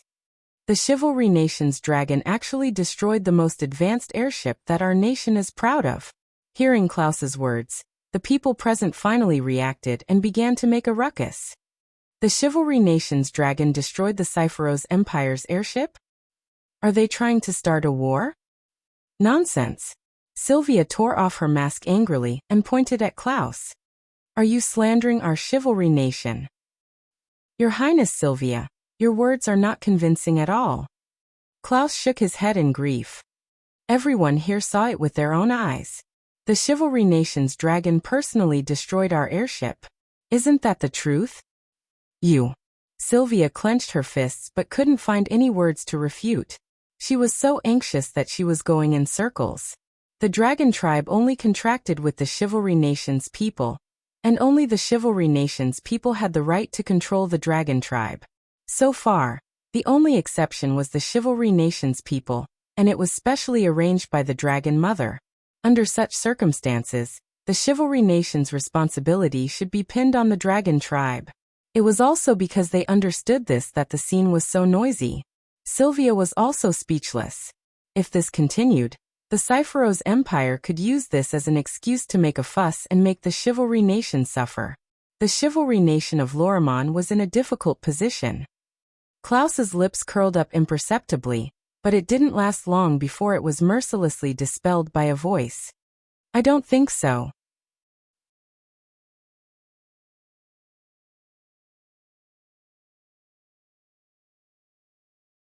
Chapter 1404.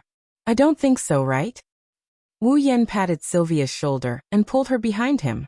He looked at Klaus, whose smile froze on his face, and sighed. Sir Klaus, you said it yourself. Everyone here saw it with their own eyes. Wu Yan raised his voice and pointed at the dragon that was destroying the Cypheros Empire's airship. That giant dragon came out from that giant egg, but that giant egg came out from that pillar of light at the beginning. Everyone should have seen that the pillar of light came from the Cypheros Empire's airship, right? Wu Yan shrugged at this point. It's actually a dragon from our Chivalry Empire. Then why did it come out from the Cypheros Empire's airship? Everyone present looked at each other in dismay. Sir Loon, could it be that you think that dragon belongs to our Cypheros Empire? A dark glint flashed through Klaus' eyes. He then gave Wu Yan a fake smile. If we can get the protection of the dragon tribe, then it's fine if that airship is destroyed. No, the Cypheros Empire can't get the protection of the dragon tribe. Wu Yan ignored Klaus's ugly expression and casually threw out such a sentence. However, the Cypheros Empire's magical engineering is the best in the entire continent. There should be many strange magical tools that we don't know about, right? For example, Wu Yan had a casual smile on his face. A magical tool that can temporarily control a dragon, or make a dragon go crazy. What do you mean? The smile on Klaus's face disappeared. Are you saying that our Cypheros Empire will use magic tools to control a dragon to attack our own airships? Who knows? Wu Yan replied casually. Otherwise, Sir Klaus, please explain why that dragon appeared from the light pillar shot out from the Cypheros Empire's airship, and why it only destroyed the Cypheros Empire's airship. Why is it not interested in the other airships at all? Hearing this, everyone also looked outside. Indeed, after the dragon destroyed the Cypheros Empire's airship, it had no desire to destroy the neighboring airships. It flew straight into the sky and roared as if it was venting something. This time, it was Klaus's turn to be in a dilemma. Roar. The dragon suddenly roared again. It turned its head and stared at the direction of Fantion City, like a ferocious beast. The dragon is looking over. Is it coming? Run. Everyone who was admiring the dragon's appearance a moment ago panicked. They all screamed as they fled out of the door, including Klaus, who seized the opportunity to escape. Not long after, the ballroom. Only Wu Yan and Sylvia were left. Sylvia also seemed to be afraid. She took a few steps back and grabbed Wu Yan's hand. Roland, Don't worry. Wu Yan patted Sylvia's hand. His gaze shot to the front of the ballroom like an arrow. The culprit hasn't run away yet. How can we leave? Sylvia paused for a moment. Then she seemed to have thought of something. Her face tensed up and she turned her head to look at the center of the ballroom. There, a silver-haired man wearing a silver mask stood straight. He looked at the dragon outside and lowered his head. An extremely sinister aura emanated from his body. Mykovez! Sylvia shouted in agitation. So it was you who did this? I can't think of anyone else other than him. Wu Yan sneered. Mykovez, is this the greater feast you were talking about? Mykovez raised his head. He turned around to face Wu Yan and Sylvia. When Wu Yan and Sylvia saw Mykovez's face that was hidden under his bangs, their pupils shrank. In the eye sockets of Mykovez's cold mask, the pair of clear eyes disappeared and turned into a pair of ferocious beast eyes. They were a pair of dragon-like eyes. You. Sylvia was shocked. Wu Yan took a step forward and stood in front of Sylvia. He looked at Mykovez coldly. You, who are you? He. Mykovez changed his usual ice-cold appearance and let out an extremely sinister laugh. The temperament of his body also completely changed. He became eerie and sinister. My name is Mordred. Mordred? Wu Yan frowned. Mordred? Sylvia yelled angrily as if she couldn't believe her own ears. Impossible. You can't be Mordred. Sylvia. Wu Yan asked when he saw how excited Sylvia was. His gaze was still fixed on Mykojas. Who is Mordred? Mordred. Sylvia bit her lower lip. It's my brother Julius Fall. Your brother's Fall? Wu Yan's frown deepened. But didn't your brother's Fall get killed by him? He was indeed killed. Mikvas, no, it should be Mordred, sneered. But the one who died was another spirit. Sylvia tilted her head in confusion. Wu Yan was also confused for a bit before he exclaimed in surprise. Dual personality. More like two spirits. Mordred laughed maliciously. The other spirit knew of my existence. That's why it colluded with Julius to kill me. Why? Sylvia couldn't help but stand up. Why does my brother want to kill you? Why? Mordred closed its eyes. When it opened them again, its ferocious eyes glinted coldly. Because I will change the fate of the dragons. Sylvia didn't understand what was going on. Why do dragons have to compromise and become slaves to humans? Is it because they don't have enough astral essence? Mordred clenched its fists, its expression becoming even more sinister. That's a joke. If that's the case, why don't you just eat humans as food? Anyway, eating food with star essence can give you the star essence, right? Wah. Sylvia's scalp tingled. I see. Wu Yan understood. It's because you have such dangerous thoughts that Julius wants to kill you. Am I right? Correct.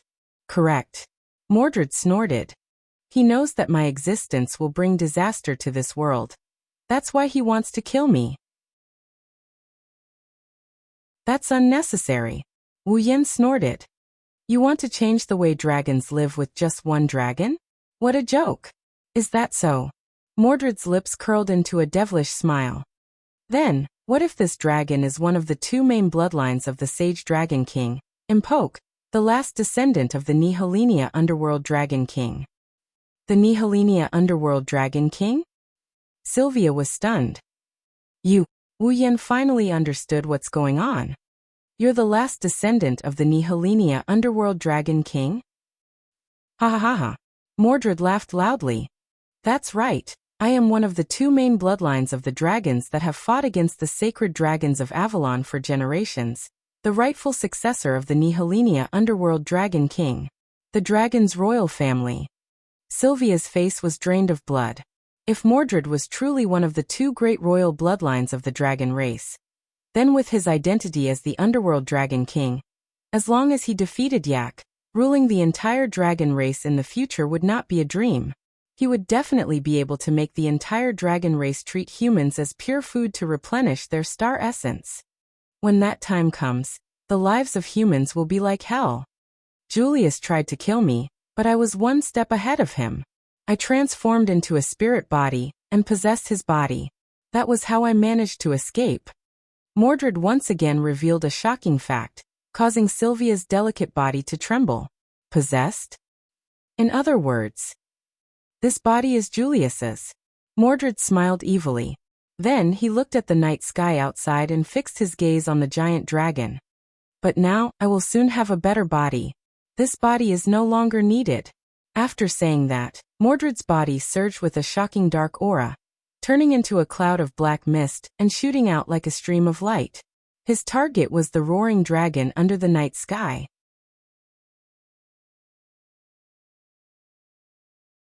Chapter 1405. Roar. Floating in the air, the giant dragon with 2 pairs of angel wings suddenly roared, and a look of pain appeared in its pair of red eyes. Ah! At the same time, Yashu, who was naked and unconscious like a crucified Jesus, also let out a painful howl. His body twisted and turned as if he was struggling.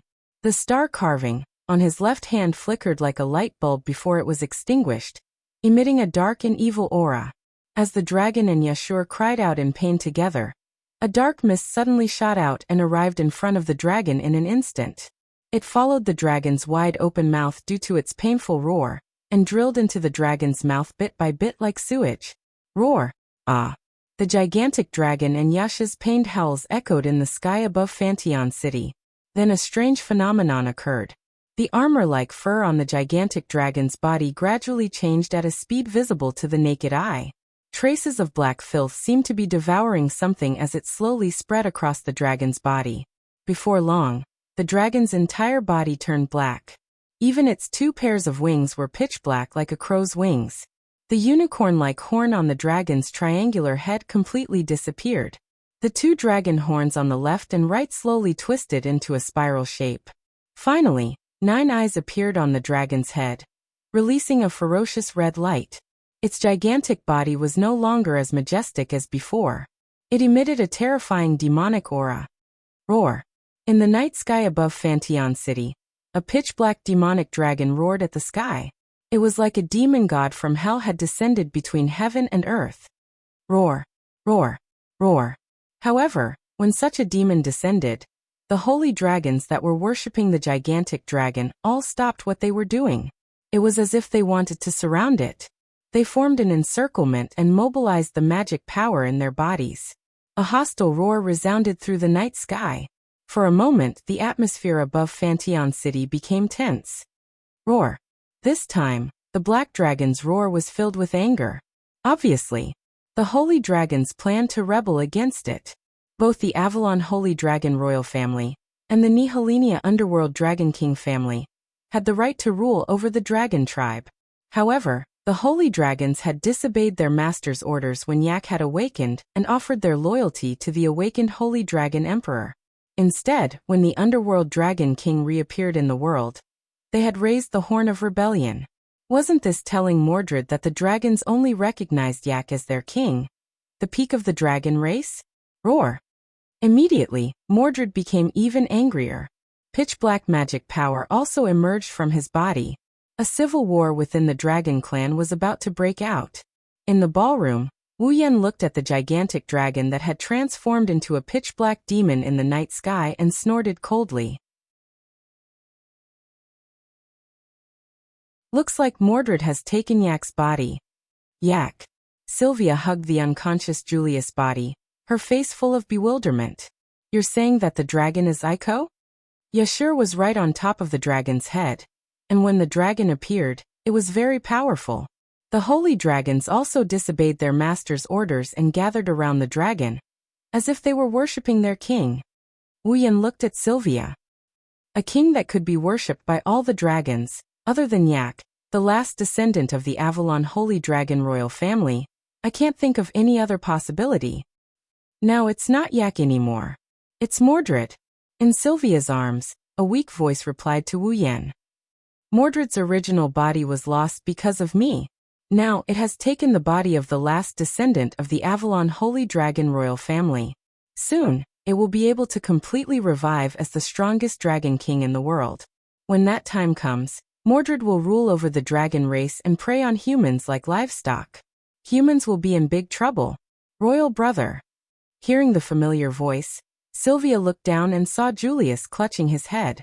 His expression was pained but his eyes were clear. She cried out in surprise. Is it you? Royal brother. Long time no see, Sylvia. Julius squeezed out a smile and struggled out of Sylvia's arms to stand up. However, there's no time for us to catch up. We have to hurry and expel Mordred from Princess Yak's body. Do you have any ideas? Wu Yan didn't waste any more time and walked up to Julius. Mordred used to be your foal, and you once shared a body with Mordred. You should know something, shouldn't you? I can share Mordred's memories. Julius nodded and turned his gaze towards Mordred, who was facing off against the holy dragons. To be more precise, he turned towards Yashur, who had fainted above Mordred's head. Julius bit his lips. If Princess Avalon's rider is also here, with his connection with Yak, it's not impossible to chase Mordred out of Yak's body. But now, Julius revealed a troubled expression. Even Yashur has been reduced to a mere tool to provide star essence, and has lost his consciousness. Princess Avalon, whose life is connected to his, must not be in a better state. She has no way of resisting Mordred. In other words, Wu Yan turned to face Mordred. The only way now is to defeat Mordred, right? That's one way, but the opponent is the strongest king of the dragon race. Julius smiled bitterly. Although both the Sacred Dragon Emperor and the Underworld Dragon King need to fuse with the incarnation of the Dragon Seed memory and obtain extraordinary wisdom before they can obtain true power, the dragons are already fighting on their own to resist the Underworld Dragon King.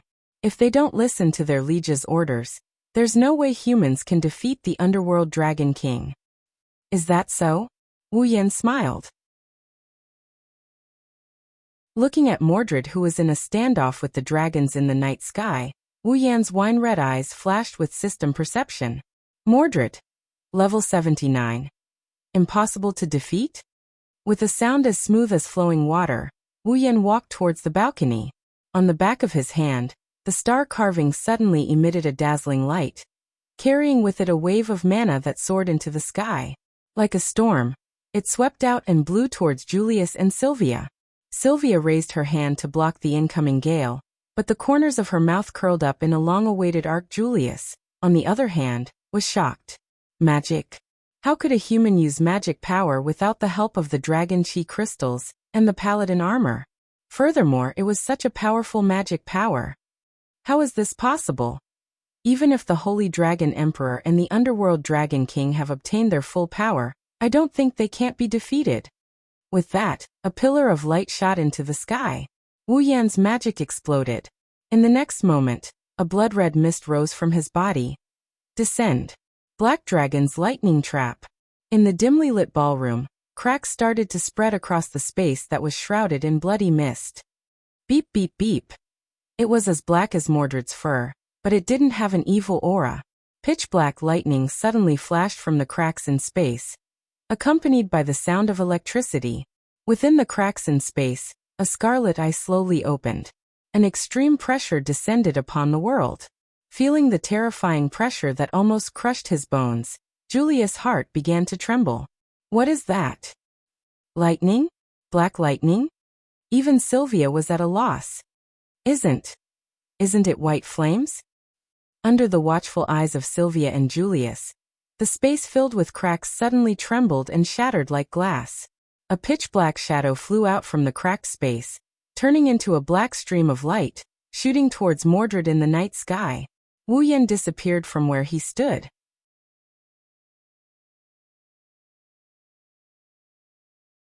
Chapter 1406. Fantion City, in the hallway leading to the ballroom on the top floor. The sound of metal boots clacking against the ground could be heard. One could clearly feel the anxiety in the owner's heart.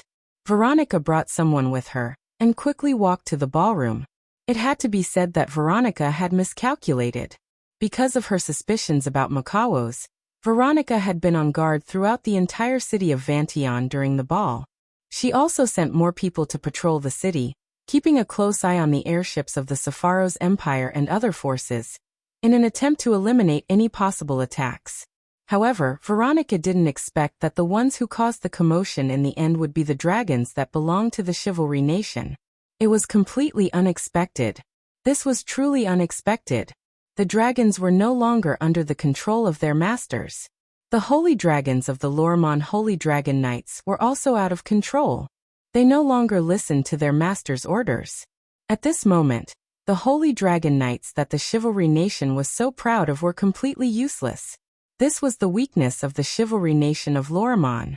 They relied too much on the dragons. Without the dragon's power, the Chivalry Nation's strength had severely decreased to below that of a nation. If the enemy forces were to launch a large-scale invasion at this time, the Night Kingdom would most likely be destroyed overnight. This made Veronica's expression extremely ugly throughout the whole process. Even so, Veronica had to go to the ballroom first to protect the guests from the top factions of the continent. If the representatives of the top factions of the continent were to die at the hands of the dragons, the Chivalry Nation would be wanted and attacked by the entire continent tomorrow. At that time, the Chivalry Nation would truly be finished.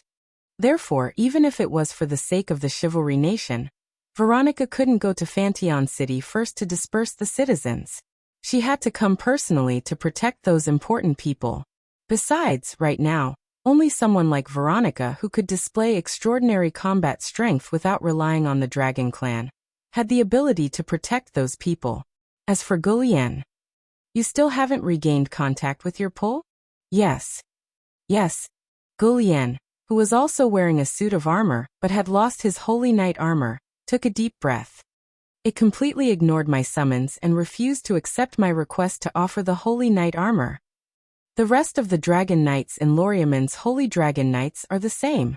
Even Captain Yujura's Galahad has lost contact. Currently, the Holy Dragons seem to have gathered in the sky above Fantion City. It must have something to do with that unknown dragon. Even Ursula? Veronica clenched her teeth. In this way, the entire Loriamon's Holy Dragon Knights have disintegrated. Without the protection of the Dragon Clan, this country, wouldn't it be taken down in one night? This subordinate is ashamed of his incompetence. Gulian lowered his head. Without fall and the Holy Knight armor, Gulian was only slightly stronger than the average person. Even an Earth Dragon, Pterosaur, or Water Dragon could easily defeat him. Under such circumstances, there was no way he could take on the responsibility of being the captain of Veronica's personal guards, protect Veronica, and solve her problems. Even acting as a combat force was a problem. This was the first time Gulian realized how insignificant he was. There's no time for you to mourn and complain. While Gulian was unwilling to give up, Veronica still said such a ruthless sentence.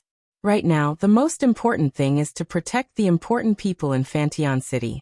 One mistake and the knighthood is done for. If you want to mourn and complain, you can do so after this is over. Gulian's expression turned serious. Understood. While they were talking, Veronica and Gulian arrived at the ballroom. Because of the fight between Aiku and Mordred, the magic power of the Dragon Glory crystals that were used as lighting in the ballroom was affected and lost its effect. The place was pitch black, and it was hard to see what was going on inside.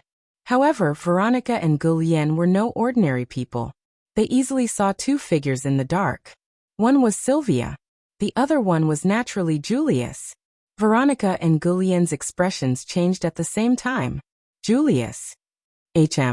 Julius, who was looking at the night sky outside the open-air platform with a solemn expression, turned his head to look at Veronica and Gulian. His eyes lit up slightly. He smiled. Long time no see, Veronica. Gulian. You. Veronica raised her eyebrows. Gulian also stepped forward excitedly. Julius, you're not dead? I know you have a lot to say and I know you have a lot to ask, but if it's possible, please wait until after this is over. Julius raised his hand and stopped the two from asking. Right now, there's something more important. Raising their heads, they continued to look at the night sky. Sylvia and Julius' expressions were extremely grave.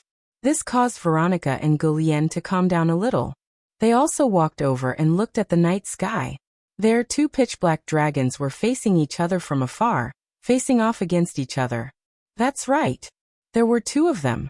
It was covered in pitch-black fur, and its horns were twisted like the horns of a demon. There were 9 eyes on the dragon's head, and there was an unconscious youth hanging from its head. Its entire body was fluctuating with an evil aura. The other dragon was also completely black. However, unlike the other dragon, it didn't have fur. Instead, it was covered in dark armor. Its shoulders were adorned with steel shoulder guards, which looked like wings made of steel. Its back was also covered with armor, which looked like a fan or a net. Its forelimbs had a pair of dragon claws, which didn't look ferocious. It only had 3 claws, which looked like a pair of gauntlets, but they looked extremely sharp. On its back, a tail with spikes which looked like a huge cone, was vibrating slowly, making a buzzing sound.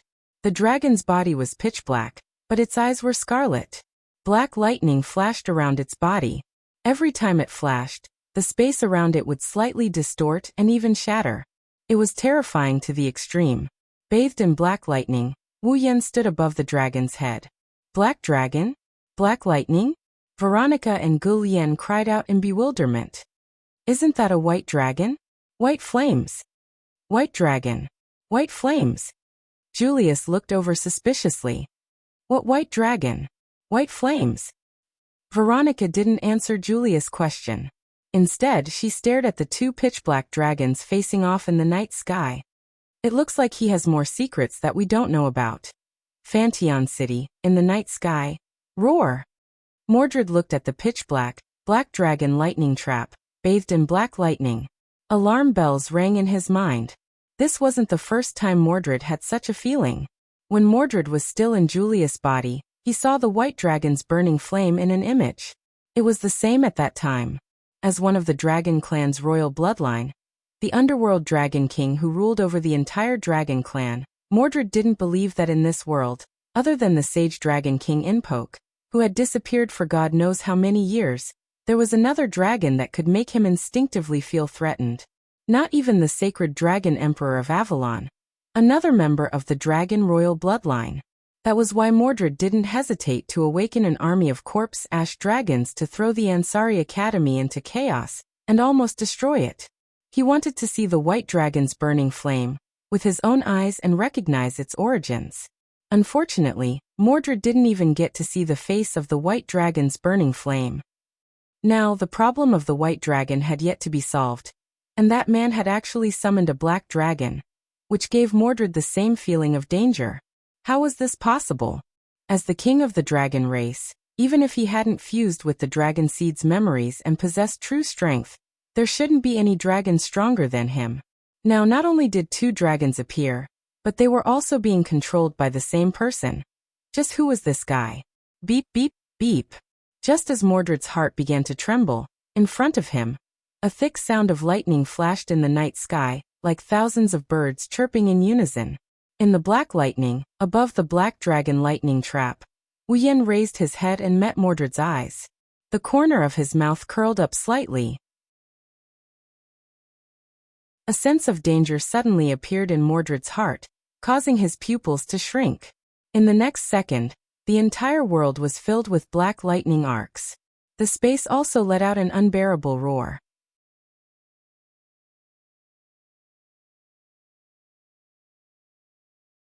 Chapter 1407. Beep beep beep. Pitch-black electric arcs jumped around the dragon's body and spread to the surroundings. In just a moment, they covered the entire sky above Fantion City. Crack, crack, crack, crack. Amidst the flashes of the pitch-black electric arcs, the space above Fantion City was visibly shattering bit by bit as if it was glass that was being struck. Immediately, the space above Fantion City was severely damaged. It slowly cracked open like a spider's web.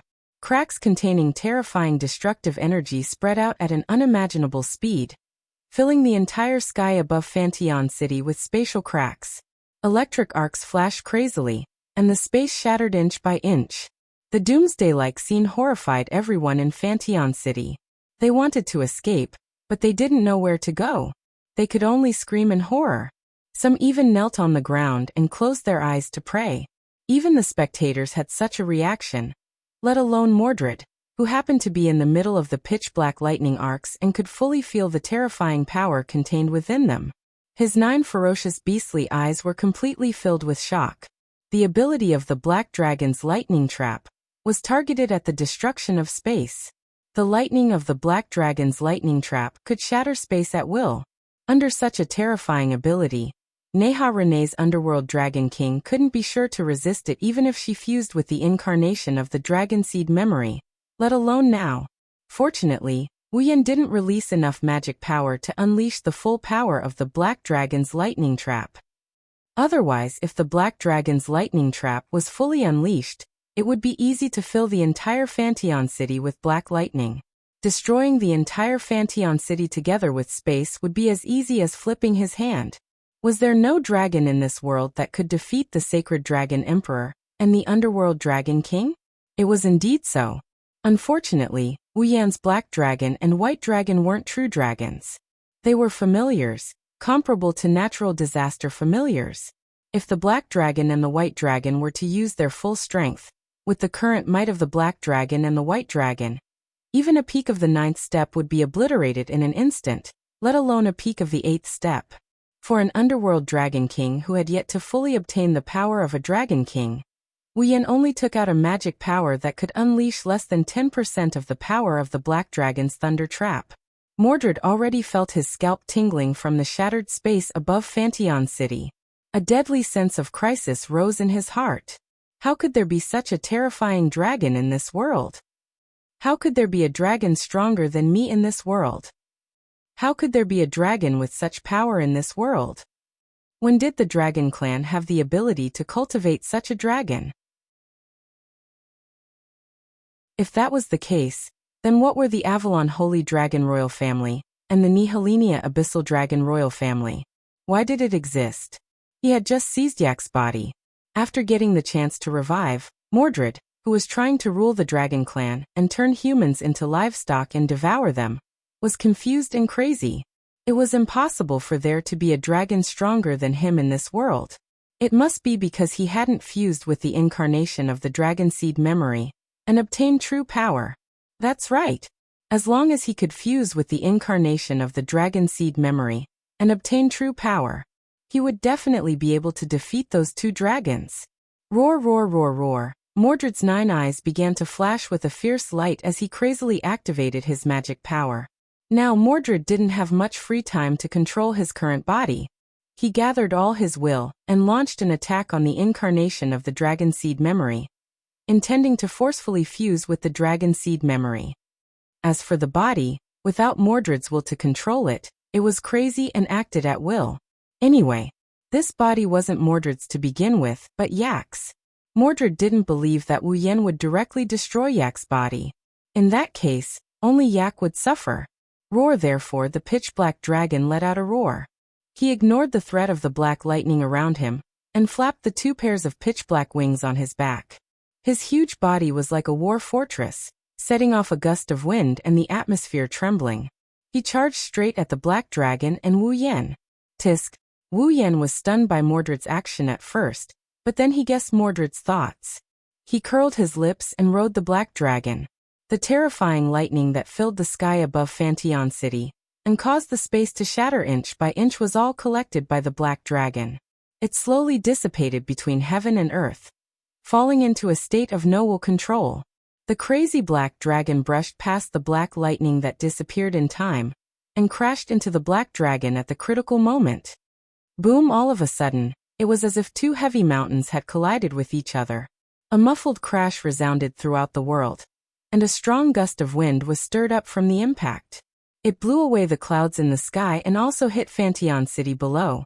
The frightened citizens were shaken to the point that they staggered and fell to the ground one by one. Roar! Incomparably berserk magic power surged on the pitch-black dragon's body. In the most primitive way, it supported the dragon's strength and also increased the dragon's impact.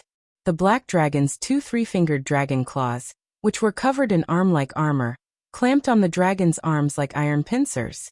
The dragon's body was continuously pushed back by the impact. Originally, the dragon's body was more than 100 times larger than the largest model of Holy Dragon. It could be said to be incomparably huge. Although the black dragon and white dragon were not small in size, they were not as big as the dragon.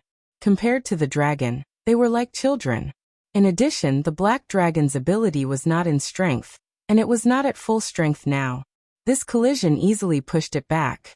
With an endless sound of friction in the air, The black dragon used its claws to clamp the dragon's arms and kept retreating in the sky. The surrounding scenery was constantly changing. It was not until they reached the edge of Fantion City that the black dragon blocked the dragon's impact and stopped. Roar! The dragon struggled a few times, but it could not break free from the black dragon's sharp claws. Its arms could not move, and it could not pull away. At that moment, it simply opened its mouth and gathered all the magic around its body.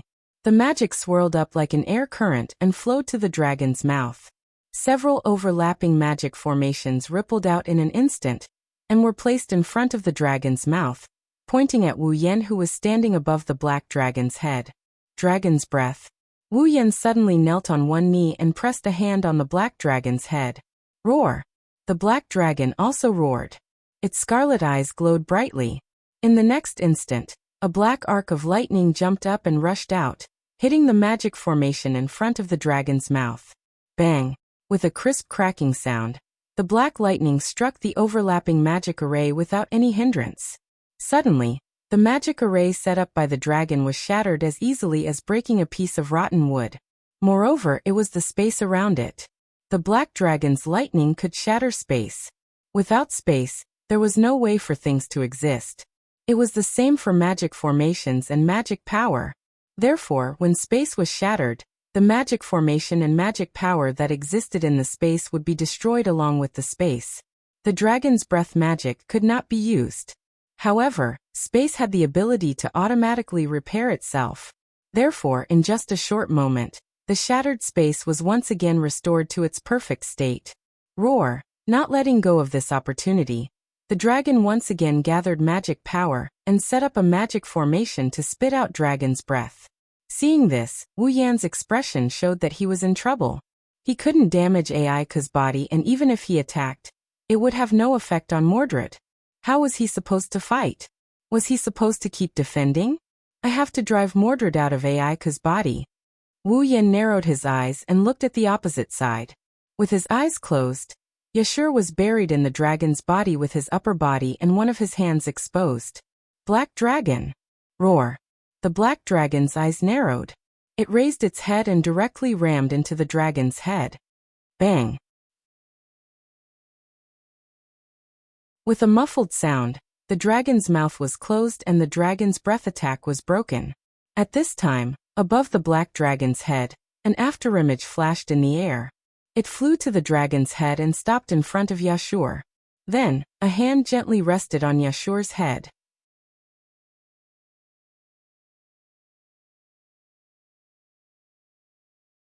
Chapter 1408. This place is a very peculiar space. This space is a piece of chaos. There is nothing here, there is no scenery, there is only a piece of space that is as bright as honey.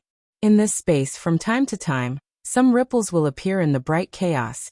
It is like a lake that has water droplets. It is very beautiful.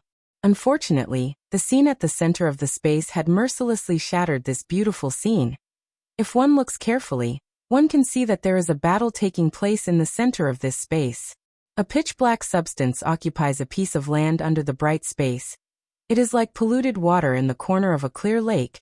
There are 9 evil eyes on top of it. It is fluctuating with an evil aura. At this time, in this pitch-black substance, there is a flesh-colored tentacle extending from it. It is like a whip. It is whizzing through the entire space. It is constantly lashing out in a certain direction. There is an extremely flirtatious girl in that direction. She is tall and slender, and very voluptuous. Instead of calling her a girl, it is better to call her an elegant noble lady. Looking at her makes one's heart itch. Her waist-length pink hair has a bright red luster, as if it is showing its owner's passion. White as snow skin, ruby-like eyes. There is a pair of dragon horns on her head, but they are not round like Aika's, nor are they like the antlers of the mother of dragons. They are more similar to the horns of a normal dragon, sharp and angular. As for the girl's appearance, those who know Aika will be able to recognize her. Because compared to Aika, the girl's appearance is very similar. It is not an exaggeration to say that they are exactly the same. However, compared to Aika, the girl's appearance is undoubtedly a lot more mature, and also a lot more flirtatious. Just like Aika after she has grown up, she also has a graceful temperament around her. This proves that the girl's cultivation is very different from the unreasonable AI Ku. However, this mature and flirtatious girl is currently in a very sorry state. Her hair is not disheveled, but it is a bit messy. The dress covering her body is tattered. The degree of exposure was extremely high, as if someone had forcefully pulled it apart. If someone saw it, their first thought would probably be that it was a young girl who had been forcefully violated by a man, and they would not be able to bear to look at it. However, the flirtatious girl had a leisurely smile on her face. She looked neither hurried nor slow, and the tentacles that were about to hit her would be blocked by a layer of water ripples that suddenly appeared. Even if some managed to slip through and wrap around the girl's body, they would be quickly shattered by a layer of invisible power. Come to think of it, the reason why the girl's clothes were in tatters should be because they were torn apart by the tentacles before they were shattered, right? On the ground, tentacles continuously shot out from the pitch-black substance with 9 eyes, attacking the young girl's body. However, they were either blocked or shattered, unable to do anything to the girl. This caused the evil aura emanating from the pitch-black substance to gradually thicken. Not long after, a coarse muffled voice that sounded like an angry roar rang out from the pitch-black substance. Why don't you fuse with me, Nabi? Oh. The flirtatious girl named Nabi chuckled. Why should I fuse with you? Aren't you the incarnation of a dragon seed memory that was born to fuse with a dragon king? Was it to bestow upon him supreme wisdom and allow him to obtain true power? The coarse voice was filled with anger. The Avalon Holy Dragon Royal Family and the Nihilenia Abyssal Dragon Royal Family are both royal bloodlines of the dragon race. Both were originally split from the Sage Dragon King Inpok's bloodline. Strictly speaking, they share the same origin. In terms of qualifications to fuse with you, as a descendant of the Nihilenia Abyssal Dragon Royal Family, I should be qualified as well, no? Who would want to fuse with something as disgusting as you? The one who spoke wasn't the incarnation of a dragon seed memory called Nabi. Instead, it was a coarse voice that came from above the bright chaotic space. It was Yak's voice. Taking a closer look, 2 large bird cages were hanging above the chaotic space, and 2 people were locked inside. One of them was Yak, the other was Yashur. You took someone else's body without permission, and now you want to fuse with someone else. Your personality is terrible. Yak didn't hide her disgust at all. Open this damn bird cage if you know what's good for you. Who do you think you're locking up as a bird? Shut up, Avalon's Empress. Mordred roared angrily. I don't have much time to waste on you, Nabi. Yashur gripped the iron bars of the birdcage tightly and gritted his teeth. Don't admit defeat. Don't worry. Even though she was in tatters, Nabi still smiled calmly. I might not be able to do anything outside, but this is my territory. I won't give in so easily. Damned vixen.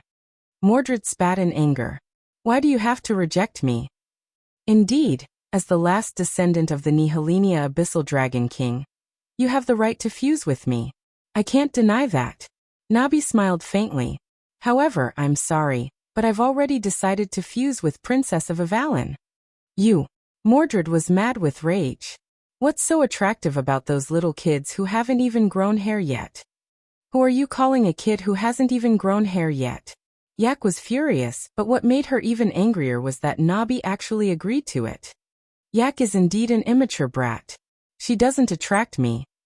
Nabi shrugged. Unfortunately, compared to her, I don't like Nihilenia, who only knows how to play with her tentacles. What did you say? Even though I was born to fuse with either Avalon or Neharania to give them true power, it's my right to choose who I want to fuse with. Nabi said as if she was adding oil to the fire. That's why I chose Avalon. You should give up. I won't give up. Mordred's furious roar echoed. I want to defeat Avalon. I want to rule the entire dragon race. I want to stand at the peak of the dragon race. I want to defeat that black dragon and that white dragon outside. Don't even think about making me give up. After saying that, Mordred once again controlled countless disgusting tentacles, like a giant python that had found its prey, and attacked Nabi. How annoying. Nabi frowned. Her displeased voice echoed in the chaos space. In the next moment, the battle between the two of them continued. Nabi. Yashu slapped the cage in regret. Damn it, can't I help at all? Why can that guy move freely in here but I can't? Aiko also shouted in annoyance. I'm a dragon princess too. But your body has been taken over. Yashu scratched his head in annoyance. Yak, can you give me the paladin armor? This dragon dispatching workshop isn't a real space, it's a spiritual space. Aiko sighed, a little frustrated. That's why I can't make the paladin armor here unless Nabi agrees. But now, she can't even take care of herself. How can I make the paladin armor for you? Is there no other way? Yashu lowered his head, unwilling to give up. At least let me help a little. Speaking of which, isn't it because you were also schemed against by that fellow? Yak rolled her eyes at Yashio. If you were still outside, you might have been able to stop me from going berserk. I can't do anything. Yasha's expression turned bitter. It's Yasha's fault for being careless. He was with Yak and could have gotten the paladin armor at any time. But because he thought he was safe in Fantion City, he didn't pay attention to his surroundings. Not only was he kidnapped, but he also ended up like this. If Nabi was taken down by Mordred and forced to fuse with her, not only would Nabi disappear, but Yak would also be killed. When that happened, Yashur could only muddle along as a star essence maker and live out the rest of his life. That's worse than hell. Damn it. Yasha slammed the cage. Can someone help us? As soon as he said that, a giggling voice entered everyone's ears. Young man, do you need help?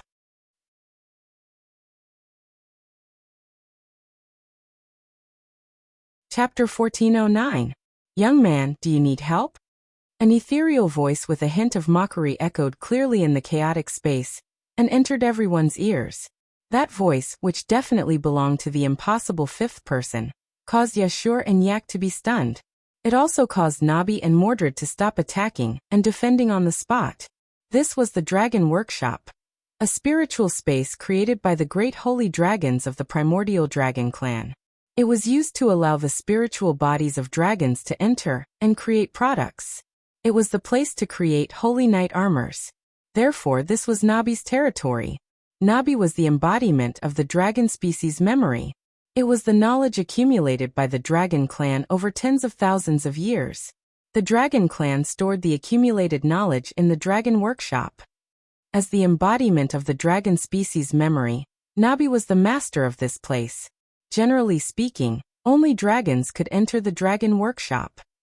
If Nabi invited an outsider, she could also pull their spiritual bodies into the dragon workshop. However, this was not a situation where the fifth one could appear. The Avalon Holy Dragon Royal Family and the Nihilinia Abyssal Dragon Royal Family were engaged in a fateful battle. Mordred was fighting for the embodiment of the dragon species memory in an attempt to obtain the true power of the Abyssal Dragon King. Under such circumstances, the Dragon Workshop became a battlefield between the two Dragon Kings. No other Dragon clan members were allowed to interfere. Yashu was able to appear here because he had become a part of Yak's body. Therefore, he was able to witness the battle with his own eyes. However, other than him, it was impossible for any other existence to enter this spiritual space. Did Nabi invite them in? Impossible. Nabi was having a hard time protecting herself. It was useless to invite others in. In this spiritual space, no matter how strong a person was in the real world, they would not be able to defeat the spiritual bodies of the Dragon Clan in this territory that belonged to the Dragon Clan. The other Dragon Clan members were unable to enter the Dragon Workshop due to the battle between the kings. Even if they entered, they would not be able to defeat the King Mordred. Logically speaking, the fifth one should not appear in the Dragon Workshop. It was a pity. His calculations were flawless. However, in this world an anomaly appeared. I didn't expect that I would be locked up in a birdcage one day. Bang. As the fifth person who suddenly intervened spoke, Yashur's birdcage made a cracking sound. It suddenly cracked open, and then with a crisp cracking sound, it shattered with a loud bang. Wow. As soon as the birdcage shattered, Yashur, who was hanging in the air, also fell down. He let out a blood-curdling scream, but a hand reached out in time and grabbed his collar. You even know how to scream so loudly. Looks like there's nothing else. Phew. Yashu raised his head in fear and looked at the person who grabbed his collar. Then, a playful smile and a pair of wine-red eyes appeared in front of Yashu's eyes. You. Yashio cried out in surprise. Roland, you really know how to give people trouble. Wu Yan went against common sense and floated in the air, rolling his eyes at Yashio. Do you know that the outside world is turning upside down because of you? Yashur opened his mouth and wanted to say something, but the others also reacted.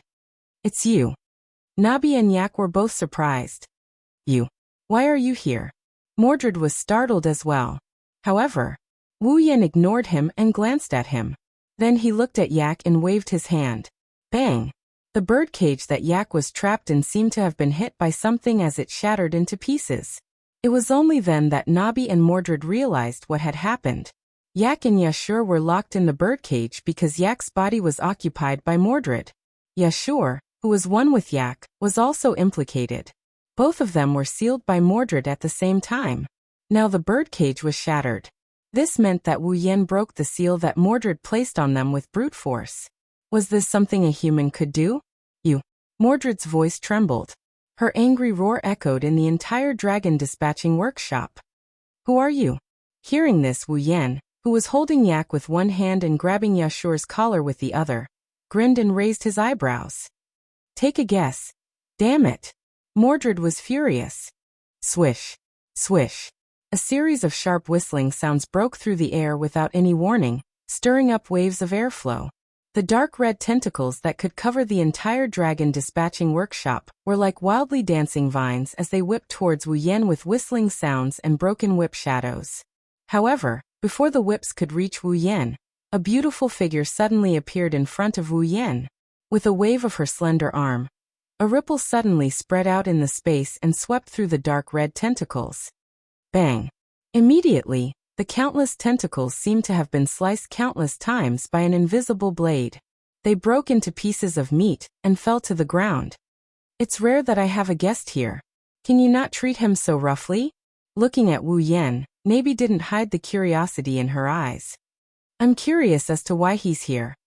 I invaded Yashur's consciousness and followed it to this place. Wu Yan didn't hide it and tossed Yak and Yashur to Nabi.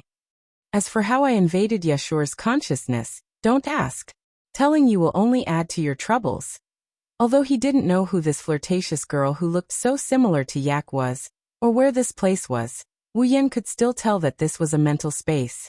Originally, he only wanted to use a mental magic to wake Yashur up. If possible, he even wanted to wake Yak up and force Mordred to retreat. Who would have thought that when Wu Yan used his mana to invade Yashur's consciousness, he was pulled to this place before he could wake Yashur up. However, the situation didn't seem to have changed. Since this is a mental space, Yak and Yashur should be able to wake up in the real world after Mordred is forced out of this mental space. They should be able to resist Mordred, right? Wu Yan looked down at the pitch-black substance that was roaring on the ground like sewage. Back when you were still Makawos, you said you'd wait until the next greater feast before you and I duel again. Wu Yan's expression slowly turned indifferent. Mordred, don't you think this is the right time? Rune? Randall? Mordred growled as she waved her tentacles. Do you think that you can defeat me in the dragon dispatching workshop? Dragon workshop? Wu Yan looked around at the bright chaotic space. Is that the name of this mental space? That's right. Mordred sneered. In here, all the standards of the real world cannot be brought in. In here, the stronger the spiritual body, the stronger the power. You, a human, indeed surprised me by being able to break my seal. However, can your spiritual power surpass that of the dragon clan? Dragons had magical power. Among the spells they controlled, there were many mental spells. With the support of mana and the training of magic, as well as the various advantages that dragons had over humans, it wasn't without reason that Mordred dared to make such a boastful claim. However, Mordred was wrong again. Magical power? Who could defeat Wu Yan now? Magic? Wu Yan has 103,000 grimoires. How could he lack magic and magic? So, would Wu Yan's mental power be weak? The answer, of course, was no. In the next instant, The world trembled as a vast and invisible force descended from the sky, enveloping Mordred without any explanation. Wah! Mordred didn't even have time to be shocked before the force slammed into her. Ah! With a blood-curdling scream, Mordred disappeared from this world as if she had been ostracized. Let's go out too. Wu Yen grabbed Yak and Yashur and disappeared in a flash. Looking at the dragon dispatching workshop that was bustling with noise and excitement a second ago, Nabi was at a loss.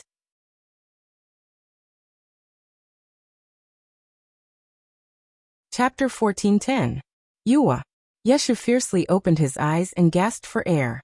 His body was already drenched in sweat. Yeshu's eyes were wide open, and he was gasping for air. When he woke up, Yeshu noticed his current situation. Not only was his body completely naked, his entire lower body and one of his arms were buried in a ball of soft flesh, as if he was buried in a swamp. It was hard to tell whether it was comfortable or uncomfortable, but Yaksu could clearly feel that his left hand, which was covered with snake-like ferocious star carvings, was currently in a heart-wrenching pain. Are you awake? Wu Yen retracted his hand and shouted at Yeshu. Don't be in a daze. Stop daydreaming. Yak should have woken up by now. You need to fuse with Yak's will as a rider and expel Mordred from Yak's body. Oh. Yashur was suddenly startled and hurriedly closed his eyes. The will belonging to the rider was like an old tree that had taken root. It followed the pitch-black dragon below him and fiercely stabbed downwards. Roar! The black dragon that was still wrestling with the black dragon lightning trap suddenly let out an earth-shattering roar. Its voice was filled with pain. Roar! Roar! As it howled in pain, the black dragon began to struggle. However, its body was tightly gripped by the black dragon's lightning trap. It couldn't break free at all. Damn it! Mordred's pained cries rang out from within the black dragon's body. No. I can't possibly lose. I spent so much effort to find the awakening apparatus and tricked Klaus into becoming my supporter. I spent so much effort to finally reach this stage. How can I possibly lose? I must say you did spend a lot of effort. Wu Yen knelt on one knee and pressed his star carvings hand on the black dragon's head. He closed his eyes. Unfortunately, in your eyes, your enemies have always only been Yak, the last descendant of the Avalon Holy Dragon royal family, and Yak's master, Yeshu. You've never put anyone else in your eyes, so you've never thought that in this world. You never thought that there would be someone else who could suppress you, the Dragon King. This is where you failed. Wu Yen mobilized the magic power in the star carvings. A dazzling white light suddenly flashed, illuminating the sky above Fanteon City, like the sun at dawn. A pure divine power invaded the body of the black dragon. It attacked a certain dark spiritual entity in its body. It was the purification power of the angel's holiness, Kanace Natsuen. Dong. Awe. Mordred howled in agony as a dull thud echoed in her mind. Now. Yeshu abruptly opened his eyes. At the same time, Yak's furious roar resounded from the pitch-black dragon's body. Get out of my body! A blinding light surged out of the black dragon's body and merged with the purification light of the angel's holiness. It flashed in every corner of Fanteon City. In Fanteon City, every citizen couldn't help but close their eyes and reach out to block the strong light that was strong enough to hurt their eyes. Not long after, in the center of the strong light, a cloud of black mist jumped out pathetically as if it had been filtered out. Under the illumination of the white light, it let out a series of screams and turned into a shocking black light. It shot toward the edge of the sky and disappeared from this world. Thus, under the blinding white light, the pitch-black dragon's body gradually underwent changes. The black fur that looked like it was contaminated was washed away bit by bit. The black color faded away. The demon-like twisted horns slowly turned back into a sharp right angle. A horn similar to that of a unicorn grew out from the center of the dragon's head, between the other two dragon horns. The two pairs of crow-like wings also recovered, becoming as pure and holy as an angel.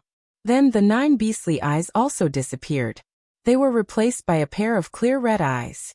Roar, roar, roar, roar. The surrounding holy dragons roared in joy, celebrating the return of the sacred dragon emperor. They circled in a circle and bowed again. Unfortunately, the dragon's ridiculously large body slowly turned into light particles, disappearing into the gradually dimming white light. A petite girl with long pink hair and a young man appeared from the dragon's heart. They closed their eyes tightly and fell down. Wu Yan rode the black dragon lightning trap and arrived below Yak and Yashur. He caught them with each hand. Wu Yan shook his head with a smile as he looked at the unconscious Yak and Yashur. They really know how to give people trouble. Although that was what he said, Wu Yan showed a joyful smile on his face. He raised one of his hands and slowly spread it open. In the palm of his open hand, a drop of dark red blood floated in the air. It moved up and down like a red gem, very dazzling. Awakening blood of the Avalon Saint Dragon Emperor. Special item. Extracted from the last descendant of the Avalon Saint Dragon Emperor, when he enters the state of awakening. The blood contains special power. Due to the extraction by the system, it has magical effects. If consumed by a vampire who relies on blood as their foundation, it can strengthen the vampire's ability. If consumed by a vampire's true ancestor, it can increase the level of the vampire by 1 level. Note: due to the extraction by the system, it can only be effective if consumed by the system's user. The effective range is before level 90. When the user reaches level 89, consuming it will be ineffective. Ding. Dungeon Quest 3 completed. Obtain 50,000 equipment points, item points, ability points, and summoning points. Dungeon World. Star Carvings Dragon Knight. Dungeon Quest Acquire. Mission 1. Enter Tokisaki Kurumi's Red Jade mode, and use the ability of the angel, Zafkiel, to use the Bullet of 12, YOD. When the Mother of Dragons placed the last descendant of the Avalon Holy Dragon royal family in the Abayan Forest, she would obtain a drop of the first blood of the last descendant of the Avalon Holy Dragon royal family, before he was born and placed in the Abayan Forest. Quest reward: 10,000 equipment points, item points, ability points, and summoning points completed. Quest 2. Obtain a drop of infant blood of the last descendant of the Avalon Saint Dragon royal family. Quest reward: 30,000 equipment points, item points, ability points, and summoning points completed. Quest 3. Obtain a drop of awakening blood of the last descendant of the Avalon Saint Dragon royal family. Quest reward: 50,000 equipment points, item points, ability points, and summoning points completed. Character: Wu Yan equipment points, 111100 item points, 230000 ability points, 101000 summoning points, 131000 level, 85. Ding. All dungeon quests have been completed. User can now choose to leave the current dungeon world at any time. This dungeon world is now open to user. When user re-enters the world of Starcarved Dragon Knight, the system will no longer issue any dungeon quests. User can now freely enter and exit the world of Starcarved Dragon Knight. While Aiku was still in her human form, Wu Yan took the opportunity to obtain a drop of blood from her. He successfully obtained a drop of awakening blood of the Avalon Saint Dragon royal family, and completed his 3rd dungeon quest. At this point, Wu Yan completed all 3 dungeon quests in Starcarved Dragon Knight. Not only did he obtain 90,000 points, he also obtained a special item that can raise his level all the way to the pinnacle of Tier 9. One could say that Wu Yan returned from this dungeon world with a bountiful harvest. Looking up, Wu Yan saw the rising sun piercing through the night sky. He could almost see the silhouettes of young girls in it.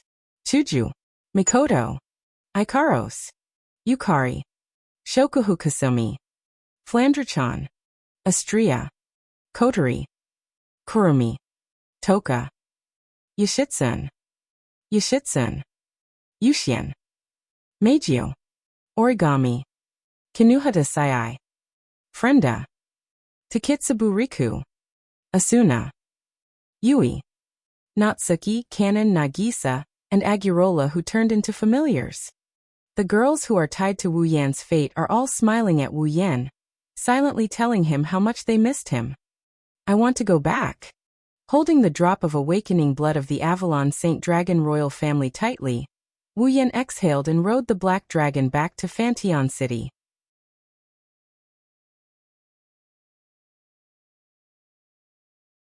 Chapter 1411. The night that made the people of Fantion City and the important figures of the various top forces in Luxtron tremble in fear finally pass without any mishaps. Although Yak was forced to awaken this time, and her body was almost taken away in Fantion City, putting humans in a dangerous situation, the end result was very fortunate. Not a single person was injured, and not a single brick of the building was destroyed. The entire Fantion City was intact, and there were no accidents. If one were to say what effect Yak's forced awakening had, it was probably that it made the people of Fantion City panic, and also made the various top forces tremble in fear. The roaring dragon under the night sky, whose body was even larger than the airship, was deeply engraved in the hearts of all the witnesses. During the entire chaotic night, other than the Cypheros Empire's airship being crushed by the awakened Yak, there were no other losses. So it was said to be a close call. Of course, for the Cypheros Empire, this was definitely not a good thing. The Lorraine Kingdom of Knights was in perfect condition. All the major forces were in perfect condition. The buildings were in perfect condition. The Kingdom of Knights was also in perfect condition. Even the holy dragons had returned to their places and reconnected with their owners. Everything was in perfect condition. However, the Cypheros Empire had lost an airship. That was an airship, not some luxurious ship. Losing an airship like that was not a huge blow to the Cypheros Empire, but it was definitely not a small blow either. Moreover, everyone else was safe and sound, and only the Cypheros Empire was in trouble. How could the Cypheros Empire be willing to accept this? Originally, Klaus wanted to put all the blame for the loss of the airship on the Knighthood Empire, and exaggerate the impact to make the entire Knighthood Empire take responsibility.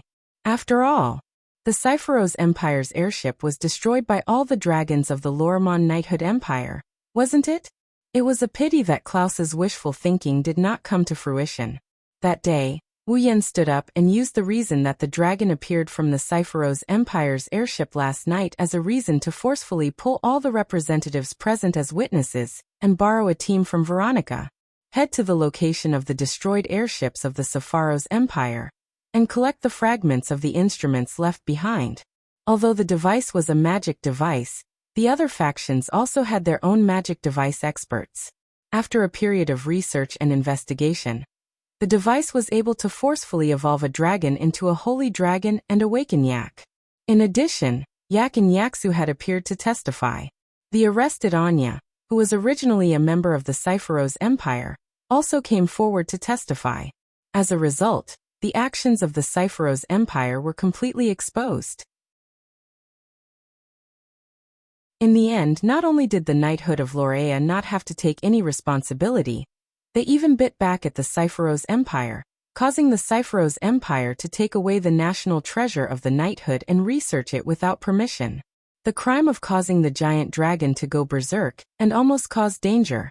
Veronica personally ran to Wu Yan's room and told him that this time, they must make the Cypheros Empire bleed fiercely. Of course, regardless of whether the Cypheros Empire bleed or not, the representatives of the various factions were no longer in the mood to hold the Continental Conference. After the incident ended, the Continental Conference that was originally planned to be held in Fantion City was also cancelled. The organizer, the current Pope of the Espadar Cathedral, Lazor IV, officially announced the cancellation of the Continental Conference on the same day. Thus, the various factions expressed that they would continue to follow up on last night's incident. And then they all left on their airships. Klaus also took a carriage back to the Cypheros Empire with a gloomy face. It was believed that the Cypheros Empire would be forced to write a lot of documents on diplomatic issues. Just like Veronica said, they would bleed fiercely. However, the situation of the knighthood of Lorea was not very good either. The giant dragon that night was obviously not an ordinary dragon. Just its strength alone was not something an ordinary dragon could possess. The knighthood had never made it public that they had such a dragon. It was inevitable that some people would suspect that the knighthood had ulterior motives and was planning to hide their trump cards to do something ambitious. Because of this, Yak's identity as a dragon princess could no longer be hidden. It was likely that the various factions would soon know about it. And how should they deal with Yak, the princess of the Avalon Holy Dragon royal family? That was also a diplomatic issue. Only Veronica and the other important figures of the knighthood could have a headache over it. Apart from that, there were also various other problems. The first prince of the knighthood of Laurea, Julius? The fact that Loriaman didn't die and that it had something to do with the entire incident. The problem of Mordred, who had turned back into a spirit and escaped to who knows where. Also, the problem of the final battle between the Avalon Holy Dragon royal family and the Nihilenia Underworld Dragon royal family. There were also many problems that the knighthood of Laurea, Yeshu, and Yak had to face and solve. Under these circumstances, the problem of why Wu Yan was able to control the black dragon's lightning trap and the white dragon's burning flame was put aside for the time being. Normal dragon cultivators could only contract with one dragon. That was the most basic of common sense. It wasn't that no one had ever thought of contracting two dragons, but it was absolutely unrealistic. This was because the amount of star essence in a dragon cultivator's body could at most keep one dragon alive. If there was an extra dragon, then not only would the two dragons not be able to get enough star essence, even the dragon cultivator himself might fall into a predicament of lacking star essence. Because of that, a dragon cultivator could at most contract with one dragon. Even if they wanted to contract with another dragon, the dragon mother would not agree. Wu Yan, on the other hand, broke the norm by controlling two dragons at once. Not only that, but why was his boer able to survive in his body was also a mystery. Also the terrifying power of the white flame and black lightning. All of these mysteries made Wu Yan, whose identity and background were also a mystery, the most mysterious person in the eyes of everyone. This mystery was only known to those from chivalry for now, but Wu Yan's active performance last night had already made him known to the leaders of the other factions. Before long, Wu Yan should be able to truly make a name for himself in Eluxtran, right? Now this soon-to-be famous person was hiding in his room in Fanteon City. Sitting on the bed, Wu Yan closed his eyes tightly. Mana currents surged around his body like a tide about to go berserk, but they brought unimaginable pressure to the surroundings. Specks of starlight silently rolled around Wu Yan's body. There wasn't a lot, but it wasn't a small amount either. Upon closer inspection, the star carving on the back of Wu Yan's hand had already disappeared, proving that he'd undone his seal. This wasn't all that surprising. Even with his power sealed, Wu Yan would find time to undo the seal every day when he was alone to cultivate his mana. The process of cultivating mana was extremely boring, and Wu Yan wasn't a patient person, but he liked the feeling of slowly growing stronger. That was why Wu Yan would cultivate his mana every day. He could feel the mana in his body growing bit by bit, experiencing the feeling of growing stronger. He felt very satisfied. That was why Wu Yan could persevere through the boring process of cultivation. Otherwise, with his lazy personality, he'd rather spend more time studying the magic tricks and spells in the 103,000 grimoires. He slowly gathered the insignificant increase in mana and added it to his own. Sensing the obvious increase in mana, Wu Yan slowly withdrew his mana and let the surging mana currents around him calm down. Phew! Exhaling, he slowly opened his eyes.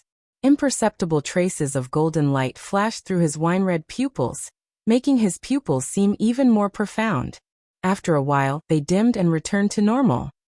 And then, stretching lazily, Wu Yan ended today's training session. Normally, Wu Yan would just lie down and take a nap at this time.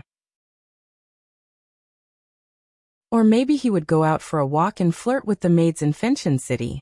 But today Wu Yan didn't do that. After stretching, Wu Yan flipped his hand. In his palm, a few drops of dark red blood moved up and down. It was the original blood of the Avalon Saint Dragon Emperor. You're tuning in to the Li Mei's Sword of Destiny YouTube channel.